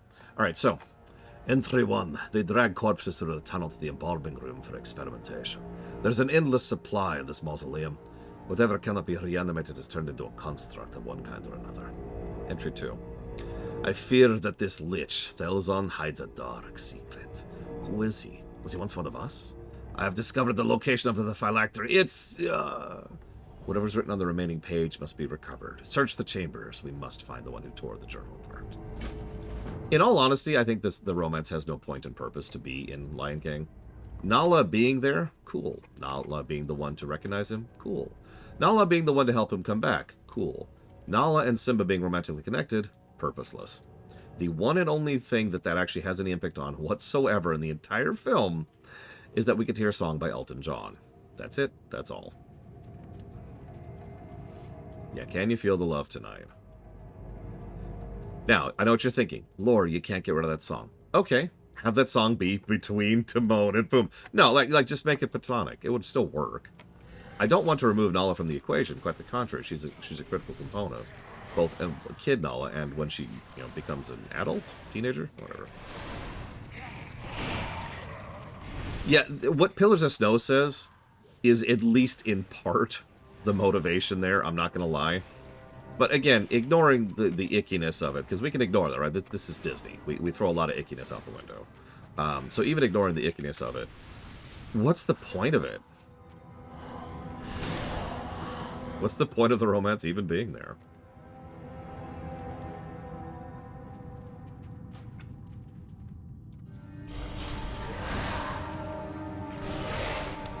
Point.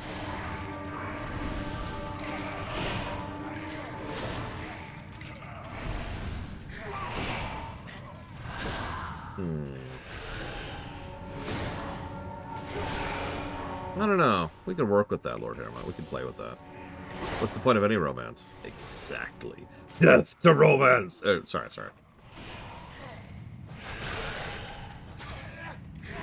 Simba's daughter has a romance with Scar's son. Yeah. Moving on. Let's see. So, what's after Lion? Oh, yeah. Pocahontas. Now, just like Lion King, I have a... I really should say we. We had a broad, like, large-scale change to Pocahontas, which completely changes the entire film. So every single scene would have to be painted with a different brush, right? You ready for it?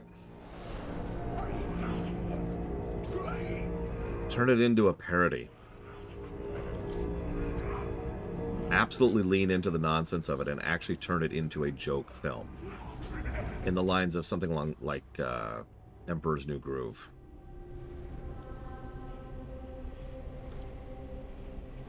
Just really lean into how... Because it already is, like, one step away from being a parody. It just tries to portray itself as serious and fails miserably.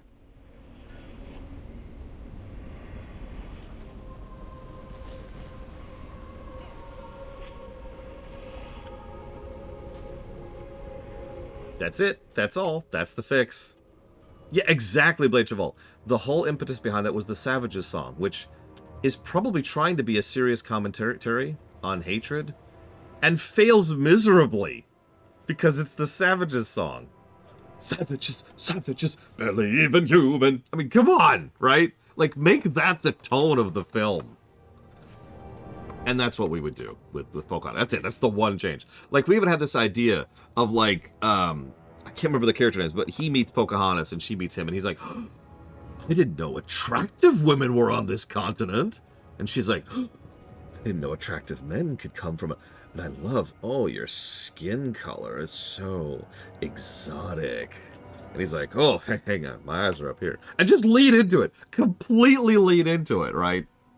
See you later. So Hunchback, we had the hardest time with Hunchback.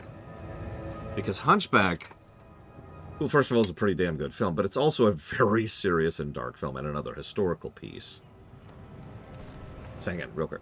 There's some good news and some bad news. Which one do you want first? Well, I'll give it to you. Good news is if we can get Thelzen's phylactery, we can destroy him. The bad news is it's on a frost worm. Good one. We need to get the 7th Legion front to the northern Dragonblight. Return to Winterguard and go to the North Gate, blah, blah, blah, blah, blah, blah. Go to this guy. Around. Bunch of directions. So, yeah, so the first question we had when it came to Hunchback was, is there magic or not? And both of us agreed, just axe the magic. Make it non-magic. Okay, cool. Boom, done. No real issues there. All that really changes is the gargoyles, and frankly, we're good. Past that, we really ran into a wall on Hunchback, because there's not much you can change with the pieces that are already there. Obviously, we could try to make it more like the book, but honestly, screw that. The book is way, way, way darker, and this is a Disney film. That's not even on the board, right? That's not on the table. Let's go with... Yeah, let's get our execute. I've been meaning to get this anyways. Yeah, the real story is not a kid's story. So we came up with one idea, which... Actually, if you can guess what this is inspired by, I'll put $2 towards a game of your choice. Make Frollo a she. What can I do for you? Now that you know why they call this place the Dragon Wastes. Bones of the beast are strewn about as far as we can see. We're probably taking down more frostworms, and there's still no end in sight. The Scourge has got fuel for 10,000 more. Don't mean to bore you with details. We got the worm you're looking for locked into sight. Light bless you. It's right over there. It's a big one. When you're ready, go speak with Wormbait. He'll fetch her. Once Ice Storm is close enough, we'll chain her to the ground and finish her off. Okay. Be careful. I feel like this used to be a group quest.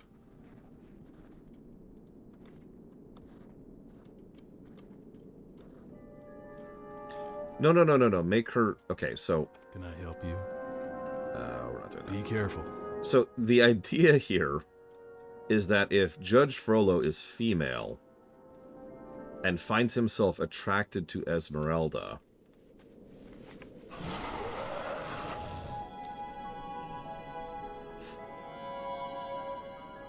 don't really need to change much. Light be with you. Light bless you.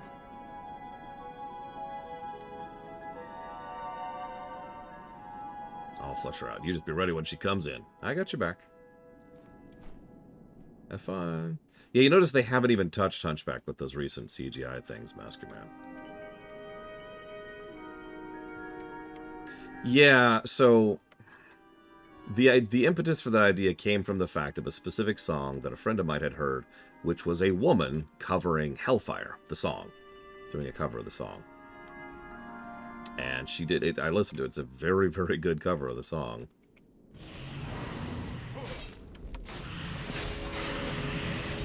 And that's it. That's all we came up with. I got nothing else. Sorry.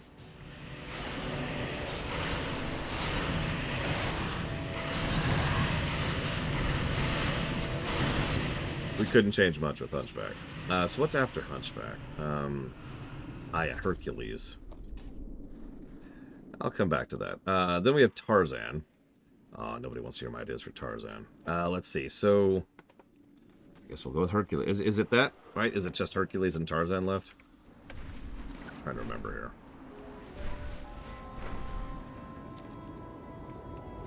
I mean, I'm actually with you on that, Salvacom. Hell, even metaphorical. I mean, I saw Fantasia as a kid, and I did not like that experience. That's all I'm going to say about that.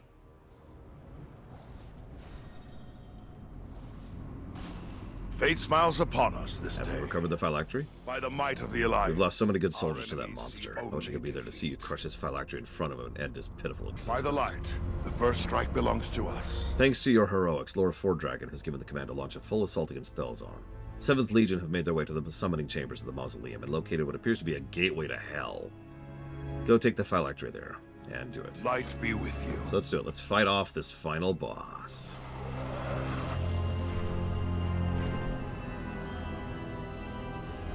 Where to reach it? Here we go, right here. So, this is a moment a lot of people didn't understand. Forgive me for talking about the game for a second. King's honor, friend. For the Alliance. I thought you might not show up. When you're ready, I'll place the phylactery and call forth Thelzon. Go with honor, friend. Every good story has a beginning and an ending. While your story is far from over, I'll be damned if it's not already turning out to be the stuff of legend. No matter what happens to us when this is all over, what you've done at Winterguard will be a tale told for years to come. Now, when you're ready, I'll use the phylactery to coast Thelzon out of hiding. Should we somehow succeed, report your victory to Commander Halford Light Wormley. bless you. Steel yourselves. Marrowfrost has provided the final piece of the puzzle. The Dreadlich Thelzon will soon come out of hiding, only to be rendered powerless by us. We already did Lion King.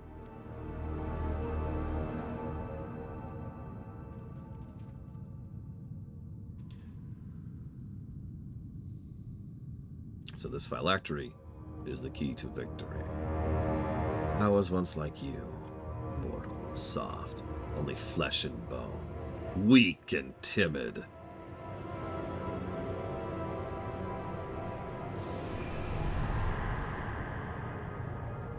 Our Lord Arthur saw in me the frailty of man. Serve me in life, and I promise to rend the weakness from your soul, to erase it from existence, to be chosen, blessed by the Lich King in such a way. So serve him I did. Were not for me, the glorious dread citadel of Naxxramas may never have returned to Northrend. But enough talk. You have fought hard and come to the distant reaches of the world to face the Duskbringer. I shall not disappoint. Just as our Lord saved me, so too shall I save you. Honor, courage, and compassion, and justice. These are the virtues you once fought for as a cleric of the Argent Dawn, Thelzon. You dedicated your whole life to fighting the Scourge. You saw what they did to our beloved Lord Huron. The Lich King took everything from you. So how did Father Inigo Montoy, bastion of virtue for the Argent Dawn, become the embodiment of that which he hates most? This will be the last time you utter that name, Paladin. Breathe your dying breath. Rise, my minions! Your master commands it. So this used to be a pretty hard fight, which I only mentioned because we're going to just run over him here. So, this guy was actually a character all the way back in vanilla. And back in vanilla, there was a whole bunch of people called the Argentana. They gave you quests in order to access Naxxramas. When you actually defeated Kel'Thuzad himself, he would drop his phylactery. The phylactery was a quest, which would then turn into Inigo Montoy, who would say, don't worry, I will take care of this and make sure that no harm befalls it until we can deal with it. Then, as we saw during the DK starter zone, Naxxramas vanished. So we get here, and here he is as a Lich, leading the attack on Winterguard. This is an interesting attempt to try and connect some story threads, but it fails miserably because a lot of people had no idea who this guy was from back in vanilla. So, a lot of people, this fell completely flat. You have saved Winterguard. With Felsen's filth washed away, the 7th Legion can easily clean up the remaining scourge. When you're done, report to Angrathar. And yeah, also, you literally cannot do this crap anymore unless you're on Classic. Cool. That's why I'm here to tell you all this crap. Oh yeah, also, the only people who even knew about this were the people who raided Endgame back in vanilla, which, remember, was a fraction of a % of the player base. That's not presumption. They've released the numbers on that. Winterguard is saved because of you. To think that one man could so swiftly turn the tides of battle is hard for most to comprehend, yet here we are, victorious. You've managed to restore the faith of these people and earned the respect of your commanding officers. Yeah, so... By the light, the first strike belongs to us. Thing is, this is the 3rd time now that the Alliance, and the Horde attack into Northrend would have fallen completely, if not for the fact that we showed up and saved their asses. Cool. I don't think 36 is quite high enough. I was hoping to be a little bit higher. So I'm going to go ahead and switch. Anybody who wants to do Naxxramas with me, just say something. And thank you for the sub, by the way. Huzzah. Yeah, no kidding, Asmira. Like, I guess this was part of one of the human kingdoms, but if that's so, why is it in such good shape after the Scourge ran over it?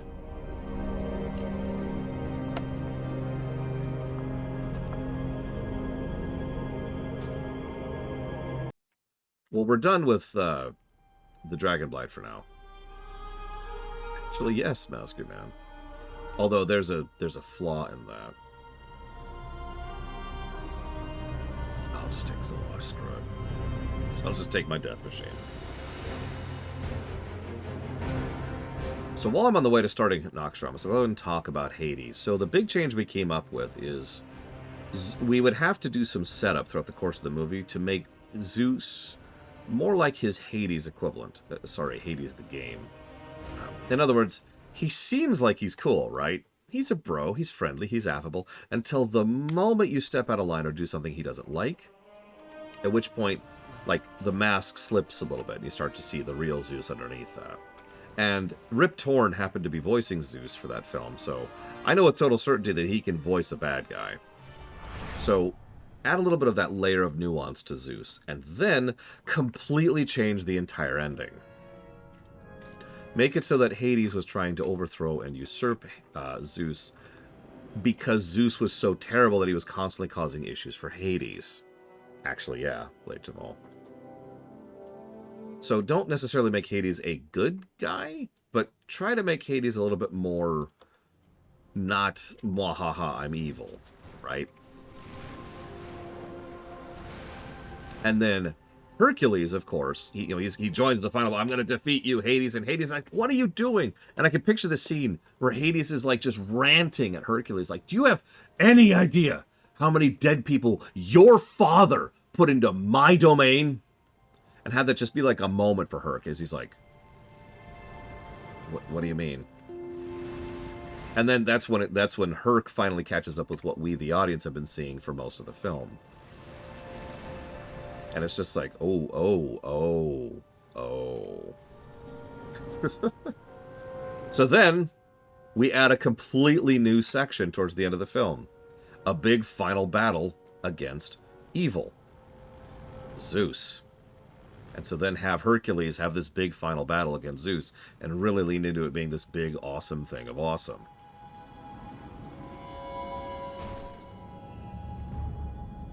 Okay. So hang on. So I know that Kira Whitenose wanted to join. And hopefully you're high enough level. And Spartan wanted to join. So, that moves on to Tarzan. The one that people will like the least. The change is very simple. First of all, get rid of Jane's father completely. Second of all, get rid of Jane completely. She has no purpose in the film. Just, she's gone. Instead, make it a film about identity and about Tarzan trying to come to grips with the idea of who he is and where he belongs.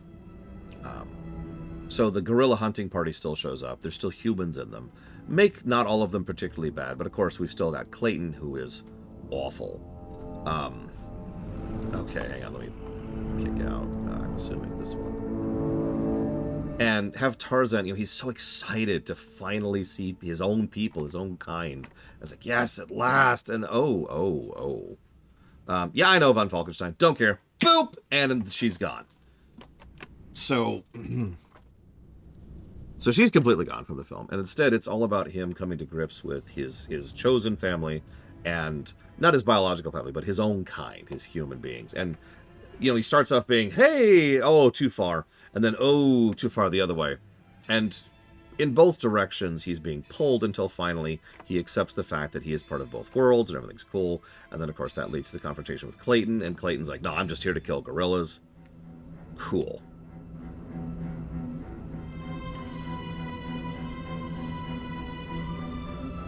And then Clayton, you know, kills himself. The end. Cool. There's Tarzan. Yeah, no, exactly, Savacom. Like, the idea behind it being that I like the concept of Tarzan effectively deciding that he is neither gorilla nor human, but actually can be a part of both identities, both concepts. Let's go ahead and summon Kira Whitenoise. That's not Kira Whitenoise. I don't know. I think it's Spartan, actually. So what about The Lost City of Atlantis? Would you believe I've never seen that film?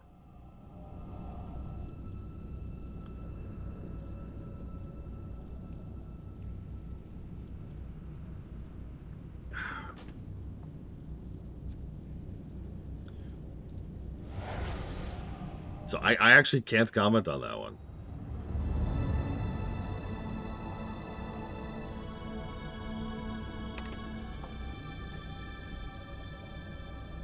Yeah, everyone tells me it's great. I know Michael Jackson's in it. Okay, so we're all here.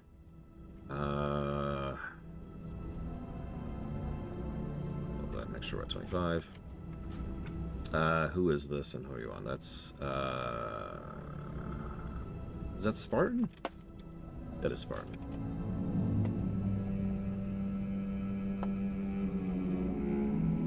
Hang on.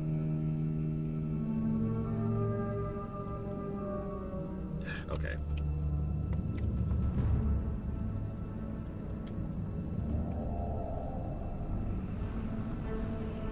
There we go. Oh, I missed Mulan. I knew I was missing one. I know I was missing one. Mulan. We actually had a hard time coming up with anything for Mulan as well. But you have to remember, this is Spartan. Also, this is right. Okay, cool. Okay, in we go. Yeah, the Mulan is kind of like Hunchback. They did some good stuff with it, and there's just not a lot of complaints there. Let's do Arachnid first. Oh, we didn't do Treasure Planet. No, of course not. So the first thing we need to do, this is very important. Yeah, that's why I switched characters, Bragwin. Hang on. We'll resummon you. Hang on.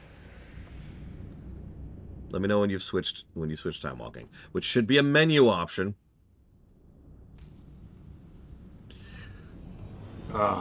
Stretch.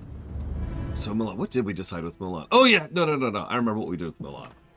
So a few very minor changes, like for example, tone down the misogyny a little bit, like maybe not make it the death penalty. Still misogyny, still show whatever, but like tone it down a little bit, you know? Second thing, make her actually accept the Emperor's deal at the end of the movie. But the third thing is we get rid of the magic. Poof! No dragon, no ancestor spirits. And all of that is all nothing, because the actual change that we put the most thought into was the villain. The villain, whose name I don't even remember, is just such a nothing burger that I don't remember his name. Don't even tell me. I'm going to forget it again 5 seconds later. So, make him more of a character. And I came up with a scene to help explain the kind of character I want for him. So, for example, Spartan. Have a thing. He's not connected to anything. He has no purpose in being in the film at all. So make have an initial story, have an initial cutscene early on in the film, where the tribes of the steppes are gathered together and they're debating what to do. Right? They have a particularly bad season. Winter is coming, and have evil McEvilface suggest the idea of, oh my gosh, why don't we just go and take all the food we need from China? Why don't we just go and claim it? And the others say, that's ridiculous. That's ridiculous and nonsense and stupid. And everyone's just like, yes, no, we are. And there's an argument, there's a debate, and everyone agrees that they're not going to go do that. And they're instead going to find out some other way to solve their problems. And he says, okay, I agree absolutely with the will of the council. It will be done. And then in the middle of the night, he goes between their houses and slits all their throats. And then he goes out to the troops who are now alive, since all the tribal leaders are dead. He says, I'm going to go to China to gain the food and resources our people need. Who is with me? And then the next scene is just a long shot of the army traveling east. So, wow. Why is there no music playing here?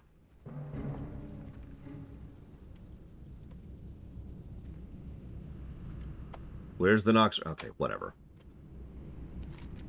Let's talk about Naxxramas. Okay, so that doesn't make him gray. That makes him a monster, Lord Heremont. He killed his own people so he could go kill and marauder other people. Why is that gray? Where are you getting gray in that? Jesus, the point was to make him more horrible. Anyways, good Lord. Naxxramas. So, Naxxramas, we don't need a healer. Naxxramas existed once upon a time as a 40-man raid in vanilla. It was arguably one of the first and best raids that WoW has ever had.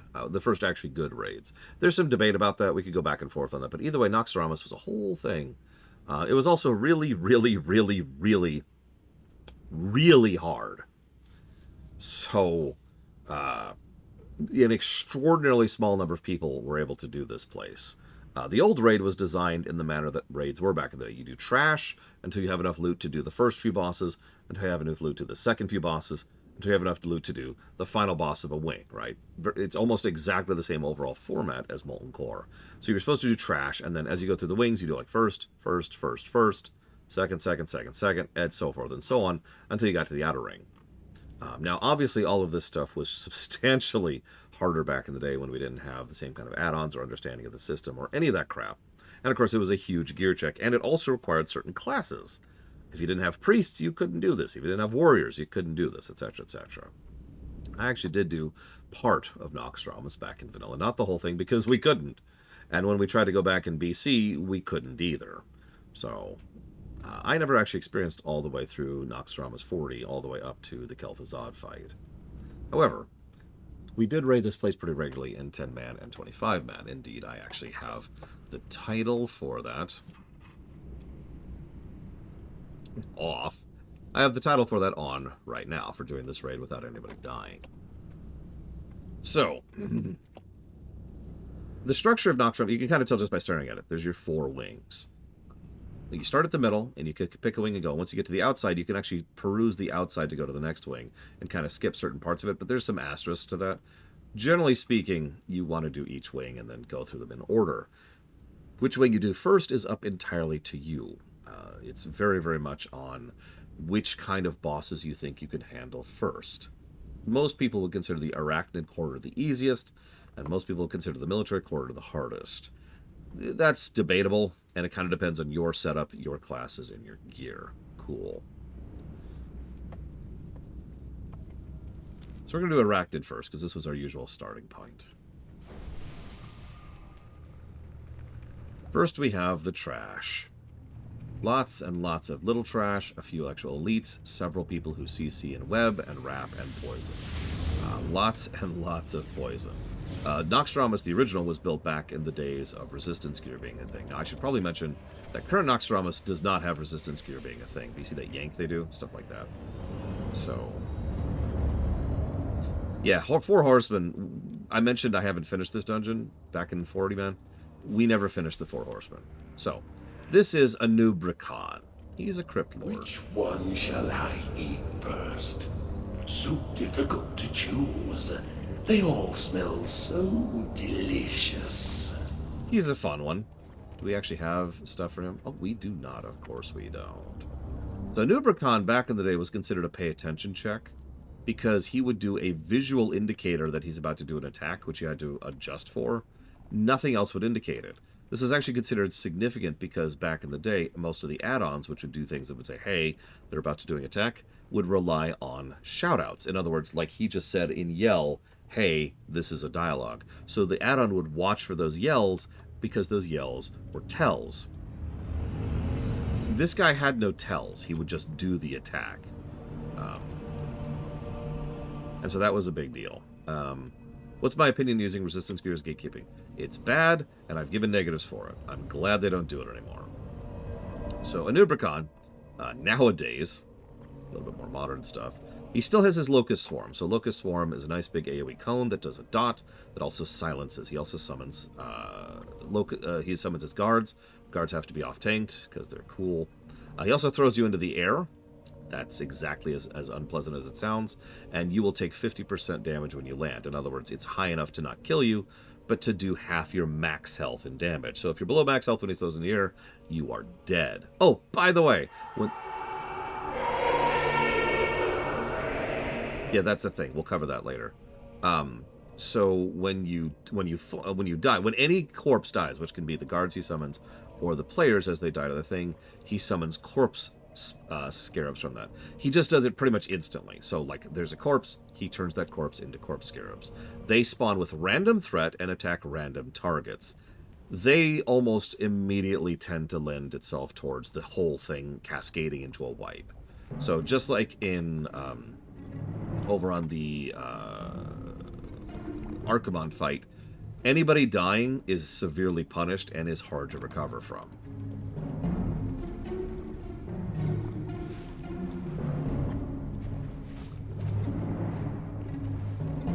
There is no way out.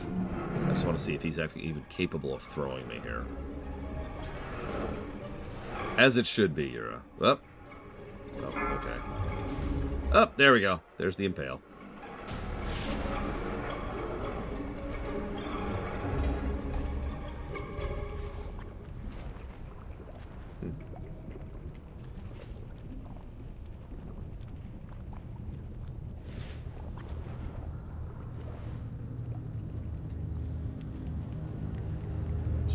Sorry, I'm organizing my notes a little bit here, don't mind me.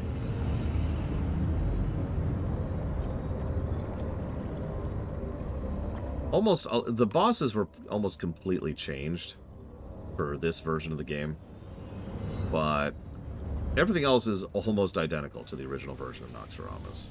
Obviously the stats were tuned down, but that's a joke, right? That's something I could have done in 10 minutes. I know, right, Spartan? It's weird. But yeah, these fights were just bonkers back in the day. This is when things really started to get mean.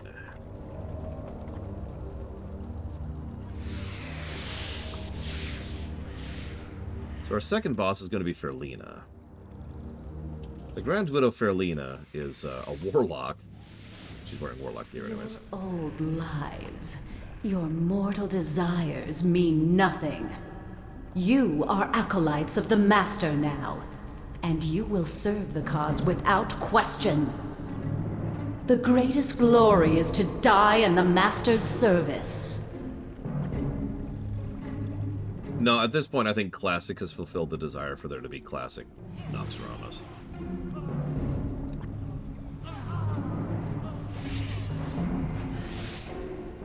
I would say all of them do, Hero. Or not next unto all of them. So yeah, Fairlina, she's interesting. You know, she's got Naxxramas worshippers up there, 4 of them, specifically. So the way this would work out is you would have... So she herself doesn't do too much. She has a Poison Volley. Hope you brought your nature resistance. She has Rain of Fire. Stay out of it.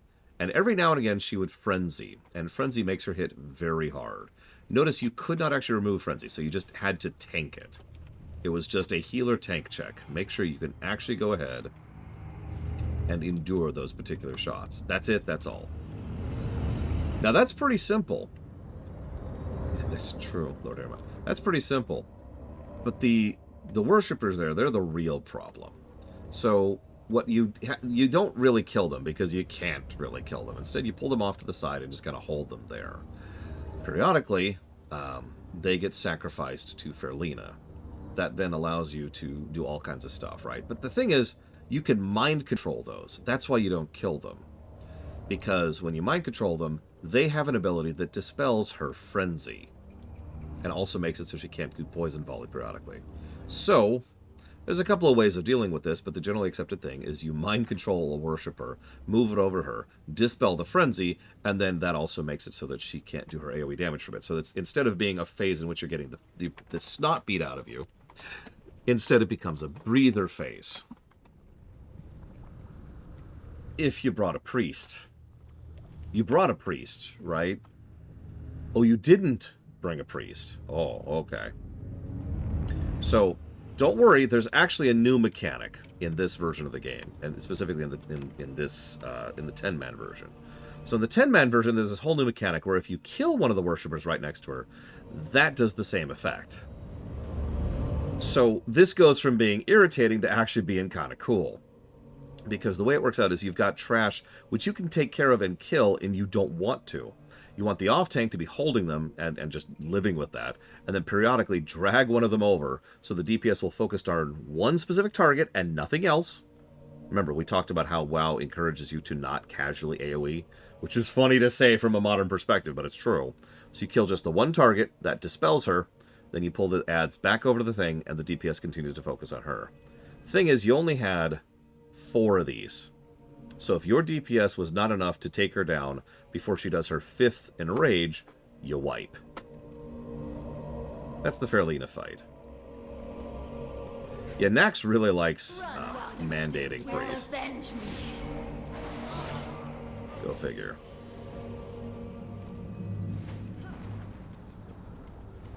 Still, I do like that fight for what it is, especially given the fact that there's multiple ways around that if you don't. You know, they designed it as if you don't have a priest, I guess is all I'm trying to say. Whoa, whoa, whoa, whoa. That's a wall. Careful there. Oh, yeah, each wing has its own music, by the way.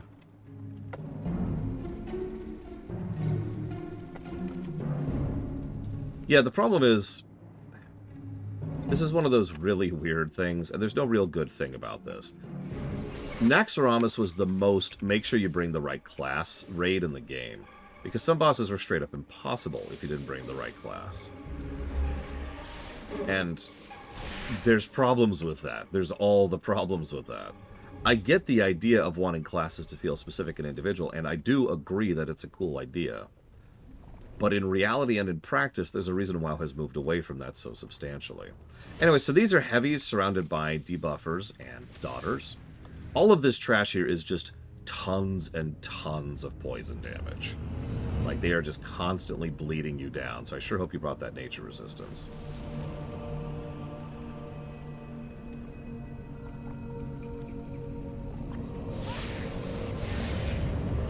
This trash, we've actually wiped on this trash before. Even in the 10-man. Or I guess 25-man, but whatever. Like, this is stuff where you'd have multiple tanks pulling each individual one of these things. So each one of these things has its own tank. Kind of a situation, which again probably sounds weird from a modern perspective. This then leads to the final boss of the Spiderwing, probably the easiest final boss of the Spiderwing, Naxxramas. So, Naxxramas. Okay, so she has a thing. Her melee damage reduces the healing you take by a lot. So that's your tank swap mechanic. She has Poison Shock, which she just picks anybody in front. It's a breath attack kind of a thing. So don't be in front of her. That obviously does a stun. So that's awful. And she periodically frenzies. Or, sorry, nope, I'm wrong. She frenzies at 30% health. I was going to say, I didn't remember that being a thing. But her main mechanic is the web. One moment.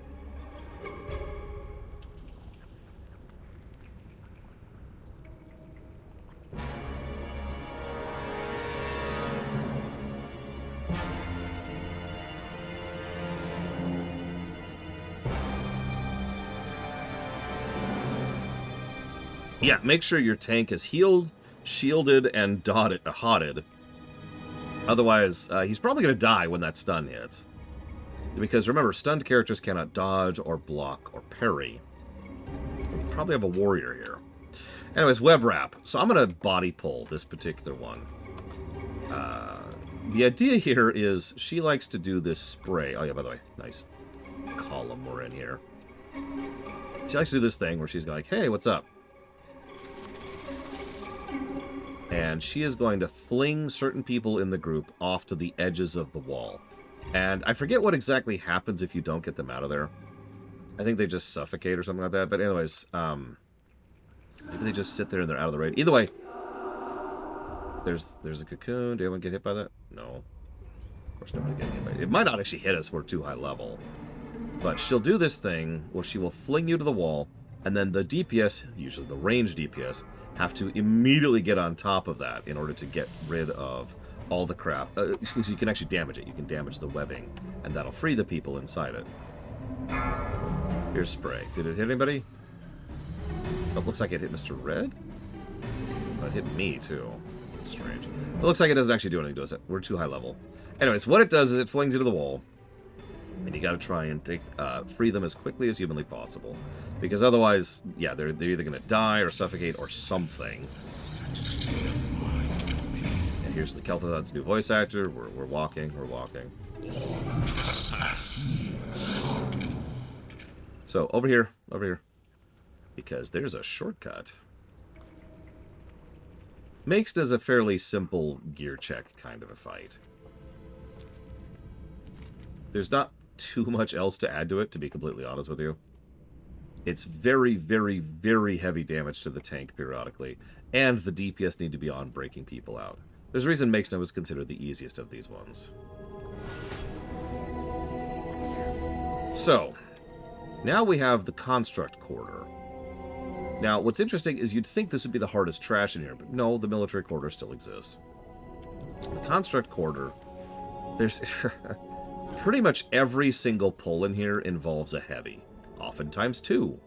So this is exactly what that sounds like. You need to be completely on it with your tanks and your healers, because all the trash in here is trying to push your teeth right back into your gum line. Like, they do not want you to continue existing. Now, it's actually even worse than what you're thinking, because there's this Embalming Ichor, and what happens if you go in the Embalming Ichor is you're slimed, and, well, it's not doing it to us. I guess we're too high level, but no, I think it did it. Yep, see, so it reduces us to 10% of our current stats. It also is a dot. So, slime, bad. Now, we wanted to clear this whole room, but we're not going to, obviously. But the point is, we've got heavies, we've got debuffers plus heavies, we've got other heavies who also do damage constantly to the melees. All of this sucks. But all this is in preparation for two things: Patchwork and Frogger. This is Frogger. Don't get hit by the slimes.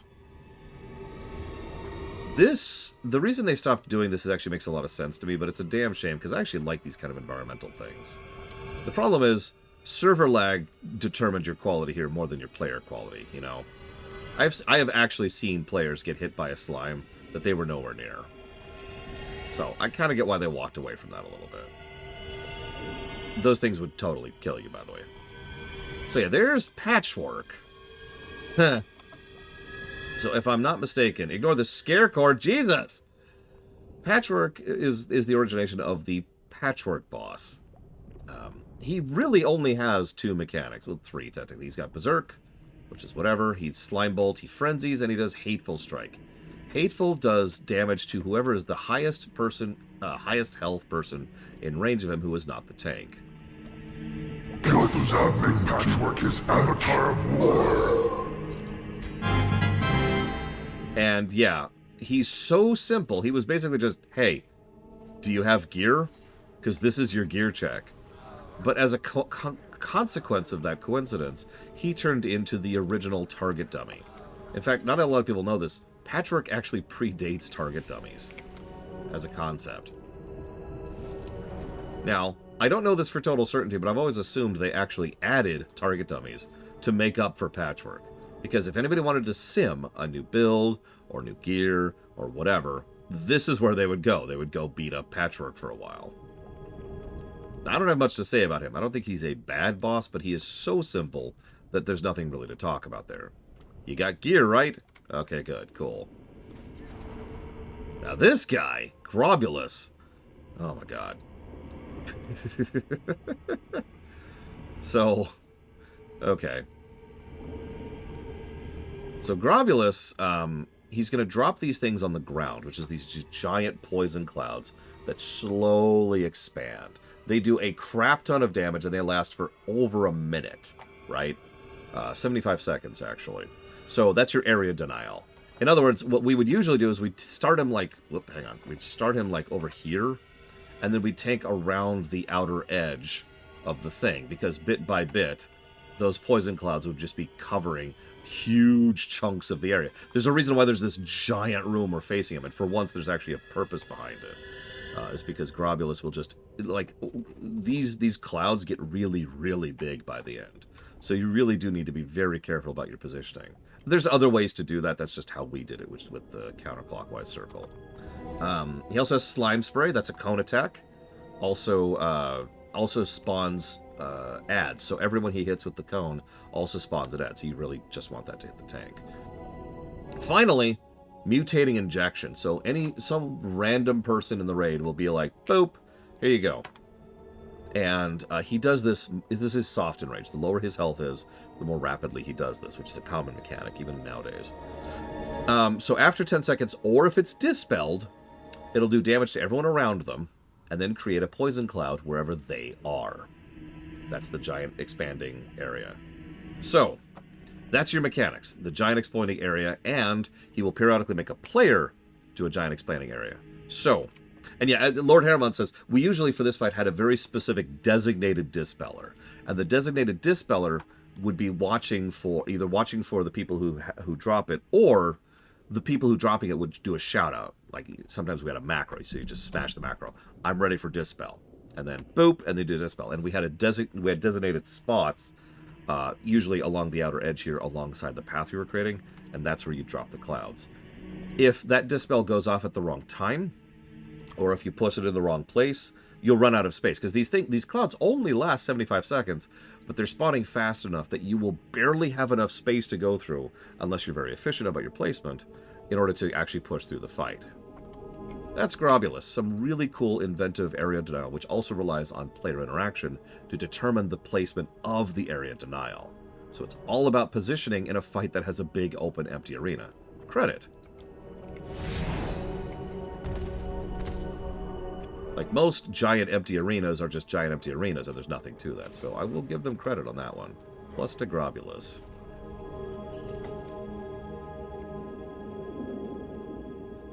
So next we have the dog. He's pretty gross, too, yeah. I mean, this is Naxxramas. This is all gross, all the way down. So the dog... I don't even really have a good reason why, but the dog was a wall for us for a while. So this is intended to be a pseudo gauntlet, because you're actually taking damage every second you're in here. So you're supposed to run through here, don't fall through the pit. And then the moment you pop out of here, you're immediately engaged with Gluth. So you have to take damage all the way down here, and then immediately run in and go, ha! Gluth... okay, so... first, Gluth has a tank swap mechanic. He debuffs you with something that reduces the healing you take. It stacks, and eventually you will receive no healing. So you have to swap tanks, right? It's duh, right? Every now and again he enrages. Rogues, shaman, or no, sorry, no, that's right. Rogues, shamans, hunters, and druids can all dispel the rage. So make sure someone is paying attention to dispel his enrage. Otherwise, the tank's probably dead. So basic tank swap, basic enrage. Nothing big, right? Hang on. Every now and again, he casts Decimate, which reduces the current health of all nearby units but to 5% of their maximum health. This affects players and zombies. He does this every 90 seconds like clockwork. Yeah, I know, the poison's missing me. So you're probably thinking, what? Yeah, so that's horrible, right? So you want to be timing your tank swaps to make sure that your current tank doesn't have a lot of stacks of mortal wound when he does his, hey, you're at 5% health thing. But there's actually another mechanic, and this is the really irritating mechanic. Devour zombies. So he would spawn these other zombies called zombie chows. Zombie chows have an absolutely insane amount of health. In fact, I believe they had more health than he did back in the day. Don't quote me on that. But either way, they have a ridiculous amount of health. DPSing them down is non-viable. Instead, they just pop out, and they move at very, like, they're not very super fast, and they're very susceptible to slows, or traps, or hamstring, or whatever you got, right? There's plenty of ways to slow them down. They also apply infected wound to whatever they target, which increases the physical damage of whoever that takes. So you really do not want to tank those. So your tanks can't tank them. They have to be kited. Okay, cool. And here's the problem. When they are hit by Decimate, they immediately beeline towards Gluth. So you want Gluth to decimate the zombies, which reduces their health to 5%. And then you want to DPS them down very, very quickly. Why? Well, there's a reason they're called Zombie Chow. If any of those actually reach Gluth, Gluth will eat them and then heal for 5% of his health. Now, you can handle a couple of eatings, right? You can handle a couple of cycles of him eating a zombie, but the more he eats, the worse the fight gets. This is, once again, a very clever and well-designed fight in several ways. The trash is designed in a way that you really want to kite them, but you don't necessarily have to. The boss is designed in a way where you want to do a tank swap, and the boss himself has multiple abilities, which you, the player, have multiple tools to get rid of. And you want to use the boss's own attack to then fight the boss himself. And I really enjoy that kind of mechanic in general. So again, a plus to Gluth. Now we're going to go one-shot him. What's up?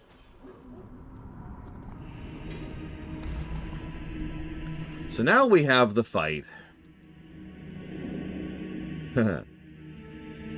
So I know several raid groups and raid teams which would just not even try this fight, just walk away from this.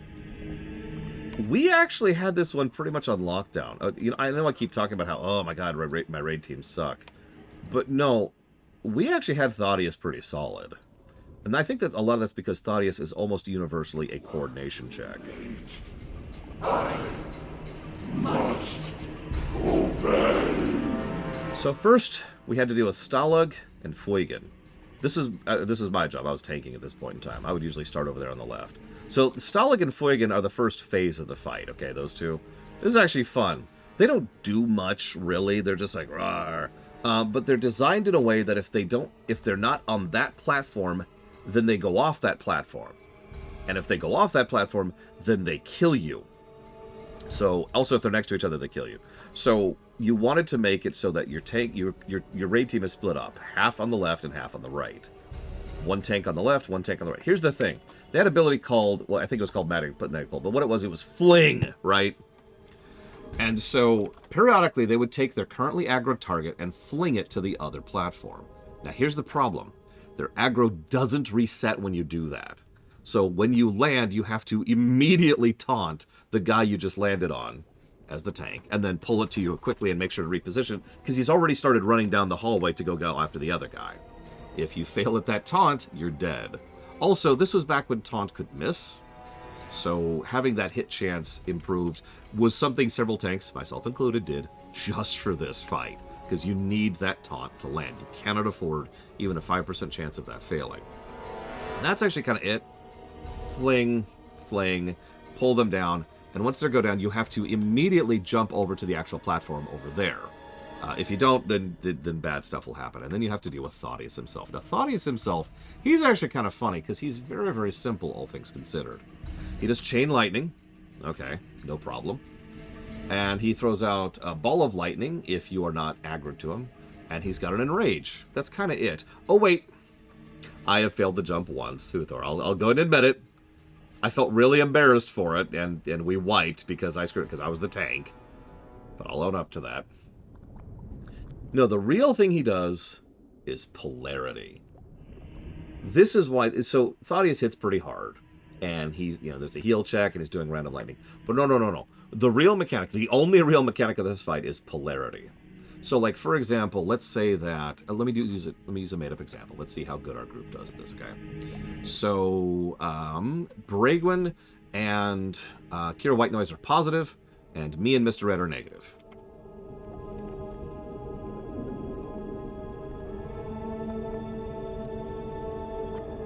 Okay, we're good.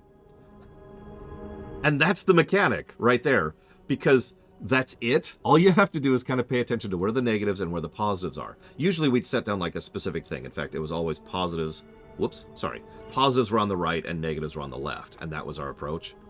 But the thing is, it's so simple, but every now and again he'll be like, boop, and he'll do it again, and it's random who he selects, including the tank. So sometimes you would have to adjust around where the tank is. Also, the switch happens almost immediately. So you have to be careful about how you're taking your route to the other side. So, like, let's say for a second, let's presume that these two, like, all three of us are positive here. But then I get negative. If I just run through them, I'm doing damage to them as I go to my new position. So I need to be careful about this and either be very, very quick about it, like this, or I need to be actually thinking about, okay, hang on, I'm going to kind of go around the edge here to make sure I don't hit them. And it's all positioning. It is all positioning between the positives and the negatives. That's it. And yeah, the most common thing we do is clockwise. The most common approach by far was just to go around like this. If you're switching, go clockwise, like this. And that way, the person on the other group who is also switching, they're far away from you, see? So now we're not getting near each other as we're transitioning. This is a great fight, by the way. It's not obvious by my gushing. It's such a seemingly simple fight, but it is all about player coordination. Both phases of it. This is how you take a simple mechanic and turn it into a real boss fight. Now, ironically, we actually need to split up for this. So, someone go to Fuegan, please. I don't care who. Just someone go over to Fuegan. I'll go ahead and deal with Stalag myself.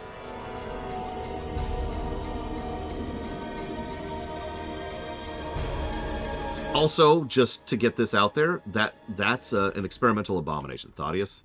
How experimental? Well, he's actually made of children and women, specifically innocent civilians. The idea was they were testing an experiment of what it would be like to force a bunch of innocent souls into a single abomination, because he is an abomination, a chimera. And, Fools! Yeah. You think yourselves triumphant? Really don't like the new Kel'Thuzad voice. So that was Thaddeus. And yeah, if you're a negative with a positive, you died on them. Exactly. It's just the right type of punishing. You have to be careful when rezzing, too, by the way. Anyways, so let's go ahead and do Plague next, shall we? Yep, we didn't screw up the polarity. Woo! Okay, so let me tell you a story real quick. Hang on. Let me tell you a story. This is great. This is great. So, at one point in time, we came back here at level 70 with a group of 5 players. Now, we had been doing difficulty tests and seeing how much we could 5-man when it comes to... oh, my neck. Oh, God. When it comes to when we were 70, right? Remember, back in the day, there was no scaling technology in place to make it so you take and do more damage to something lower level than you. So we came back here at 70, and all we had was 10 more levels and a little bit better gear. So we still didn't equal out to a 40-man raid. Make sense? So we would go back and see how much we could do. Molten Core, Blackwing Lair, Rack, Tack, and Nox, just to see how much we could do. And we had a really, really hard time with Tack. But we could manage a little bit of it up until the Twin Imps. The Twin Imps was a wall for us. We couldn't pass that. And so that was as far as we got. And one night we were like, you know what? Screw it. Let's go try out Naxxramas. And they made me lead because I'd actually done this place back in the day. And they're like, all right. And they made me lead. And the first thing we did is we went down Plague Quarter because it's the one I knew the most.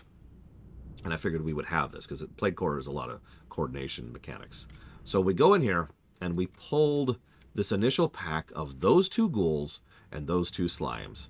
And we sat there, not quite capable of killing them, for several minutes. And it was just like, it was like the slowest wipe you've ever seen. It was the weirdest thing. It was like we were just very, very slowly falling behind the damage curve until eventually we just couldn't keep up and we wiped. We tried 3 or 4 more times. We couldn't beat the very first trash pack in Naxxramas 40.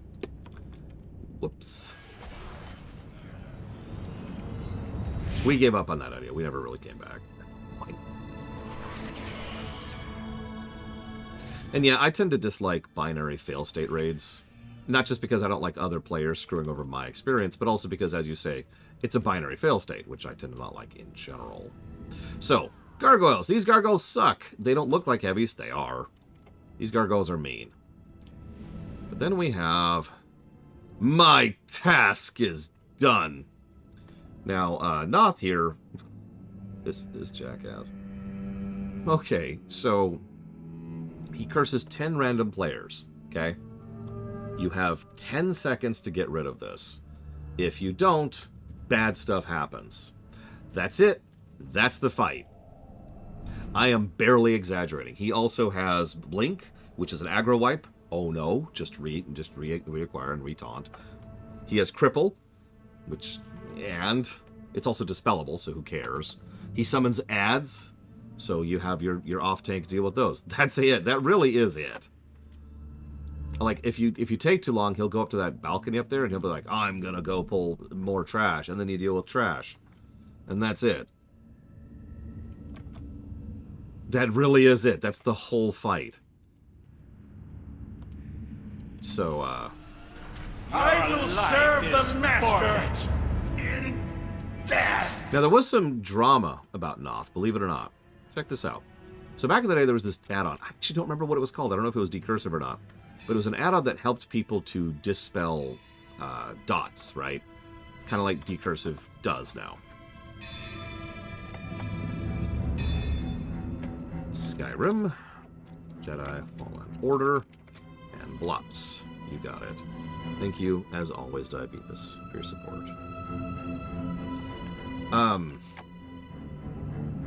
What was I saying? So it was an add-on. It would have helped. And now the thing is, back in vanilla, that add-on was you hit a button, as in like literally you would bind it to like Q or whatever, and then it would automatically target and then dispel people.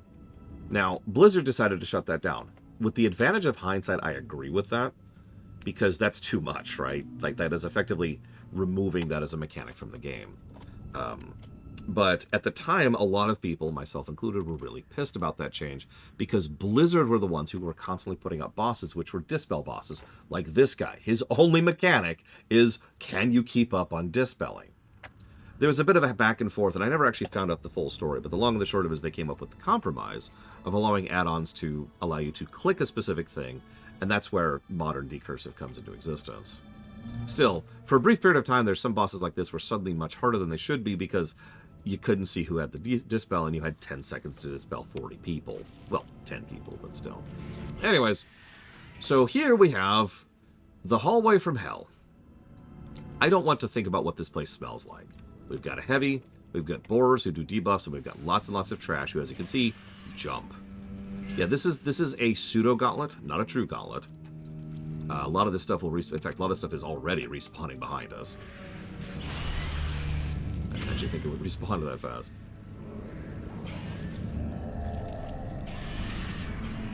Mind me. Yep, just pushing through this. Okay. And the reason it's a pseudo gauntlet is because we have a safe spot right here, and everyone just gathers here.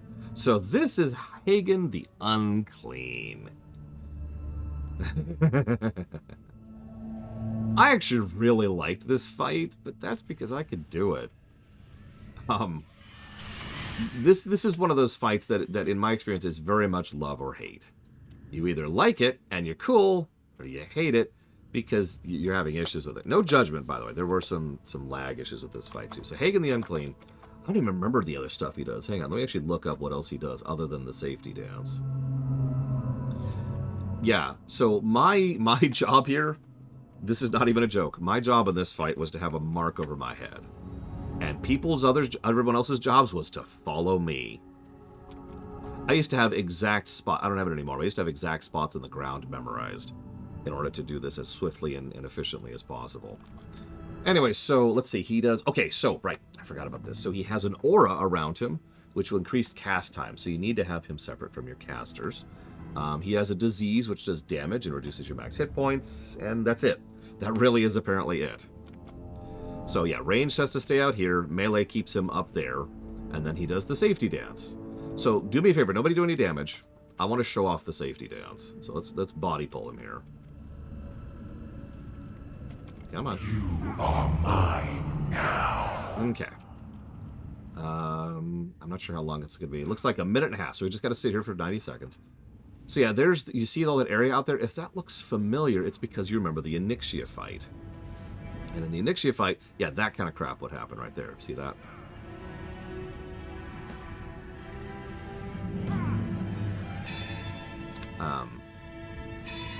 Is it actually happening? Oh my god. So hang on. So it's like middle, and now it's going to be over here somewhere. Should be safe. Right about here-ish, I want to say. Should be safe. Nope, I'm wrong. We're at this spot. So like I said, I don't have it memorized anymore. But yeah, you have to move periodically. And this is a tutorial. This initial phase is the tutorial. So now we're over here. So now we go back to here. You can see the lightning, right? The lightning thing. All right, so we go back to here, which should be safe. Yep. And then we move back over here. And we should do one full rotation, and then he's going to do the actual hard part. This is pretty easy. And honestly, if you screw this up, it's not a big deal. That damage that stuff does will not... I think I was over here somewhere. The damage that stuff does will not kill you. It'll just hurt. The problem is, then he does the teleport, okay? So I'm going to go ahead and pull him out here. Because... then you have to actually do the safety dance. The end is upon you. Come on. Come on. There we go. Okay, so move to the next spot. Move to the next spot. We're already behind a little bit, actually. There we go. And then move to the far end. Wait a second. Move back to this spot. Move back over here to this spot. And then over here. And this is actually, I know this seems so basic, especially from the perspective of modern stuff and FF14 style raids, because this is in many ways an FF14 style raid. This mechanic right here. But this is it. This was the safety dance. Oh yeah, and if you're up on the platform, you're frickin' dead. And then he comes down. That's it. That's the fight.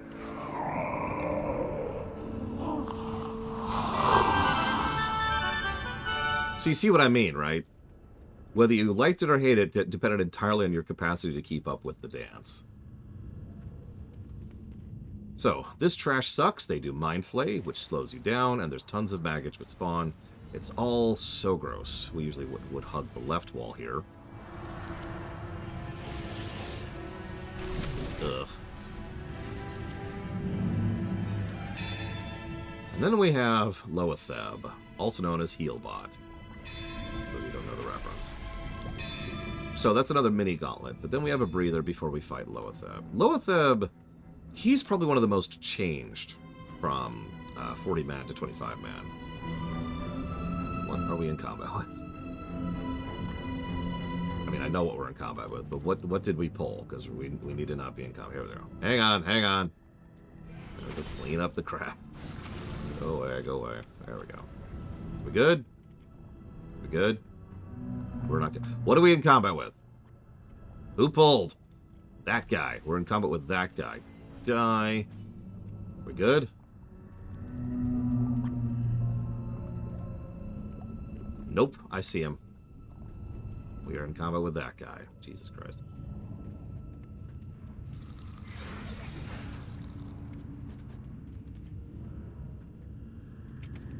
I know, right, Cloden? Granted, Naxxramas is a little bit more of a factory, and less of a fortress, whereas Ahn'Kahet is straight up a fortress. Okay, is that it? Are we good?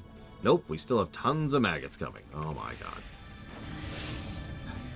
Well, anyways. Loatheb. So Loatheb, he had an aura. I don't even know if he still does. I should actually check the thing here. It makes it so you can't be healed. No heals can happen at all. And the way it works is he does this aura, which is like, you can't be healed, and then periodically he lifts that for a few seconds. And, yeah, here it is. So in the 25-man version, which is what we're reviewing, it is 3 seconds out of every 20 you can heal. So you have to have your heals ready to go and lined up for that exact moment, okay? Now, hang on, he also has Death Bloom. It's essentially Life Bloom, but the other direction. So it does a few damage, and it does more and more and more and more and more. And that's exactly what it sounds like. He also has a spell called Inevitable Doom. This is the fun part. So, the Inevitable Doom does tons of damage after 10 seconds. Now, it cannot be cleansed or dispelled or resisted or just about anything. Like, you can ice block out of it, but that's it. So that is a bunch of unavoidable damage on the entire raid. Remember, you can only heal for 3 seconds out of every 20. However, there's another little layer to this. It's called the fungal creep. So there's these ads he spawns, right? These little spores, right? And you kill those, and that gives you the buff. Those give you an increased crit chance, and your spells and abilities cause no threat whatsoever. He spawns those every 20 seconds. They're very easy to kill. 5 people within 10 yards get that buff. So this was a race from hell. But unlike a lot of other races, including races that came after this, this is a very well-designed, fun race. Because the race is, he gives you a buff which allows you to just absolutely unload into his face. But your heals are extremely limited, and your healers have to be paying very careful attention to when they heal and why. Also, if you brought a druid healer, sucks to be you, because your HOTS will not be doing with their job, because of the nature of how the aura works. So this is a fun fight. I actually really like Loatheb. Oop. Anyone want the pet? Because I already have it. I'm tired of these games. Proceed. Where's Mr. Red? Oh, Mr. Breglin. I'm just going to talk over Kel'Thuzad because his new voice actor is terrible. And there's Mr. Red. Come here, Mr. Red. Come here, Mr. Red. There you go. Okay.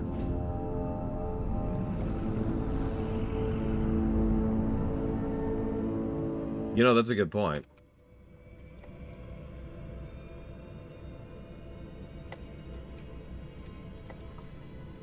Oh yeah, by the way, this is Mr. Bigglesworth. Now, a curse upon you, Winterlords. The armies of the Lich King will hunt you down. You will not escape your fate. For some reason, he doesn't like it when you kill his cat. I don't know why. Anyways, now the military quarter, which is unquestionably the hard one. Oh my gosh. Huh. They brought back his original voice actor for some reason, Crazy Norris. So first we have Death Knights. They hurt. Do not continue. Turn back while there's still time. Shut up, Zeliek. Pretty much everything in here hurts, to some extent or another, by the way. Like, all of this trash is officially mean. Smithies do debuffs. The captains do tons of damage and buff their nearby allies. The Dark-Touched Warriors do rapid-fire damage. The Death Knights are the only things that are relatively low tier, ironically. But all of this stuff hurts, and some of them do, like, AoE damage, some of them throw down Ravagers on the ground. Like, everything about this, every encounter in this pack, which I'm just absolutely running through with Wanton Abandon, was something we would treat as a mini-boss, because this trash was mean. I got pretty good at tanking this, but good lord.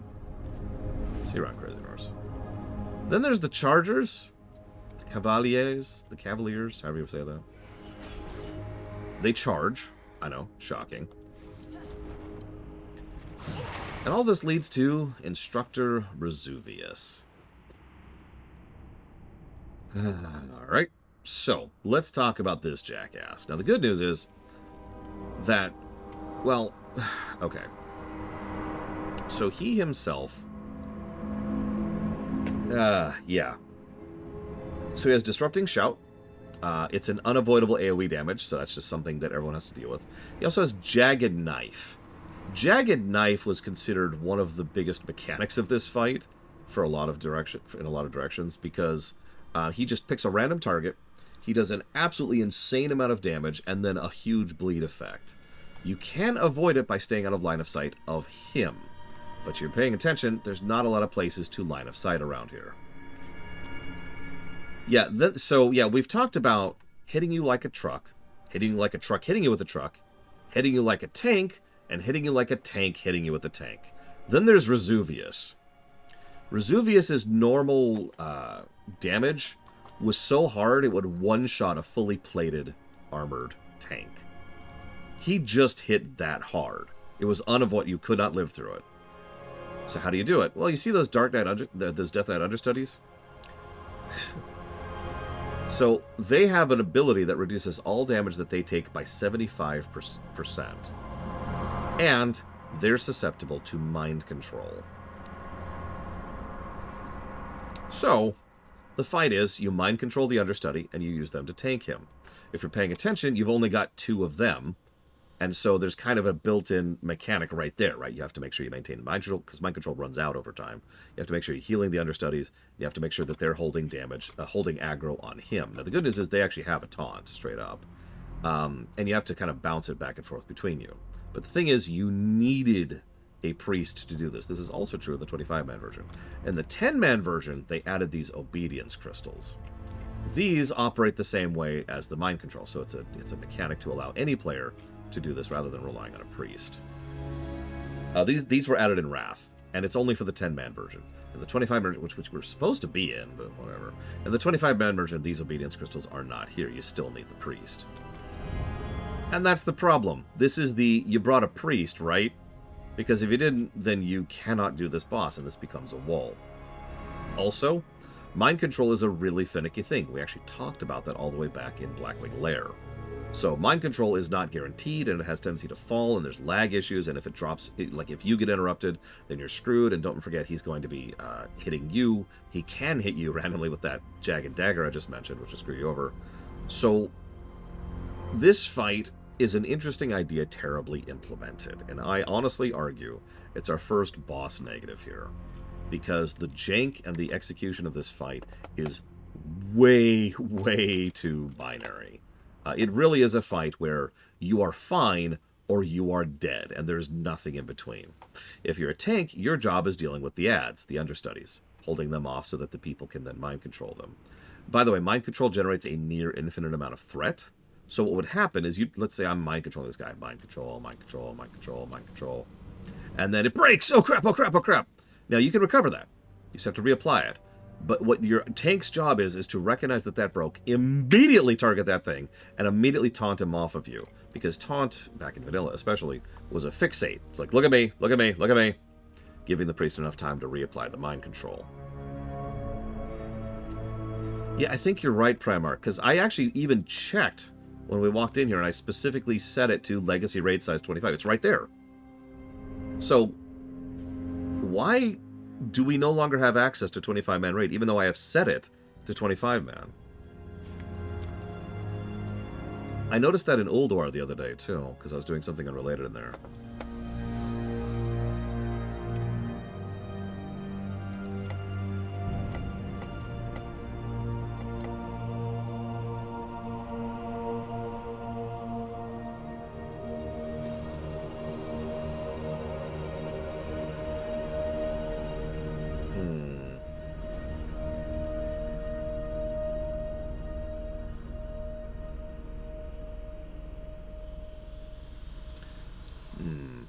So I've seen some posts as recently as 9 months ago that you have to specifically select heroic difficulty on the raid and then the legacy raid size to 25. We'll test that when we get to Ulduar, because that is absolutely a negative if you no longer have the access to do the 25-man versions. Anyway, so this is Vesuvius. Boop. Yep, he's dead. So then we have this trash. This is probably some of the most fun trash in here. There's a whole lot of weapons. Undead weapons. I hope you brought your priests. You brought your priests, right? So the staves do exactly what you'd think. They're ranged. And the axes do exactly what you'd think. They're melees. And there's the swords. They suck. This trash looks simple, but this was some of the meanest trash in here. Especially since it was immediately followed by these jackasses.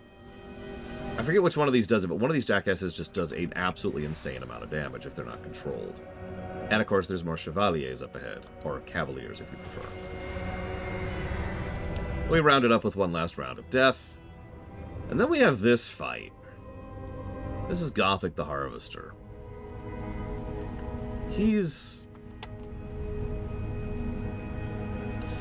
So, I've talked before about the concept of a top and bottom raid fight. In fact, I think we already covered one in BC somewhere. I forget where. But I believe this was the actual original top and bottom bot. No, I'm wrong. Cthulhu predates this, although that was a little different. The idea of a top and bottom fight is you've got one half of the fight and you've got the other half of the fight. In this case, the live side and the dead side. So when you start this fight, this gate here is going to shut, and people can't actually go through it. So you have some people over there on the dead side, and you have some people over here on the live side. Now, the way this fight works out, this is actually very clever, if a little bit boring, while simultaneously being very, very hectic. Okay, as I say, I actually do need somebody to go on the dead side, because I think I can't one-shot this guy. So the way this works out is he just stands up. He's a necromancer. He just stands up there, and he just summons trash. He summons very specific trash in very specific order. All of them have their own mechanics and gimmicks because that's the boss fight, is the ads. So he summons them, they show up here, and we tank them and kill them on the live side. The moment they die, they go over and a new mob spawns on the dead side based on them. Generally speaking, the dead mobs are almost universally harder than the living mobs, right? Now that's important, because the actual challenge of this fight was not overwhelming your dead side. See, you can just sit over here and absolutely bulldoze through the live side very easily. But you don't want to, because then you will overwhelm the dead side. So you kind of want to make sure that you're managing how much you're DPSing over here and how much you're over there. So the two sides have to coordinate and kind of give an idea. It's like, okay, we're ready for some more. And so the live side, at least when we did this, would almost always have a bunch of CC out to keep things in check while the tank was just holding a couple of things. And then the dead side would call, hey, yes. And you get how this whole fight... So it's a CC fight combined with a player determining the tempo of the fight. Also, after X amount of time, it's a static amount, I forget how much, he'll teleport down, the gates will open, anything left on the dead side will come swarming over, and, well, hopefully you have nothing left alive at that point, because otherwise it's going to absolutely murder you. Once you get to the point where he's down, though, you've effectively won the fight.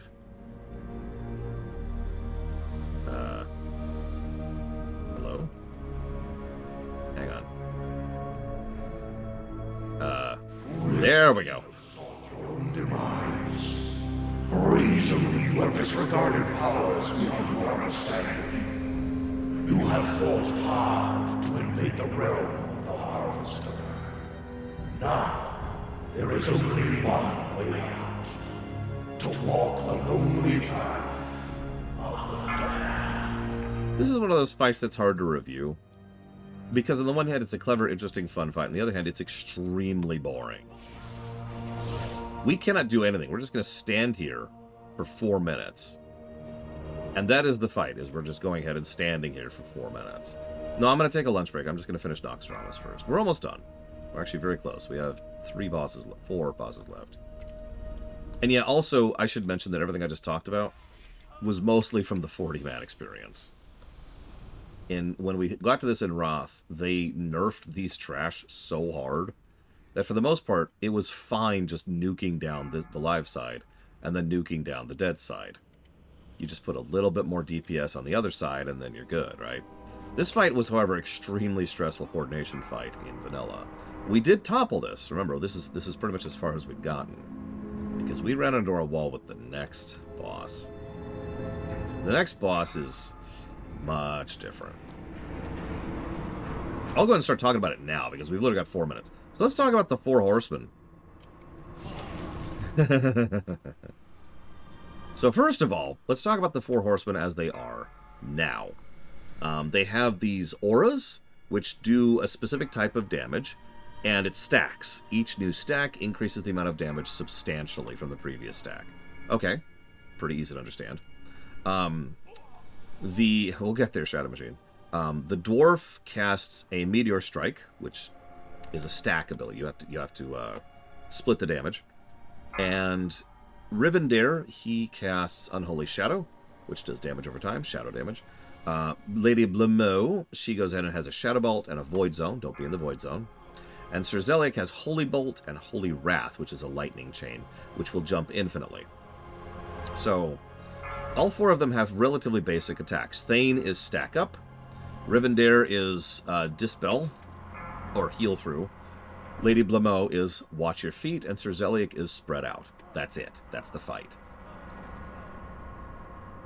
Here's the thing. Back in vanilla, so even in 25 men, that fight is something. Like, it is still the kind of thing where you have to be a little bit coordinated and doing a thing and blah, blah, blah, so that's cool. But it's absolutely nothing compared to what is arguably one of the hardest fights in the entire game. Yes, even onto the most modern stuff. Because back in the day, those auras I just mentioned would cast very, very quickly. So quickly that they would stack up faster than you could deal with it. In fact, the general strategy was you had to have everyone in the raid who knew their starting location. In other words, they would be taking a specific stack of one of their given people, and then you would rotate constantly, like every few seconds. You would just constantly be rotating throughout the Four Horsemen. Now, keep in mind, all Four Horsemen need to be tanked. Unlike in Wrath, where the 2 ranged mobs would just stand there no matter what you do. Before it's too late! Shut up, Zeliek. Nope, we still got another minute. So, in 40-man Naxx, you needed 8 tanks minimum who were geared and ready to deal with this nonsense. Because the process, and I can say this speaking as a tank, was you taunt a guy, and then like at a specific point in time, and there was a countdown. Specific point in time, you pull aggro. Okay, and then as soon as your replacement tank shows up, taunts the boss off of you, you immediately have to go for the next one. And then when you get there, you taunt it off of them, and then they run on to the next one, and then you wait for a replacement, and it rotated like this, as all 8 tanks are constantly trying to keep all 4 of them in the corners in order to make sure that nobody actually had those stacks. Now you face the harvester of souls. It was absolutely bonkers to see in action, and as you might imagine, that was our wall. We never actually beat that fight. Arms, ye roustabouts! We've got company! Invaders, cease this foolish venture at once. Turn away while you still can. Come, Zeliek. Do not drive them out. Not before we've had our fun. Enough battling. Let them come. We shall grind their bones to dust. I do hope they stay alive long enough for me to introduce myself. Perhaps they will come to their senses and run away as fast as they can. I've heard about enough of your sniveling. Shut your fly trap before I shut it for you. Conserve your anger. Harness your rage. You will all have outlets for your frustration soon enough. So the main issue we had was very, very simple. Getting 8 geared tanks who can coordinate with each other at that level was hard. Getting an entire raid who was also fully geared and coordinating was hard. This is also a fight where mistakes are very, very punishing. And if you lose a tank, the entire raid falls apart almost immediately. So those 8 tanks need to be geared, healed, and taken care of. So that means the healers and the tanks all have to be completely on it constantly. And yeah, remember, Most people, frankly, couldn't reach this point. So, we actually physically couldn't do this fight. And that's all there is to it. What a bloody waste this is! It is as it should be. You have no idea what horrors lie ahead. You have seen nothing. The frozen heart of Naxxramas awaits you. See? They even pronounce it that way. Boop. So, yeah, that fight... the Wrath version of that fight is so deboned, so defanged, that I'm not even sure it deserves a positive. Because it's really, really simple. Basically, you just have a couple people in the back dealing with that, a couple people in front dealing with that, and then you just do a swap back and forth, and that's it. It's really, really, really, really simple. So, this is Sapphiron. Sapphiron starts off with a Frost Aura. You brought Frost Resistance, right? Just does damage to the entire thing. The entire raid, constantly. Periodically, they'll do Life Drain off of Find Random Players, so that's cool. And this giant-ass Blizzard. Do not be in the Blizzard. It will not feel good. Then Sapphiron takes to the air, does a big-ass Ice Bolt. That's the attack you've probably... Oh, it looks like someone moved too far forward, so we'll go ahead and get forward so you can see this.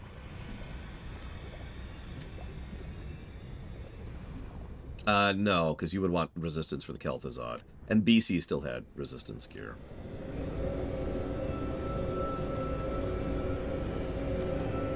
Yeah, in Wrath, you didn't need this. By the time of Wrath, resistance gear had gone away. And good on it. All it ever was a grind check, nothing more. I still feel like there's something you could do with resistances to make fights interesting, but I've never really come up with anything concrete. Should put some thought into that sometime. Yeah, and this is also the original Frostworm model, the much, much worse one. Anyway, so constant AoE damage, stay out of the blizzards. He'll Ice Bolt a specific target, and that target will be like, huh, and like, so, pretend for a moment that Mr. Red just got Ice Bolted. Huh. Then he'd do a giant-ass AoE call, which will destroy everything in the room and kill you, unless you are out of line of sight of it. So, Mr. Red gets Frost Bolted, we get behind Mr. Red, the giant AoE goes away, we break Mr. Red out of the Frostbolt so he can get out, and then we go back to the fight. If this sounds familiar, then yes, this is like a poor man's version of Sindragosa. I never saw this boss back in 40, as I've already indicated. So this is its own thing. I definitely never saw the last boss. The forces are nearly marshaled to strike back against your enemies.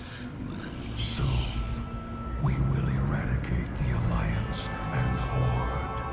Then the rest of Azeroth will fall before the might of my arm. If all this sounds weird, it's because this is dialogue from Vanilla, which makes no sense in Wrath. Yes, Master. The time of their ultimate demise grows close. What is this? Invaders, here. Destroy them, Kel'Thuzad. Naxxramas must not fall. As you command, Master.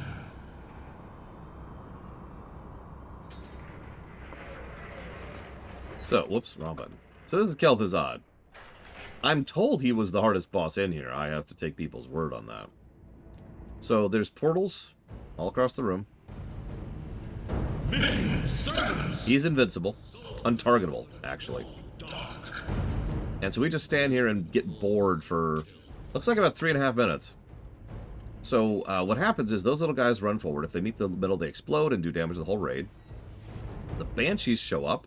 They're ranged silence assholes. The Abominations, they of course suck. They hit extremely hard and they need to be tanked. That's it. That's the first phase.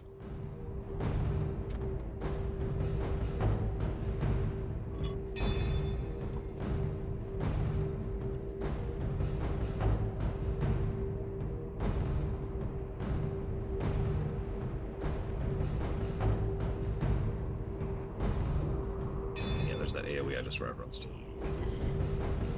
Now, this is a bit boring now, but honestly, even in the Wrath version. This was still kind of dull, to be quite frank. It was tense, because there's another thing he does, where he puts a shadow fissure on the ground. And if you stand in that shadow fissure, then it will freaking kill you. The thing is, we had a couple of people in our raid team who had issues with server latency, right? And remember, if anybody dies, we don't get the Undying achievement. I don't remember how many weeks, but a bare minimum of 3 weeks that I remember personally. We got to Kel'Thuzad without any deaths, and then inevitably this one guy who always had lag problems would always die in the stupid void zones. Every single time. It's one of the only times in my entire career as a raid leader I actually got mad at one of my raiders. Because he was costing the entire team the achievement. I was really mad about it. I felt bad about it later. I apologized. The next week, we did this without him, and we got it first try.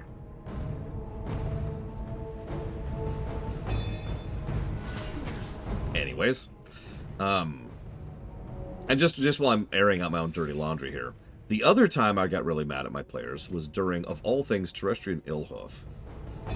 Or no, I'm wrong. It was the Shade of Aaron.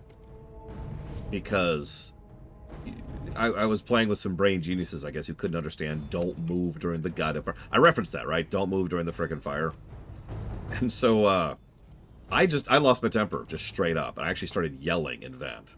It is one of only 2 times that I've ever actually lost my temper as a raid lead. I was just really, really, really mad about it. I even had people come after me for it afterwards, being like, hey, what are you doing? Like, that was uncool. And I agreed, it was uncool.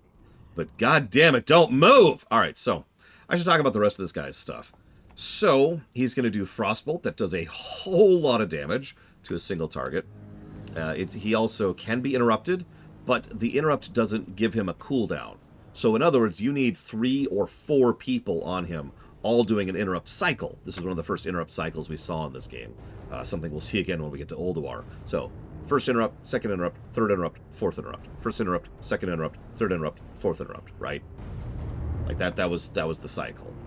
He does uninterruptible frost damage to the whole group. He'll mind control someone, which, you know, does its own thing, as it usually does. He likes to detonate someone's mana, because he's a dick. There's the aforementioned void fissures, which would show up at the ground. And then at a certain point, he summons these ultra mega super death adds. Boop. And the ultra super mega death adds have too much health to be killed. So they kind of serve as a bit of soft enrage, because they hit hard, and they hit harder over time.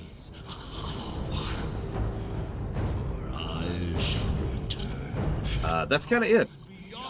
Oh yeah, and it's Winter Spring out there, because that was what they had back in Vanilla. That's actually it. That's the fight. Not a lot to him, all things considered. One of the more disappointing fights, especially in a raid that otherwise has some excellent design, even back in Vanilla. Does anyone need this fist weapon? Because I happen to have it. For a cosmetic. Hi, Sean.